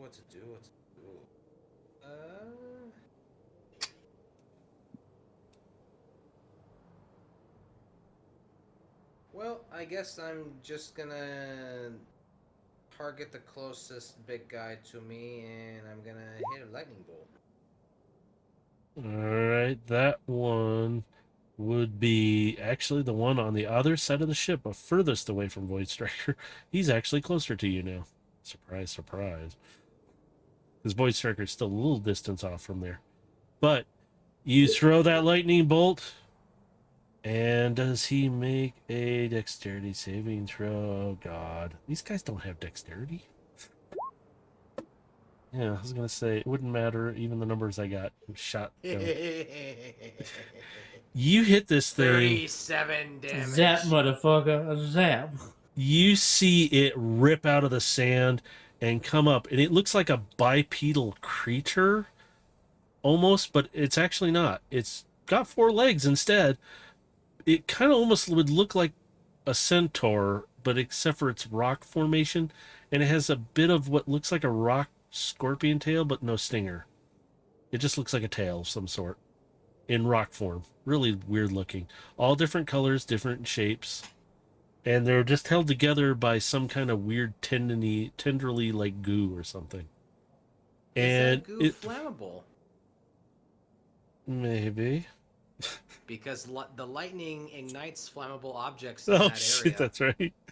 Okay, how much? So if its blood is flammable, guess what? I just set its blood on fire. Where's each? Let's see. Created. He's in pretty bad shape. I mean, you could tell he's dripping some stuff too, and he's burning. Does it do anything else while he's burning? Do I need to roll anything for that? I'm new to that. It'd be like an additional 1d6 burning damage if he is like set on fire. Okay, he burns a little more. You can see some burning and it's whipping around. It's pissed, but it's in bad shape. You can tell it's not in the healthiest shape by that goo. All right. Num num. And just so I'm not burning through all my spell slots, I am gonna do a different attack for my second.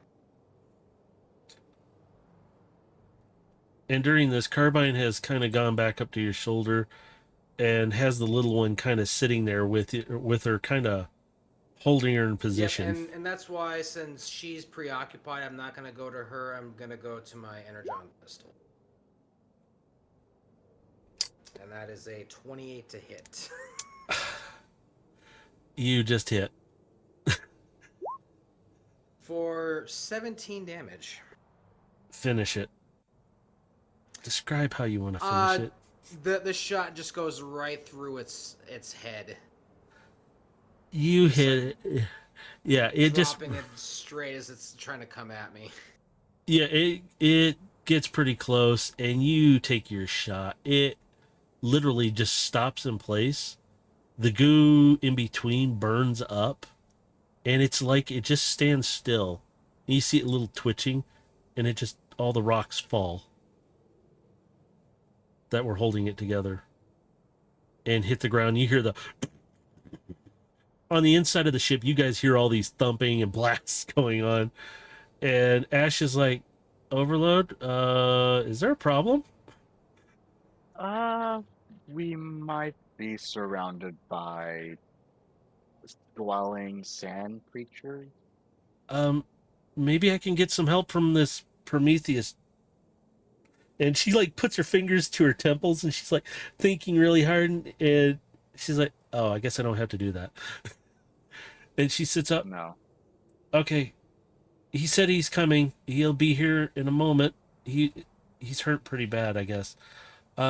Yeah, that we were also trying to fix that as well. He seemed pretty nice.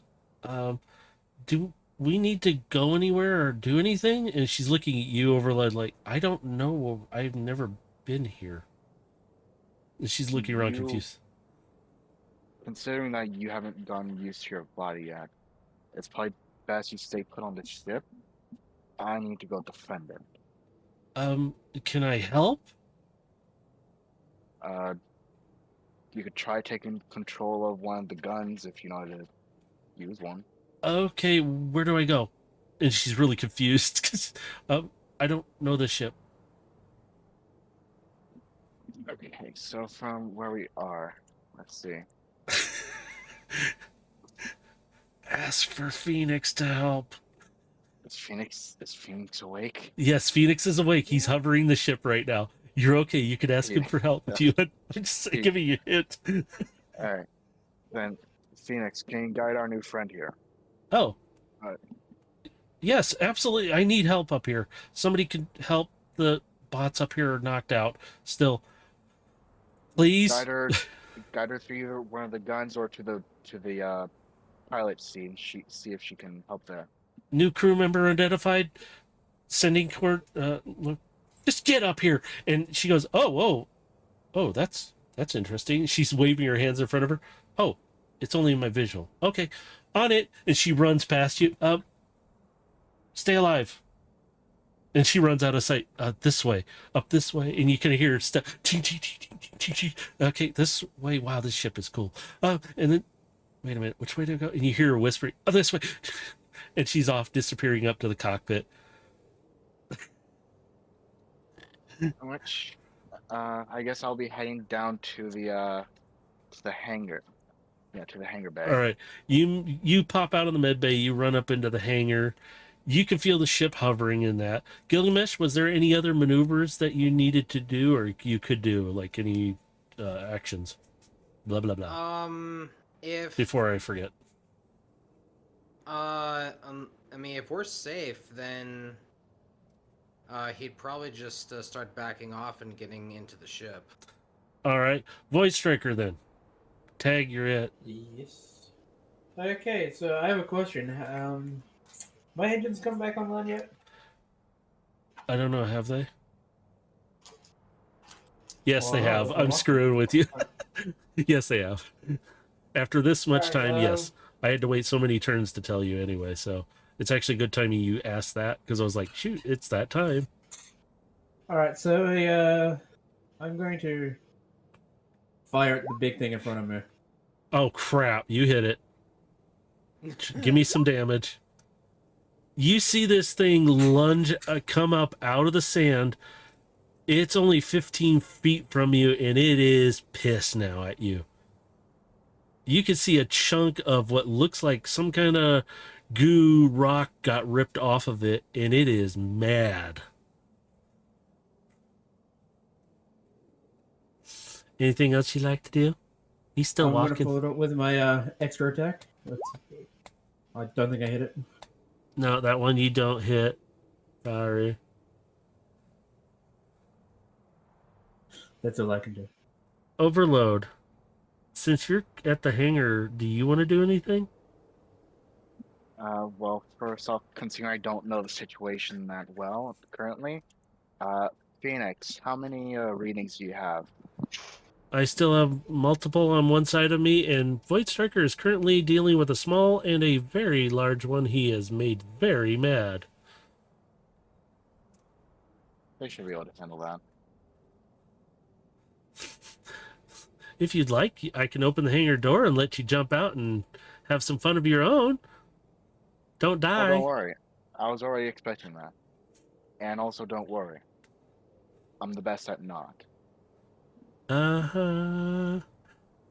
All a That's bunch what of he'd like you big to say. damn heroes. All a bunch of big damn heroes. Jesus. Why did I stay on this as an AI? Oh, that's we right. ain't no heroes. We're just a group of fuck ups. Yeah. So he opens up the door. Go have your fun. And as you're sitting up there, Phoenix is one side of the cannons where the three little creatures are closest. Ash is up at one of the things. I think I got this. And you see a little crater of puddly orange goo up here as you're standing out in the hangar door platform. Did I hit it? You can hear her over the comms. You know, maybe they have that sign.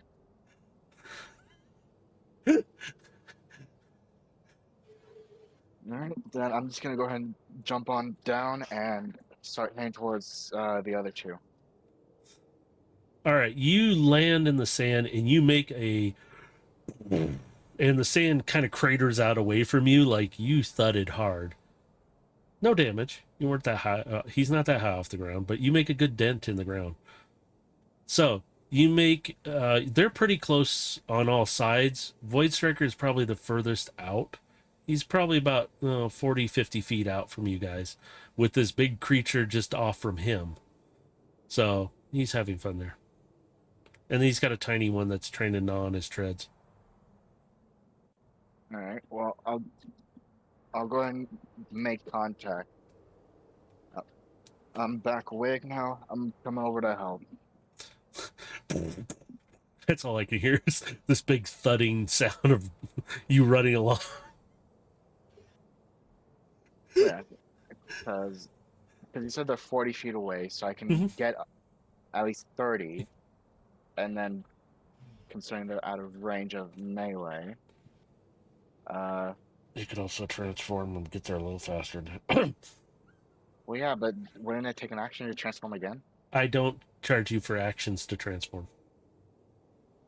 I've never I don't like making you do actions to transform. You can transform whenever you want. Yeah, that's always been like a free action. So you can do it if you... I'm not gonna lie, I'm tempted to do something. Do Do it. your thing, my man. I'm gonna allow it. Do it. But at the same time, I'm not sure if it works on the creature. Only one word to find Oh, out. yeah, I gotta agree with him. Let's find out. So I'm gonna go ahead and transform into my vehicle mode. Oh, wait a minute. I got a sound for that. There we go. Yeah, there you go. Yep, all your And- transformations are free. In which full speed ahead, crash. Which creature are you hitting? The big one or the small one? Big. You thud into its leg and it just kind of looks over at you like, what are you trying to do to me? You don't really do any damage to it. It just looks at you. I think we need to adjust that number too. Actually, Crash. No, he just rolled really low. yeah, maybe it's that's a +8. Yeah, I know. You got a +8 and it's still that low? Dang. But Okay. I mean, I do have a second attack. Go for it. You can do it. Ow. Not much better. Ow. What? Mulligan. I'm enjoying this. So I what, just, do you want I me to roll don't, again? I don't know. Consensus? Should we allow him one roll just to see what happens? I'm sure. I mean, he's already gambling. Like, go Let's for it. try it one more time. Just do it one more time. I want to see what happens. There we go. There we are. Okay, just for grins and giggles, I'm gonna allow that. Okay. In which You then guys are both of us need to make a dex save. I can tell In you, which, there. because I can definitely say I'm definitely gonna fail, but at the same time I'm pretty sure it's gonna fail because I know the DC save that it needs to beat. What is the DC save? Because I can tell you probably didn't beat it. Oh, I read it. Because I know for a fact that I'm never gonna make it unless I get a nat 20, because the DC is a 20. Oh, it's a good thing he can't roll a 20 either. So his DC sucks. These things DC So do sucks. mine. Yeah, but let's put it this way: what's your DC roll then? What do you have for it? It's a -2. Just roll it. 15. You still beat it. You're still I mean, up. You're fine. He No, rolled I'm way not. lower. The Well, you crash did. requires me to get Yeah, a 20. you So technically are basically, better what I higher. imagine just happened here is he just hit it with his vehicle mode, knocked it over, and hit it so hard he just got knocked out of his vehicle mode. Yeah, pretty much. That would work. I'm going to Well- tell you right now, this thing rolled so low it would not See? matter. DC 20 to not get prone. Jesus Christ. So you get knocked out of your vehicle mode and you're laying there, hi. Oh, look at the pretty stars. It's a bright sky out. You can't see stars. What are you talking about? So with that, you rammed into this thing. I'm just allowing this one to happen because those rolls were... You guys, some of your rolls, it's roll 20. I'm just curious. Yeah, because it's hitting. It's a dice ball. Either it hates you or you love you. Yeah. And you don't get to choose. You hit this thing, you literally ripped its leg off, and it tumbles to the ground. You're laying there, you just hear this thudding sound. Void Striker, you just see this ridiculousness of him slamming into it and going backwards, and he just literally transformed back into his bot form, laying on the ground backwards, looking up at the sky, going, "Ow, what did I do?"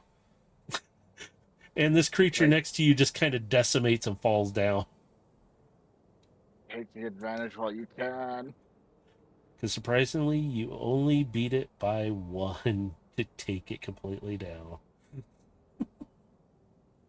This thing didn't Just have what you needed. just enough.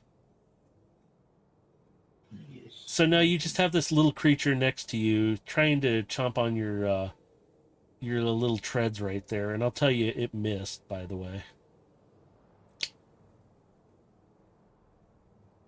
Do you want to intimidate it? I would 100% love to intimidate this thing. I'm going to give an option. Do you guys want to intimidate it while you're out there? Because this is the only thing on this side of the ship. Absolutely, I do. Go ahead, roll intimidation. I want to see what happens. And you know Wait what? for it. There it is. That's my last flash of genius too. Overload, you roll over onto your side. You're kind of in like this really, stunning pose. I'm going to allow you to roll an intimidation too as you look at this thing that's not too far from you.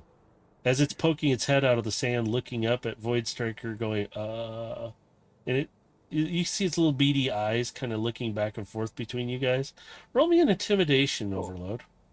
Cool. I haven't done an intimidation in a long ass time. I want to see who's Hey. between the two of you now. Hey. You see this creature kind of like slowly moving back and going, and all of a sudden it darts under the sand, and you see this little line. Instead of a squiggle, you see a line bolting away from you guys. He was getting the fuck out of there. I just want to see how much of an intimidation you can be, that guys can give.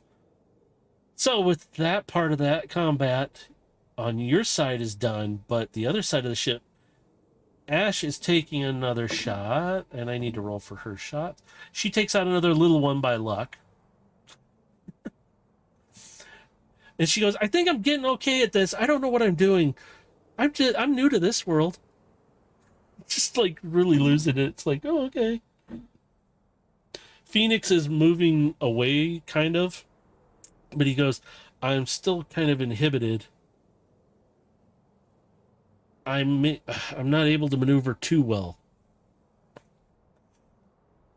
And he goes, "I'm going to have a bigger problem on this side if that other big one isn't dealt with." And Ashka stops for a second, and you hear across the guys, incoming. And as you guys are sitting there, the sunlight, the star, it's literally just a star at this point because the sun is a star, but this star, the bluish tint It is. At blocked. least past astrobiology. Astrology, yeah. Yeah, I know. I can't even talk anymore. But this light is blotted out as this massive ship comes over top of you guys, and suddenly you hear this as it transforms into a base form coming down around you guys, slamming down really close, but crushing everything around you. If you guys had done anything else right now, Phoenix would have been hit. You guys are out of combat right now, and there's just a light breeze. I was literally going to, the moment I had a chance, to use my caustic brew to remove the roots, stopping Phoenix. As you see Prometheus slam down and crush everything close, Phoenix kind of gets pushed away by the thrust, and he has to compensate. And you see mechanical arms come out of a hangar bay close by and kind of grab onto Phoenix, not rough, but hold him in position. And you hear across the comms again, Ash, he's assisting us. He's going to pull us into the hangar bay and start cleaning up Phoenix. I'm going to help the big lug off the ground. You guys are currently surrounded by this huge Titan and you see a tower. You still hear all these transformation sounds going on around you as you see a platform kind of originating and lifting you guys It's up. a shame you don't have a sound bot for like Metroplex I Transformers or wish. something. I'm going to try and find something because I do like Titans. But you kind of see the sand kind of filtering away from you guys, and you're getting lifted up on a platform and swung up to the hangar where Phoenix is being suspended. And you see other little arms coming up underneath him, and like it's almost like they're pressure washing and burning off all the stuff off the bottom of him and getting all these old roots and clearing anything near his engines and everything. And he's not on the ground, but he's like there, like I said, he's suspended. You can see the hangar door opened up, and you could see the rest of the bots coming out of the door a little bit and stopping on the hangar door and holding their heads. And Overload, you could see the triplets, they're all holding their head. Sorry, Captain. Ow. Don't worry, a lot of us were out for the time being. Oh, okay. I think we're gonna go lay down. Is that okay? Are we done? Fight's over for the most part. Okay, we're gonna go lay down. They all take a few steps in and they literally just fall backwards. And they're asleep on the ground. Prometheus, can you give me guiding lights to where you need repairs? You hear him come across all the comms. And he gives you specific lines, just follow the lights. And it kind of follows. And you hear him give appreciation that you are repairing him. As To speed Ash, up my speed, I'm going to use the thrusters on my feet to just basically glide towards where I need to go. Overload, you see Ash kind of hop out of Phoenix and onto Prometheus's deck, and she goes, "So, hi, Prometheus," and you hear this booming voice coming across. It's like a greetings from him. It doesn't sound normal. It sounds like Minicom, but in deeper bass tones. Yes, I'm here to help, I guess. Overload helped me. I will try to help you. He really doesn't talk to you guys. He'll talk to Ash in specific ways, so you guys won't always understand him. So just to let you know, you won't hear him. Carbine kind of has been sitting with you, Gilgamesh, and she goes, "What in? I never thought I'd ever be on a Titan." Yeah, that's certainly a new experience for me, too. Never been on anything like it. Oh, by the way, because I am technically, around him and whatnot, I'm going to use my last third level spell slot for Aura Vitality. Keep healing him as I'm going through him to the more critical spots. As you are doing that, he directed you to the more vital parts, and you can tell in the area you currently are is one of his. It took him a little bit to transform. You're repairing a vital part of him where he needs to be able to. T-cog, I'm guessing. In a sense, it's part of his TCOG, but you are looking at an immense cog system of electronics and everything everywhere around you. And he's just helping you. He's giving you anything you need. And you can tell he's been trying to repair himself. The little arms that have been around that come through that are his system repair have been trying, but haven't been successful. He comes across to everyone's comms. And pretty much he is saying, "You're more welcome to come rest in the crew quarters and revitalize. And we can have a discussion there if you'd like. Phoenix will be taken care of." And the hangar door closes up and you are all safe here.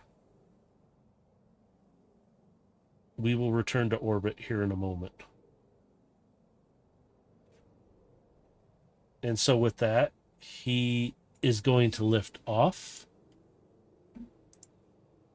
And you guys, do you want to make your way to that crew quarters? And it's like his huge galley area and everything for when Yeah. he usually has people on board.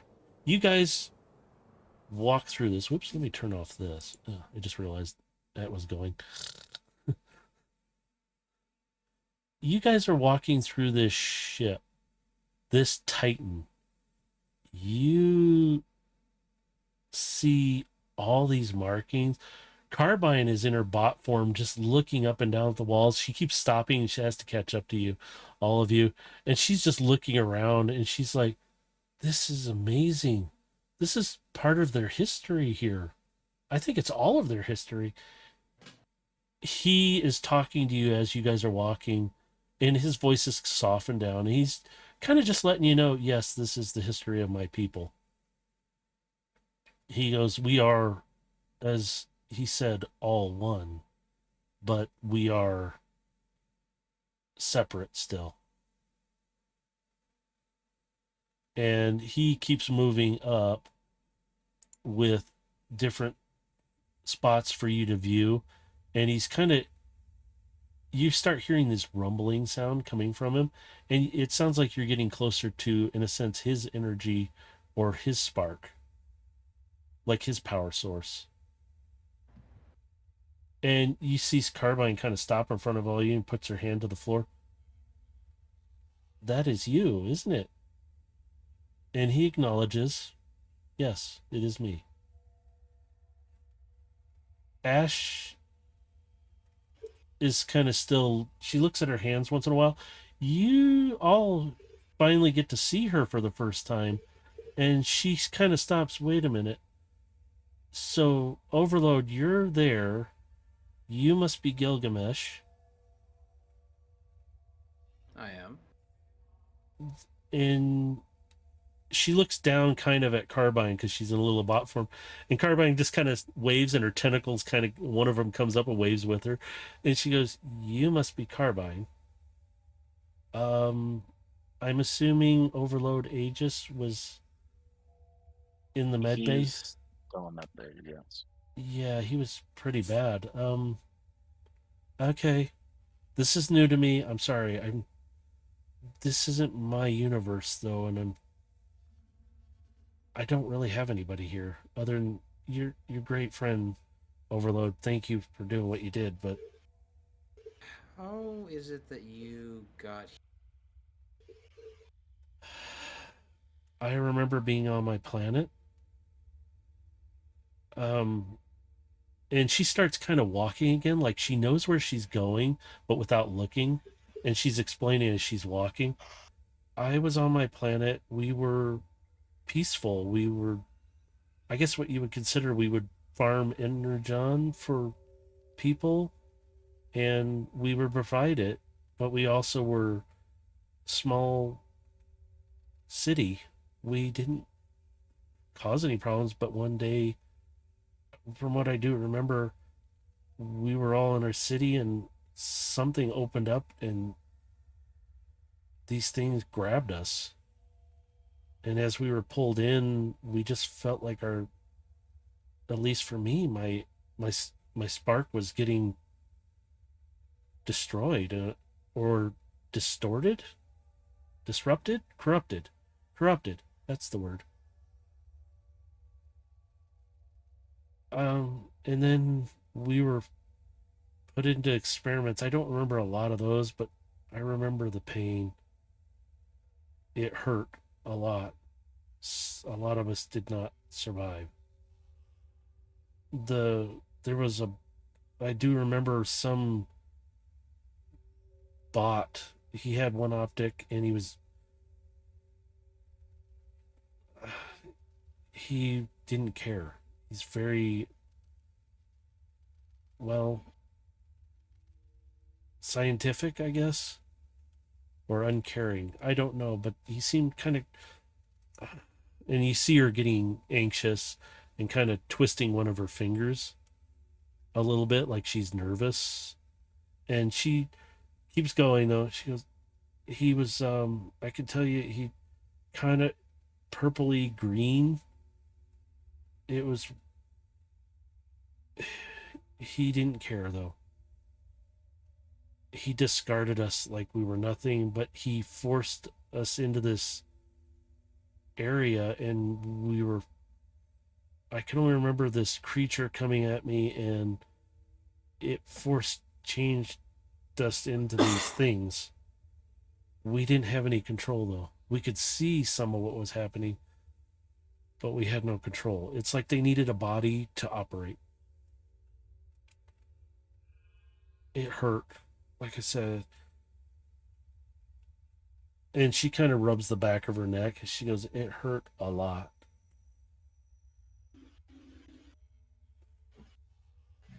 And then I ended up finding Overload, and then he's technically separating me from it.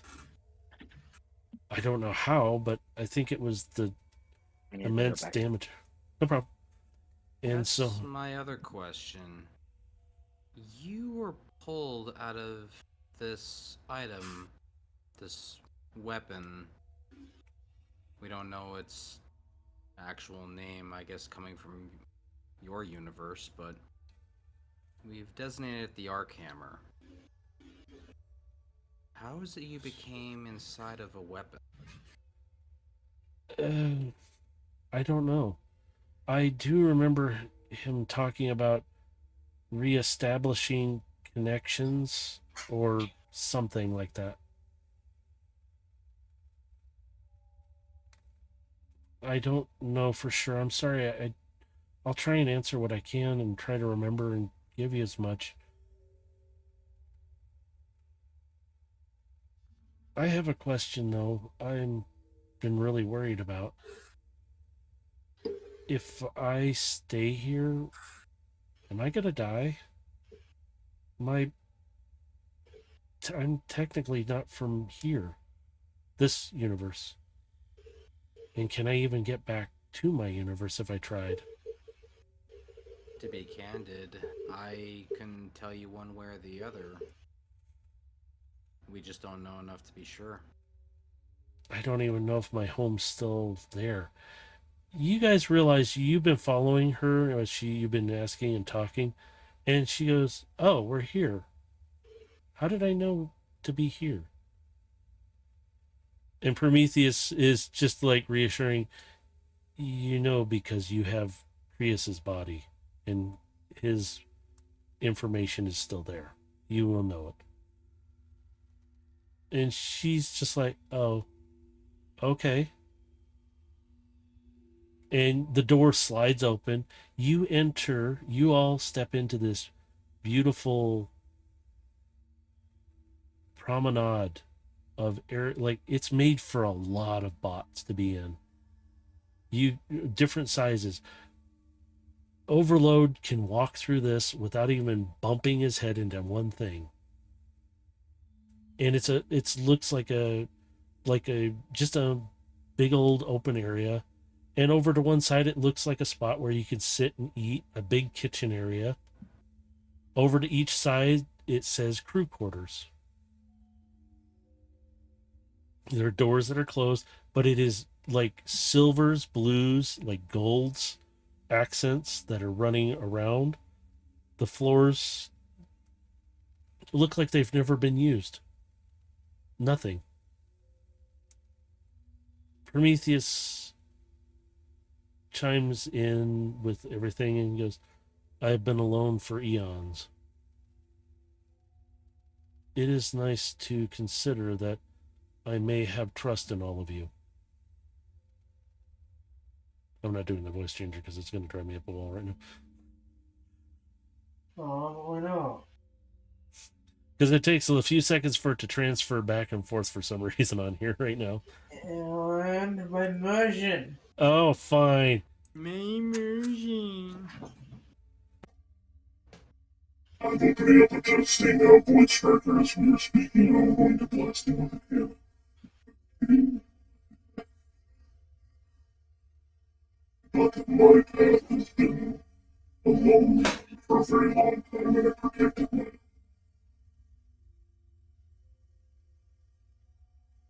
It's ash with light I will not force you. Appreciate any carry control, and maybe give me back many of my abilities. Not only as a team, but I'm not Autobot or Decepticon. We are only labor. We do not serve any one specific. We serve the betterment of the whole. We used to travel the world, starting with making them a meal, leaving, letting them grow on their own. Now, it's just survival. I appreciate the repairs that White Striker is taking to bring me back up, and I do apologize for your friend if I can help repair him. I have more advanced tech on board that might aid in that way. From my readings, he seems to be in good health. I'm glad that you helped me fix the creases, but I see you've adapted it to you, which I am glad. For the rest of you, you are welcome to enjoy the amenities and rest. You are safe here for the time being. I'm assuming you will have many questions for me, especially about the map.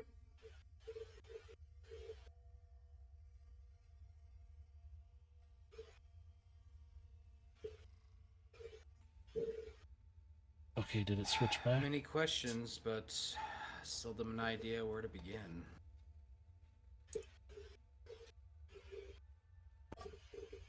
I will tell you, I'm assuming you acquired the items from the vault. We did, They are safe. but we just didn't have a whole lot of time to really observe what they were, what their purposes are. I can give you as much data as I can on them if you'd like. But as long as you have them safe, I am entrusting you with all of you.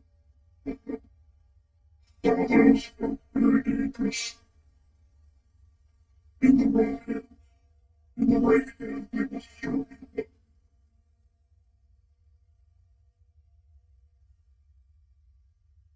Well, let me ask you the bigger question. And you might not have an answer to this, but I'll ask you anyway. How is Shockwave breaking through the dimensional barrier and getting into other universes? You don't know. I don't know. I know he's capable of many things and he has technology beyond many understanding, but I don't have access to what he has. I don't know the depths of his capability.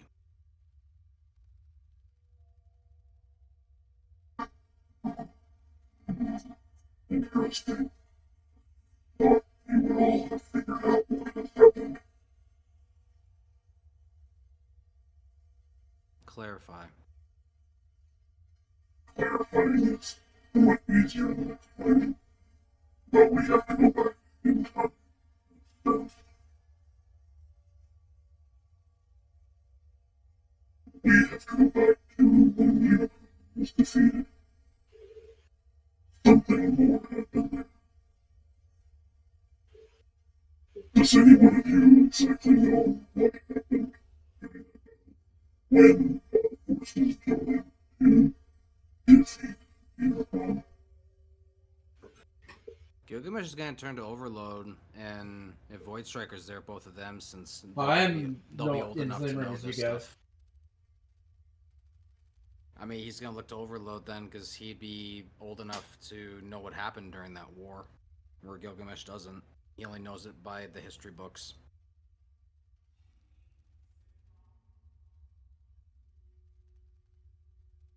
Do any of you know the truth?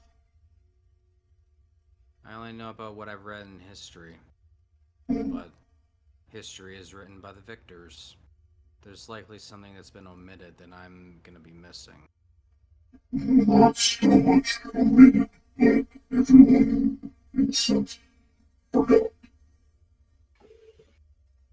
So what do we forget? That the universe we have been alone. During that battle, somebody fired off a particular weapon. It didn't just stop. It separated us. The Unicron is, and always has been, a multidimensional being such as Primus himself. But here, he is no longer same as Primus, even though he shouldn't be separated. He is.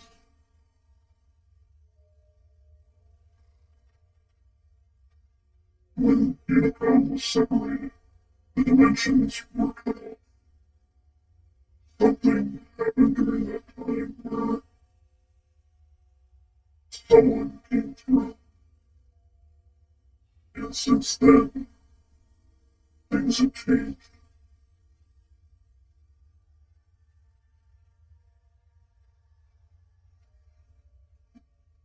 You're not suggesting that Shockwave somehow went back in time and has altered history? Not time. Let's just say he came to this universe and was separated from his. Kinda like Ash has been pulled from hers at one time.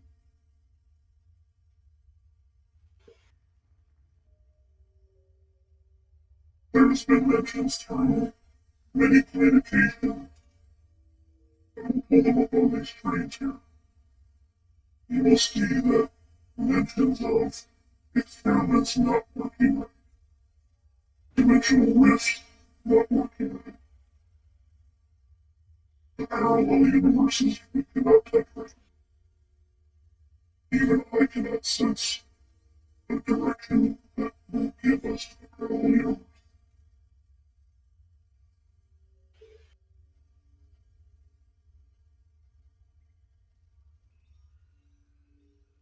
We are alone here.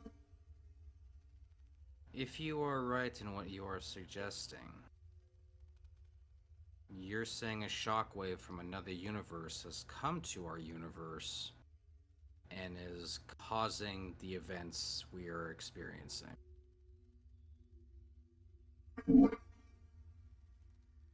So if that were the case, then either the shockwave of our time is unaccounted for, or they're working in concert together in whatever it is they're planning. If they were to work in concert, it would be most devastating. But one shockwave under another, if you know who he is capable, then you know that he will only serve himself. He a threat.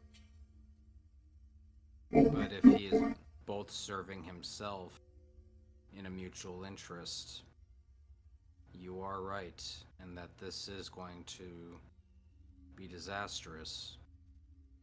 And perhaps it is a good idea we did acquire these weapons from the vault, as we may have to use them. I prefer the weapons stay out of his hands or anyone of his association. And on that we agree, but we are facing a problem that might be requiring of a unique power.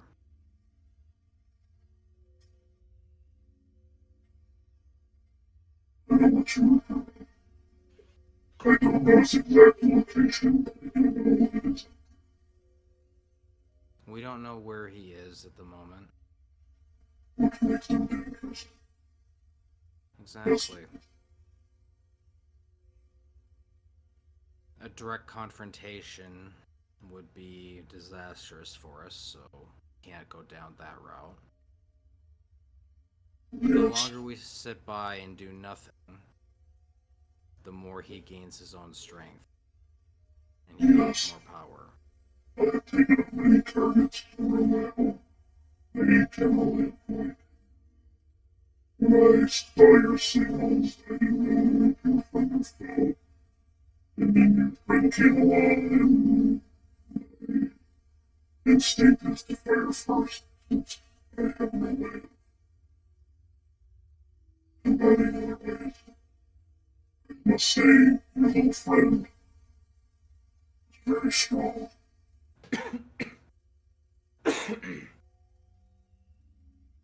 He was acting. Excuse me. He was acting in defense of the ship. He Understand? fought bravely. I will say he did. That's why I'm offering to help. As is, I need to recharge me. As you can see on my view here for you, you get a beautiful view of the planets. And I need to recharge a little bit. Ash, I would like to speak with you at some point. But I'm going to go into the power mode, but I will be here anyway. Enjoy the amenities, please. As I see it, you are all friend here.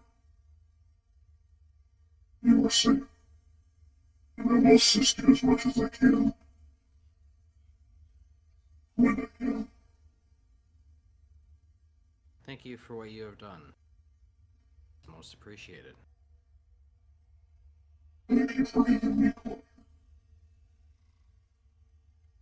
I will miss my friend Chris, but I have new friends.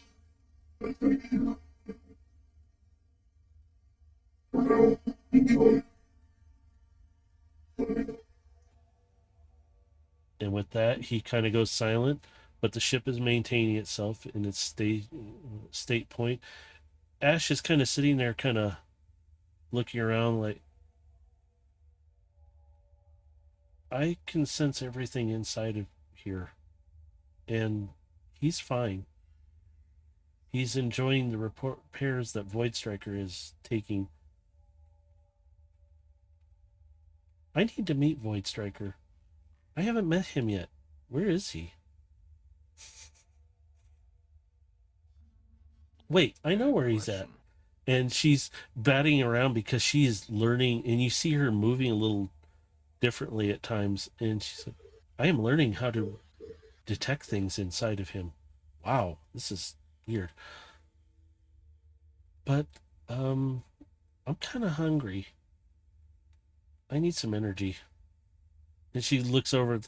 There's food over here, and suddenly you see the lights to the kitchen, and everything starts to light up and come to life, and you see things start to turn on and start to move around a bit. And she goes, "Oh yeah, there's some stuff in here," and she pulls out some Energon drinks and sets them up on the counter. It's like made for her height, but suddenly the floor around her, like the whole spot, lifts up, and it's like she's able to serve all of you. And she sets out stuff for you, and it's like she knows exactly where everything is at. Okay, this is weird. I don't even have to look where it's at. I know it's there. It's just kind of weirding yourself out. And she's like, "Do you guys want anything specific to eat?" I'm good Not with a very whatever picky as long as eater. I'm good with whatever as long as it fills my belly. She goes, "Oh, well, here." And then suddenly, like a conveyor belt thing rolls past you guys with different dishes that you can pick up from. And she goes, "Please choose whatever you'd like." All kinds of different foods, drinks pop up for you.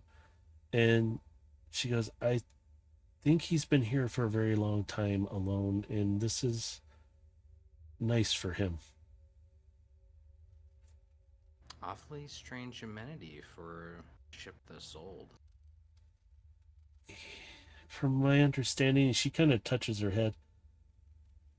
His history has been more of what he said: explore, build up a planet, make it habitable, leave. These conveyors.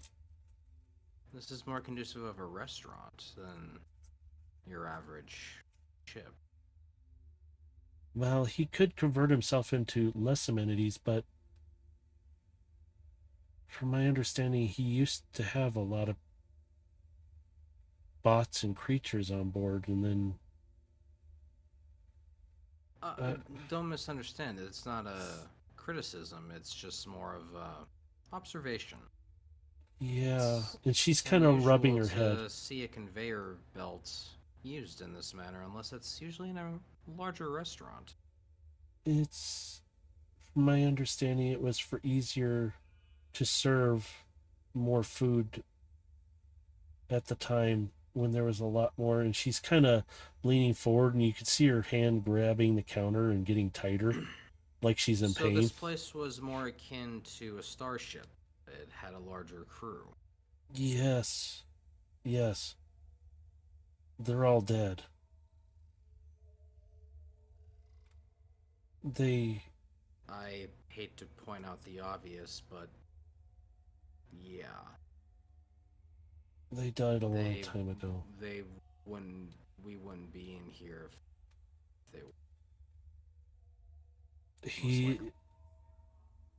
is wary of all of you still, but he feels he can trust you more. And she's still got her one hand to her temple, like she's feeling everything. I think I'm Well, gonna need to lay down. likewise, it's a little unsettling to be inside of a creature much larger than yourself. No, just thought, oh, I think I need to lay down. Well, And she kind of walks down a set of steps and around all of you. we're in a safe place now. You can go rest. And she kind of, I'll be in my quarters. That's not my quarters. That's his quarters. Uh, I'll be there. And she gestures toward the one set of crew quarters on the one side. And she walks through, and you can see this hallway with multiple doors going down, and it looks really nice. You swear you see live plants that have been kept alive and kept going.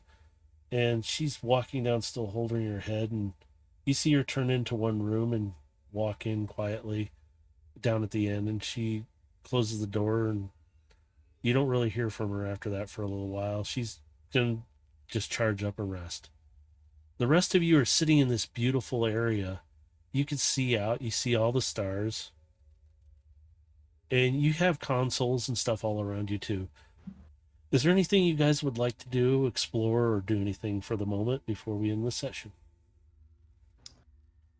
Um, Probably gonna go walk his observation deck and just kind of walk around the ship a little bit, just get a feel for it. All right. Uh, Carbine will join you because she's excited to explore the place. She stays in her bot form though and walks with you and just is looking at everything around her. Overload, are you going to explore? Or are you there? I should actually ask. I am here. Okay, I wanted to ask first. So, did you want to explore? Did you want to eat and then go rest? Or what would you like to do? Mm, I'm giving you guys kind of some options to check out this I do Titan. kind of want to explore, yeah. I Do want to see if y'all, there's a combat room. it's almost instinctual as you say certain things and do certain things. Like a line pops up, they're different colors for you. Like for you, Gilgamesh, he kind of gestures different lines if you want to explore. It's like he knows what you're looking for to do. And Overload, he does the same thing, but it kind of goes back and around the kitchen to the back into a larger area of rooms. Void Striker, are you still repairing Yes. him? Yes, I am. All right, let's see how far. Oh, sweet. You are completely done with that section of repairs. Then we're on to the next section. As you do, you can see that he's providing everything. It seems like he knows what you need, and you're repairing him faster than he can repair himself right now. And you feel this Titan ship state change, and it seems to come alive a little more. you feel the rumble of the ship, but you kind of start hearing light music sometimes play. And it's just for like ambience, so it's not dead quiet in the ship. So you guys are walking along just listening. It would almost sound like elevator music, but better. And Carbine's like, well, that's nice of him. Thank you. And you kind of see some lights kind of flicker a little bit, like saying you're welcome. And as you guys are doing your exploring, Overload, you come to a room and you see it as the doors open. It says practice room. That's all it says. The doors open up though, and you see this room, and it's like, what would you like to try and do in there? Think of one thing that you would like to try out. Melee combat.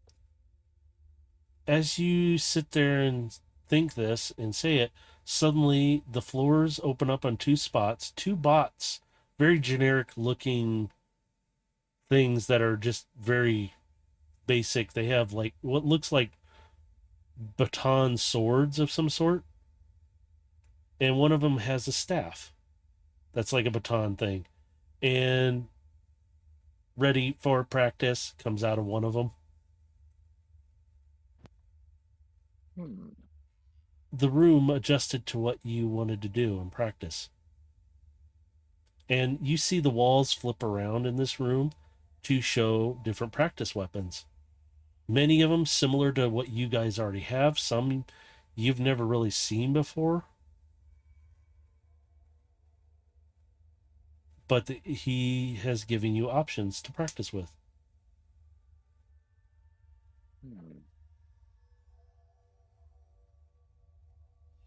I'll go ahead with go ahead and stick to like dual axes. So you pull off the practice ones off the wall, and they're very similar to what you have on your back. It's like he mimicked yours but made them a little differently. So that way you can practice with inside. The one bot with the staff approaches you. The other one just stands there still, doesn't move, and starts to approach you and tries to swing at you. You easily duck out of its way. Adjusting parameters. It tries to take a swing at you again. I know it misses you. Adjusting parameters. Would you like to take a swing at it? Sure. And just roll your battle axe. We haven't put those in. No. Just roll a d20. There we go. I'm being lazy. I could go with my energy sword. Oh, go do that. That's fine. You smack the robot and it tumbles over to the side a little bit and then steps back up, adjusting parameters, and turns back to you and poses. And you notice its stance changes just a little bit, and its grip on the staff has changed as well. Do you want to try and take another swing at it? Sure. You can do this sword again if you want. You smack it. This time it flies across the room, hits the wall, gets back up, adjusting parameters.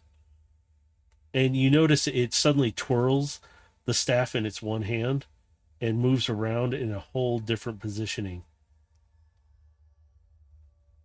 Adaptive system.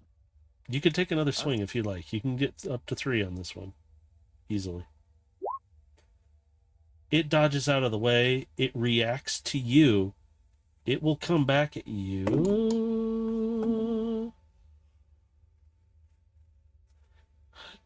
23 hits you.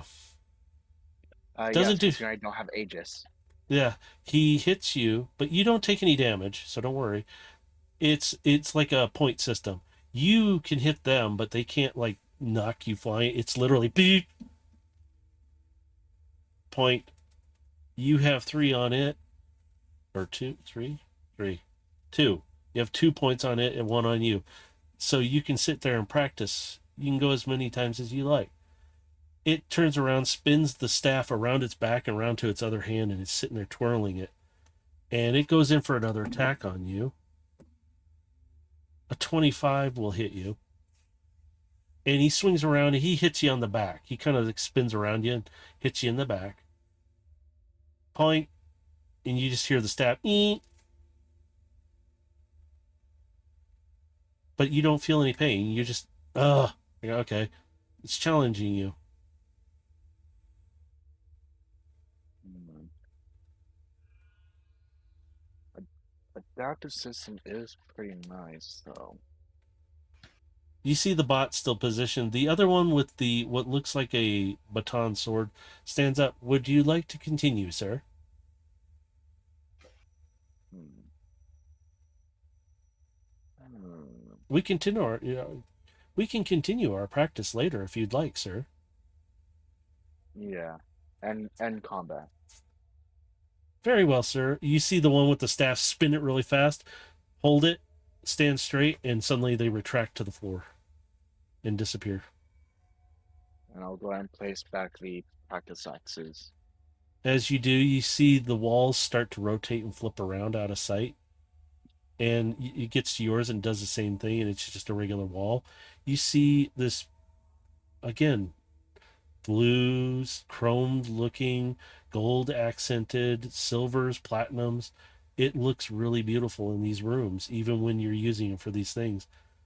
But you can see on the walls there's what looks like screens projecting combats from species from how long ago, from other bots from how long ago, practicing here and there. Some are just pictures, smiles. Some are not so smiley because they've been beaten.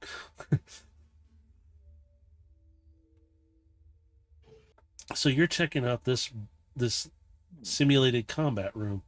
Gilgamesh and Carbine, you guys are walking down the one leg of, in a sense, I'm going to call it the leg of the ship, and you're walking around the promenade area.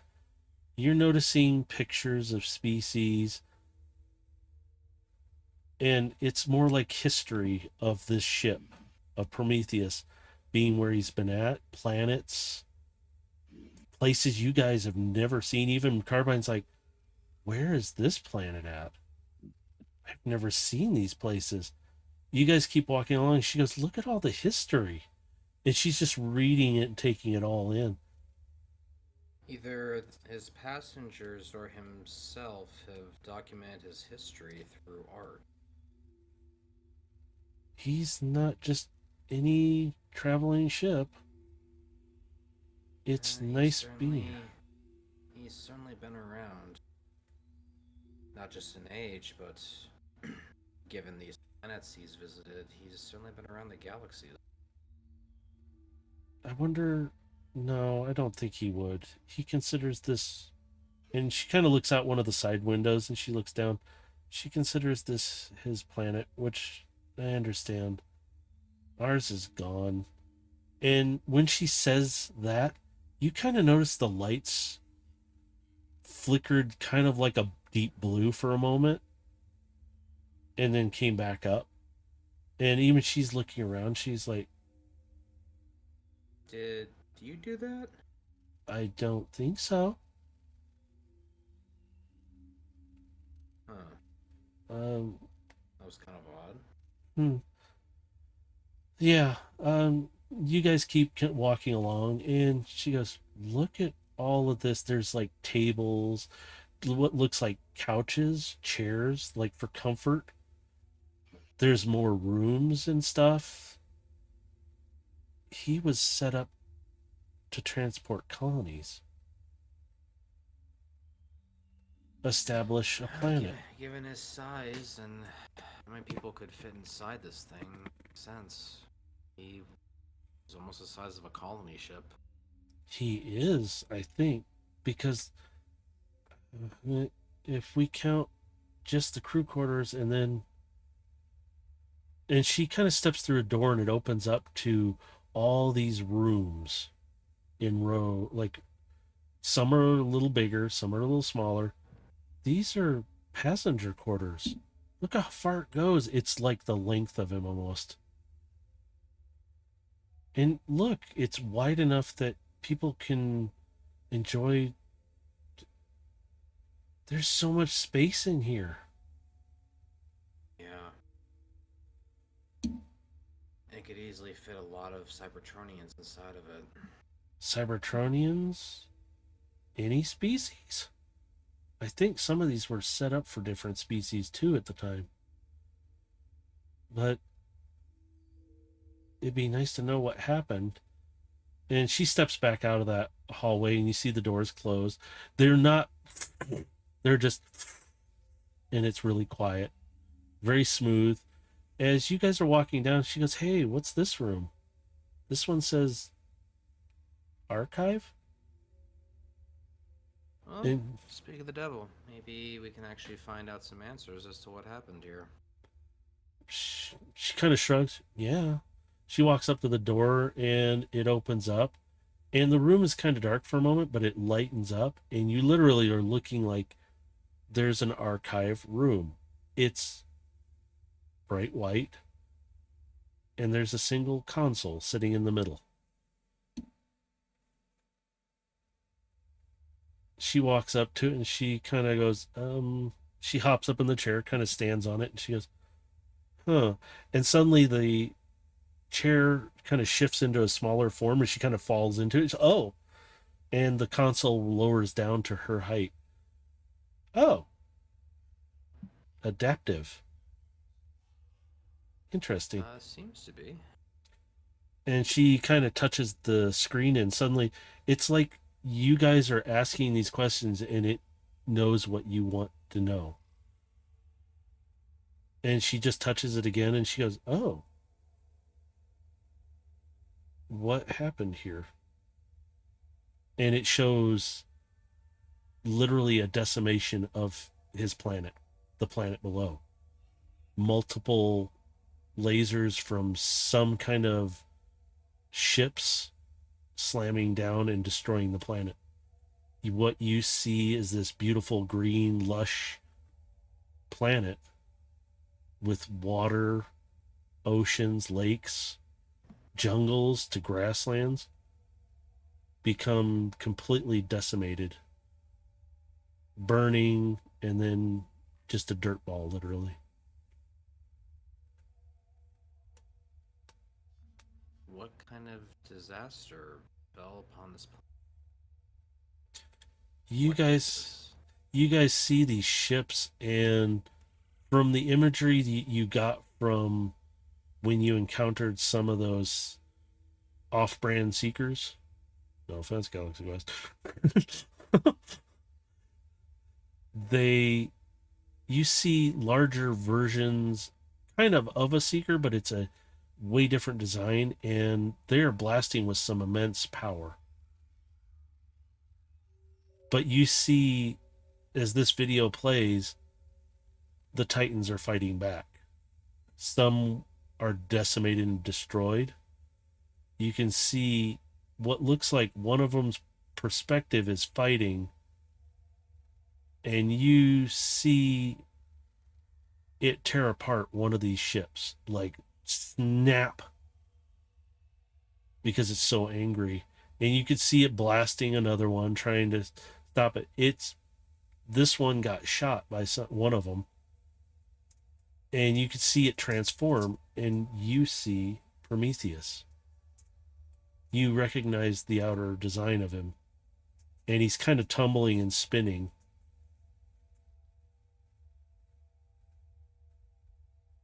As he's watching this, he's just gonna ask Carbide for like confirmation. Is this the Unicron Wars?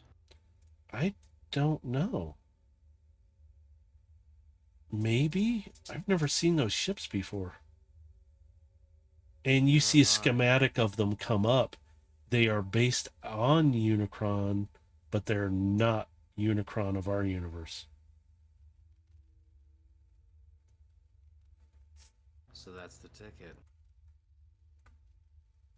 All this. It's not our universe.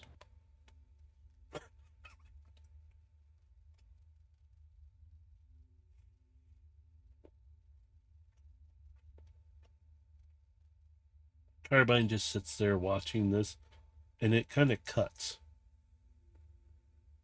And you see it flip to him viewing the promenade, and you see Creus, the live Creus. And you can see him doing something, and he jettisons out on a pod after that. You can kind of see it like he was going to leave and come back.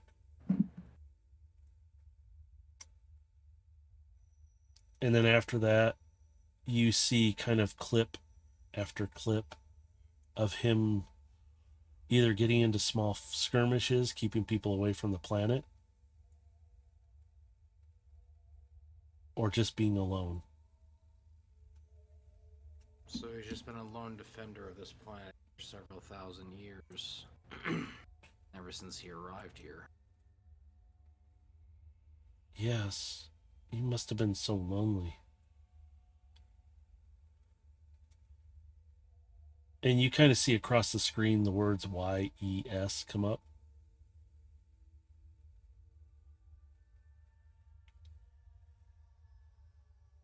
Carbine kind of touches the console again. You're not now. And it kind of goes blank again.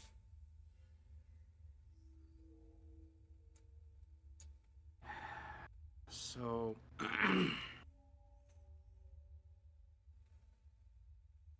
if I'm just trying to piece all this together, back during the Unicron Wars, something happened that opened up the multiverse essentially to Shockwave, and he's been pulling things through it for who knows how long. You see across the screen, no. Well, help me fill in the gaps then. Where am I lost? Trapped. Here. But you were pulled here by an exterior force, Shockwave, correct? He was.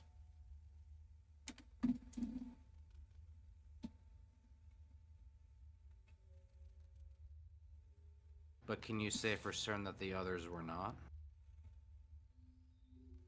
No.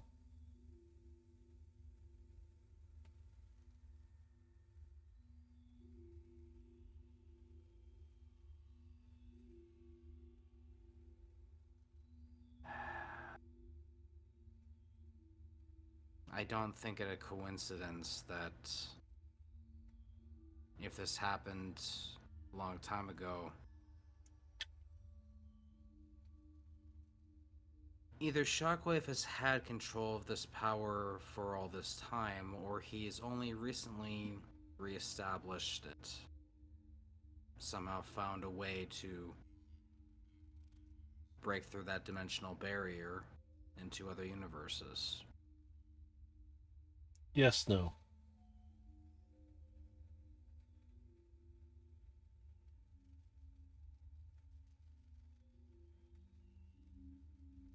Are you saying yes to him having the power this entire time, since the Unicron Wars? Yes and no. Elaborate. Yes. And you see text coming across. Had power. Lost power. Trying to regain power. Unstable openings. Not to other universes. To other universes. Unstable. Ash. Made unstable. Now stable.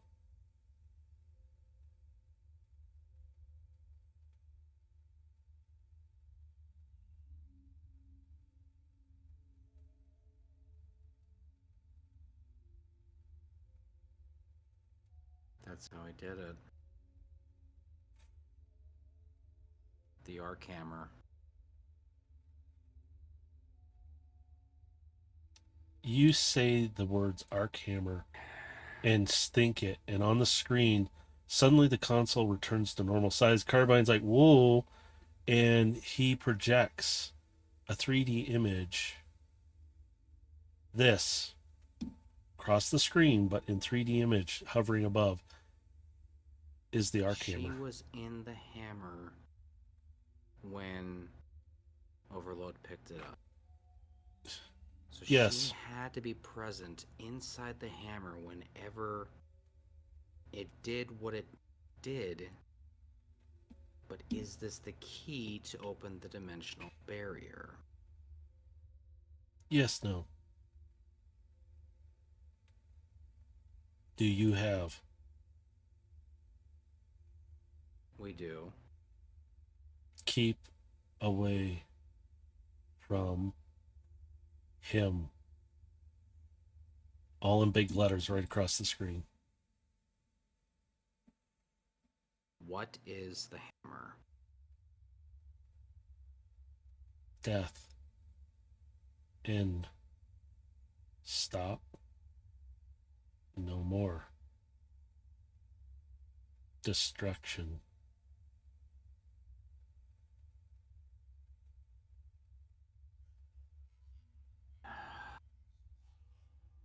I have many more questions, but very well. We can save them for later. He just kind of turns to Carbine.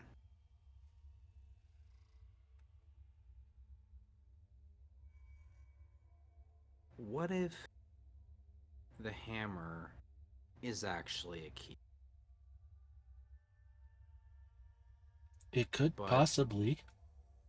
I mean, it generates a lot of power, but it takes a lot of power. It siphons a lot of power too, which is why I thought maybe only a prime could wield it, because who else could survive that kind of power draw?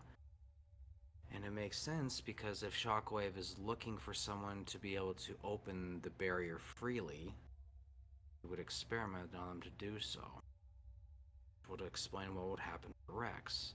He was trying to find someone who could open the barrier without killing themselves to do so. He never found that in Rex. He had to find it in someone else, in something else. What if the hammer is, well, a give and take? But it would have to be, like you said, somebody else to give enough power. But who would have that much power? It has to be, if not a prime, then someone nearly on a prime's level to be able to deliver that kind of energy.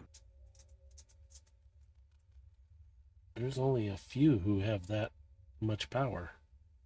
And I don't know where they're at. And given Shockwave's experiments, he can't do it either. But he had to find someone, something, pull it off. Yes. I'm wondering who, though, but even then, how? And how can we stop whatever he's doing? He discarded the hammer.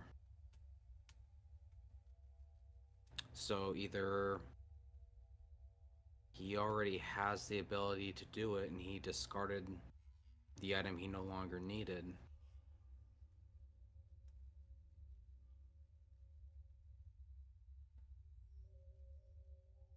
I don't know. He found something. Something that's giving him the ability to do this. Maybe not at will, but at least enough to get him what he needs to further his own gains.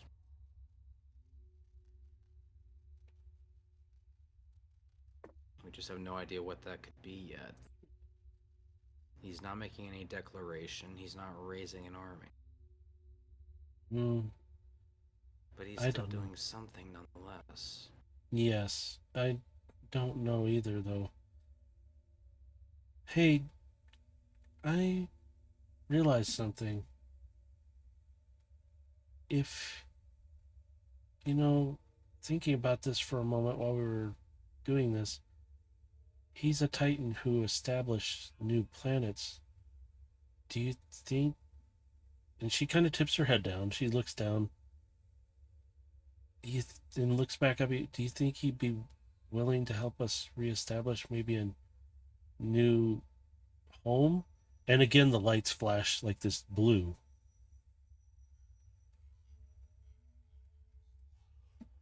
You saw that, right? Yeah, it's responding to us. Pretty sure it's listening in on our conversation. You can see on the console, yes. He just tells her telepathically as he gestures to the monitor. See what I mean? She doesn't move, yes. In your head, you hear the word yes just from her. She's just like not moving, like, like, yeah, like looking and observing you, but she's saying yes in your head. Because she's not trying to give anything away just in case if anybody's watching. Mm-hmm.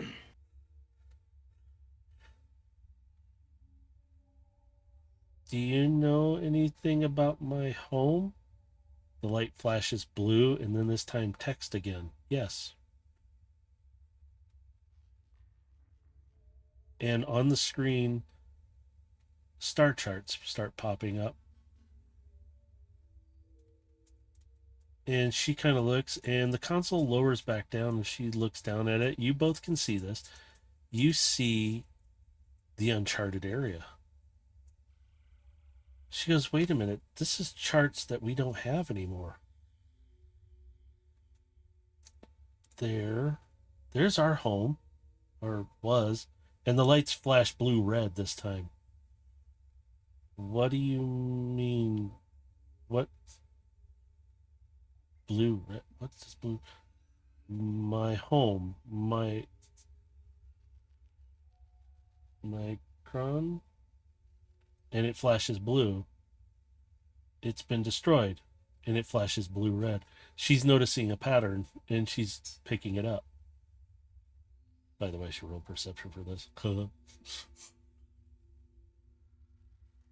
Gilgamesh? I don't know what's happening, but this is my home still there? And it flashes blue, and then the screen goes yes. The chart disappears. What do you mean, my home? They said it was gone, and the lights go red, and they stay red, and then the screen changes. It was made to look. You see this video playing out in the star charts. It's like somebody has erased the star charts, but his comes up. This is the star chart disappears, and you see text writing across. You cannot erase the star charts from a Titan. And it Do you flashes know back why up. they were erased in the first place? Hide something. Hide the world or hide something on the world? Unknown.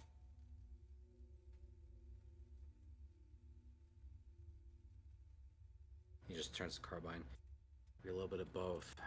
Could be hiding the world, deleting the star charts purposely to shield its existence, or Yes. Across the screen. Unless you're saying that in your head. no, he's speaking out loud. He knows he's being listened to, but he's not revealing anything that isn't already known. In his state, Prometheus is communicating in a very low state. So this is the reason why he's responding the way he is.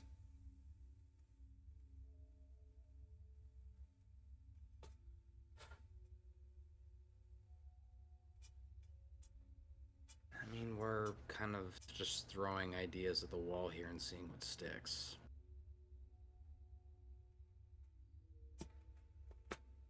Yes, this is a lot to take in. Prometheus, if it's okay, I'd like to come back or be able to access this again. And yes comes across the screen. I need to recharge. I'm kind of low on energy, and this is a lot. Yeah, he kind of examines his right hand again as he's checking the mechanisms to his dimension door. Like, everything seems to be good.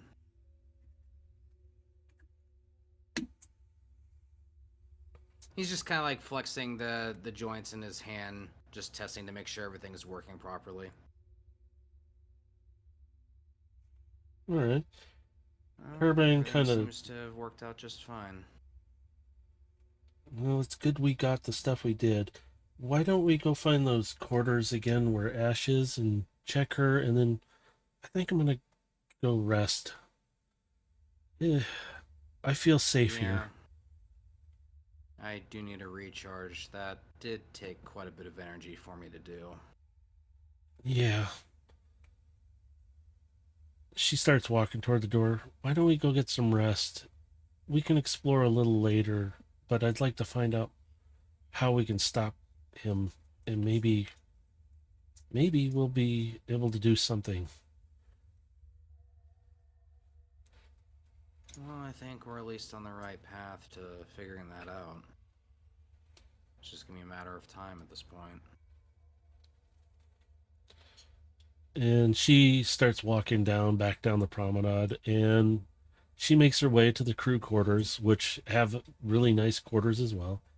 She walks over to the door, and the door slides open to Ash's room, and she's laying there charging. And you can see above her head a readout. Her state, her how she's doing vitals. She seems to be doing very well. And Carbine's like, well, that's fancy. And the room is really nice. I'll let her rest. And she kind of steps back and lets the door close. And she kind of turns and looks at the room next over. She goes, I think I'll just crash in here. I don't know. Where do we want to crash at? I don't really want to stay out here alone. Well, let's go find ourselves a place to recharge, and let's just go recharge.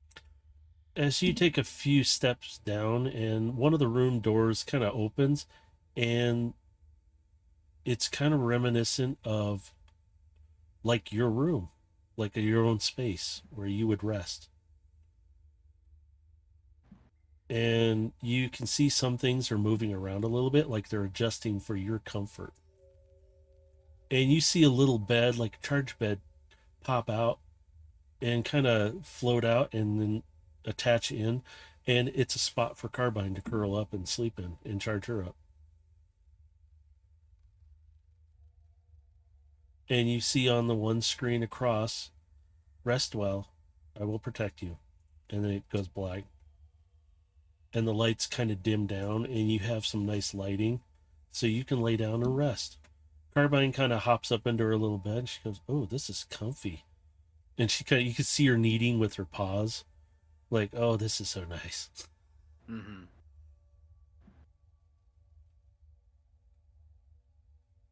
So as you two go to charge, Overload, are you going to charge, or are you going to break something?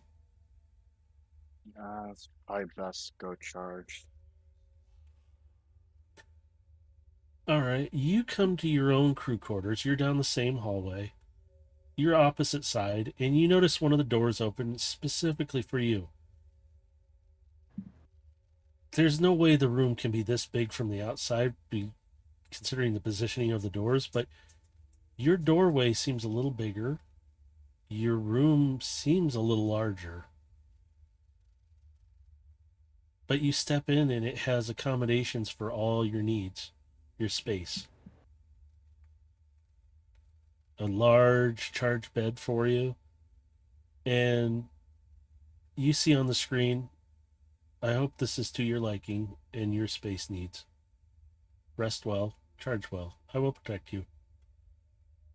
And the screen goes black.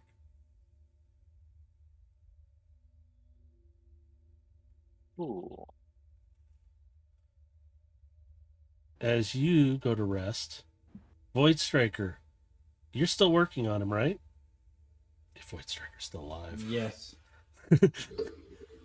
He suddenly all the arms stop and tap on you. One of them kind of ting ting ting and kind of gestures, go ahead.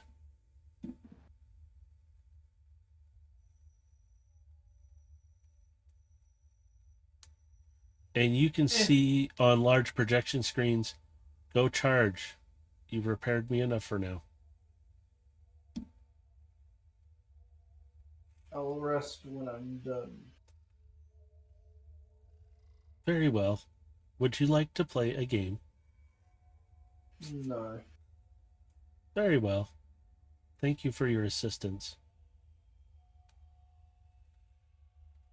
As you continue, yeah, and he just sits there.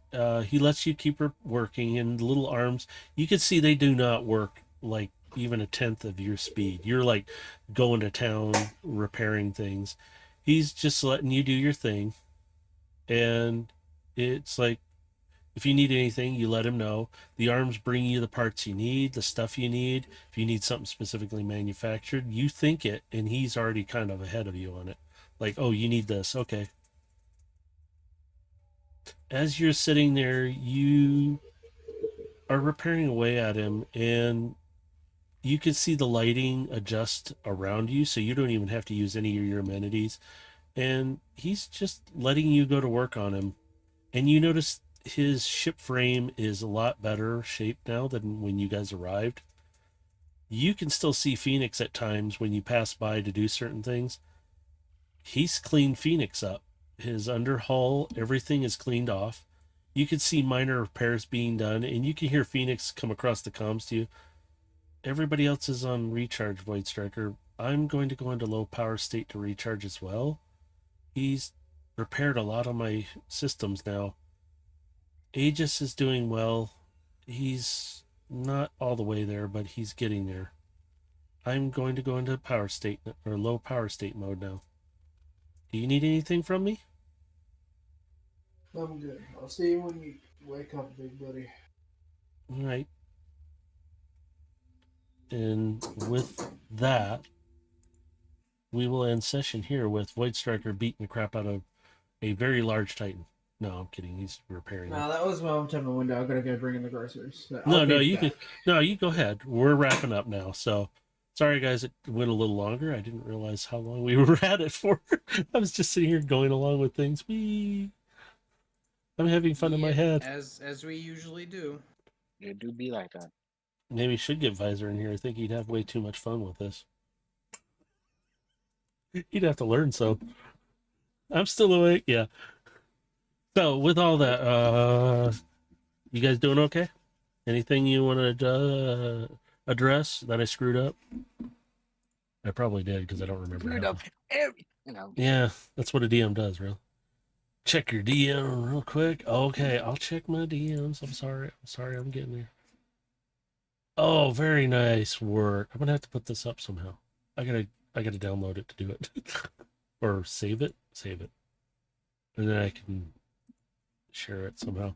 I gotta get the scrolling thing, the slideshow again going, because I missed that. Because it's fun showing off the works. Yeah, I'm gonna set it all up now that I'm starting to feel a little better, but I also got work coming up now. Yay! But hopefully things will be a little better. But I wanted you guys to have a little fun on the Titan, to explore him, because you have a bit of a new ally. He will not be available. You just use it at whim, but he will be a benefit to you in some form. I'm back. Oh, great! There goes the whole game. So, I'll just wrap, unless you guys want to talk about anything, but I don't want to. I'm tired. Yeah, no, I think we're good for Yeah, tonight. Dave needs to get some more rest anyway too. So. All I have to say is I want that sword. I mean, Uh, I'm not I'm not gonna lie, you have opposed no go to rest, giving you the Galaxy. sword. Go Out rest, of Galaxy. character, I know exactly what that sword is. And Appreciate I want it having out you of here. character. In character, I don't. And here's the funny thing is, what is the sword? I'm going to leave you for that fun. Don't say it out on here. I So, feel like I know what it is. so You know, I'm not the Star Transformers fan. let's just put it this way. It's something I can explain a little bit out of stream, not on stream. Oh But yeah.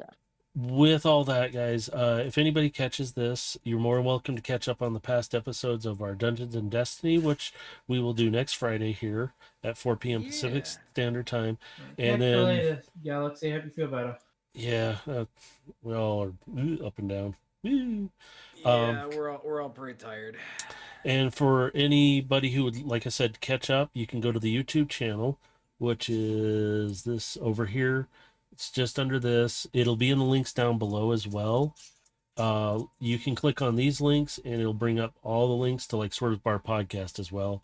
They do theirs. They talk about Transformer stuff. So if you're a fan of Transformer stuff, check them out. You got in the Twitch channel as well as here, you can see Space Ghost Dave's Twitch channel there, and Frost and Merc's Twitch channel. He does stream as well. They all occasion, so check them out so you get notified. Do the little bell icon thingy or whatever they call it. You can see all my junk there. Whoopee, who cares? But yeah, all the videos are here and stuff that you can catch up on. I'm trying to remember what else I was going to say. Now I don't remember because I don't know yet. So, is there anything you guys want to plug, don't want to do, destroy yourselves, rip off a leg? Okay, see, that answered it. All right, go ahead, guys, go ahead and say bye. There we go, bye. We'll see you next week. Get some sleep. May the coming cold guide you. So thanks for pretentious. And then with mine, as always, wherever you're out in the world, have a good morning, good afternoon, and good evening. And be safe out there. People are nuts. They ain't nuts. They just completely freaking crazy. So, bye, everyone. Wherever the stop button is on this thing, because I don't have it set up on the stream deck. There it is.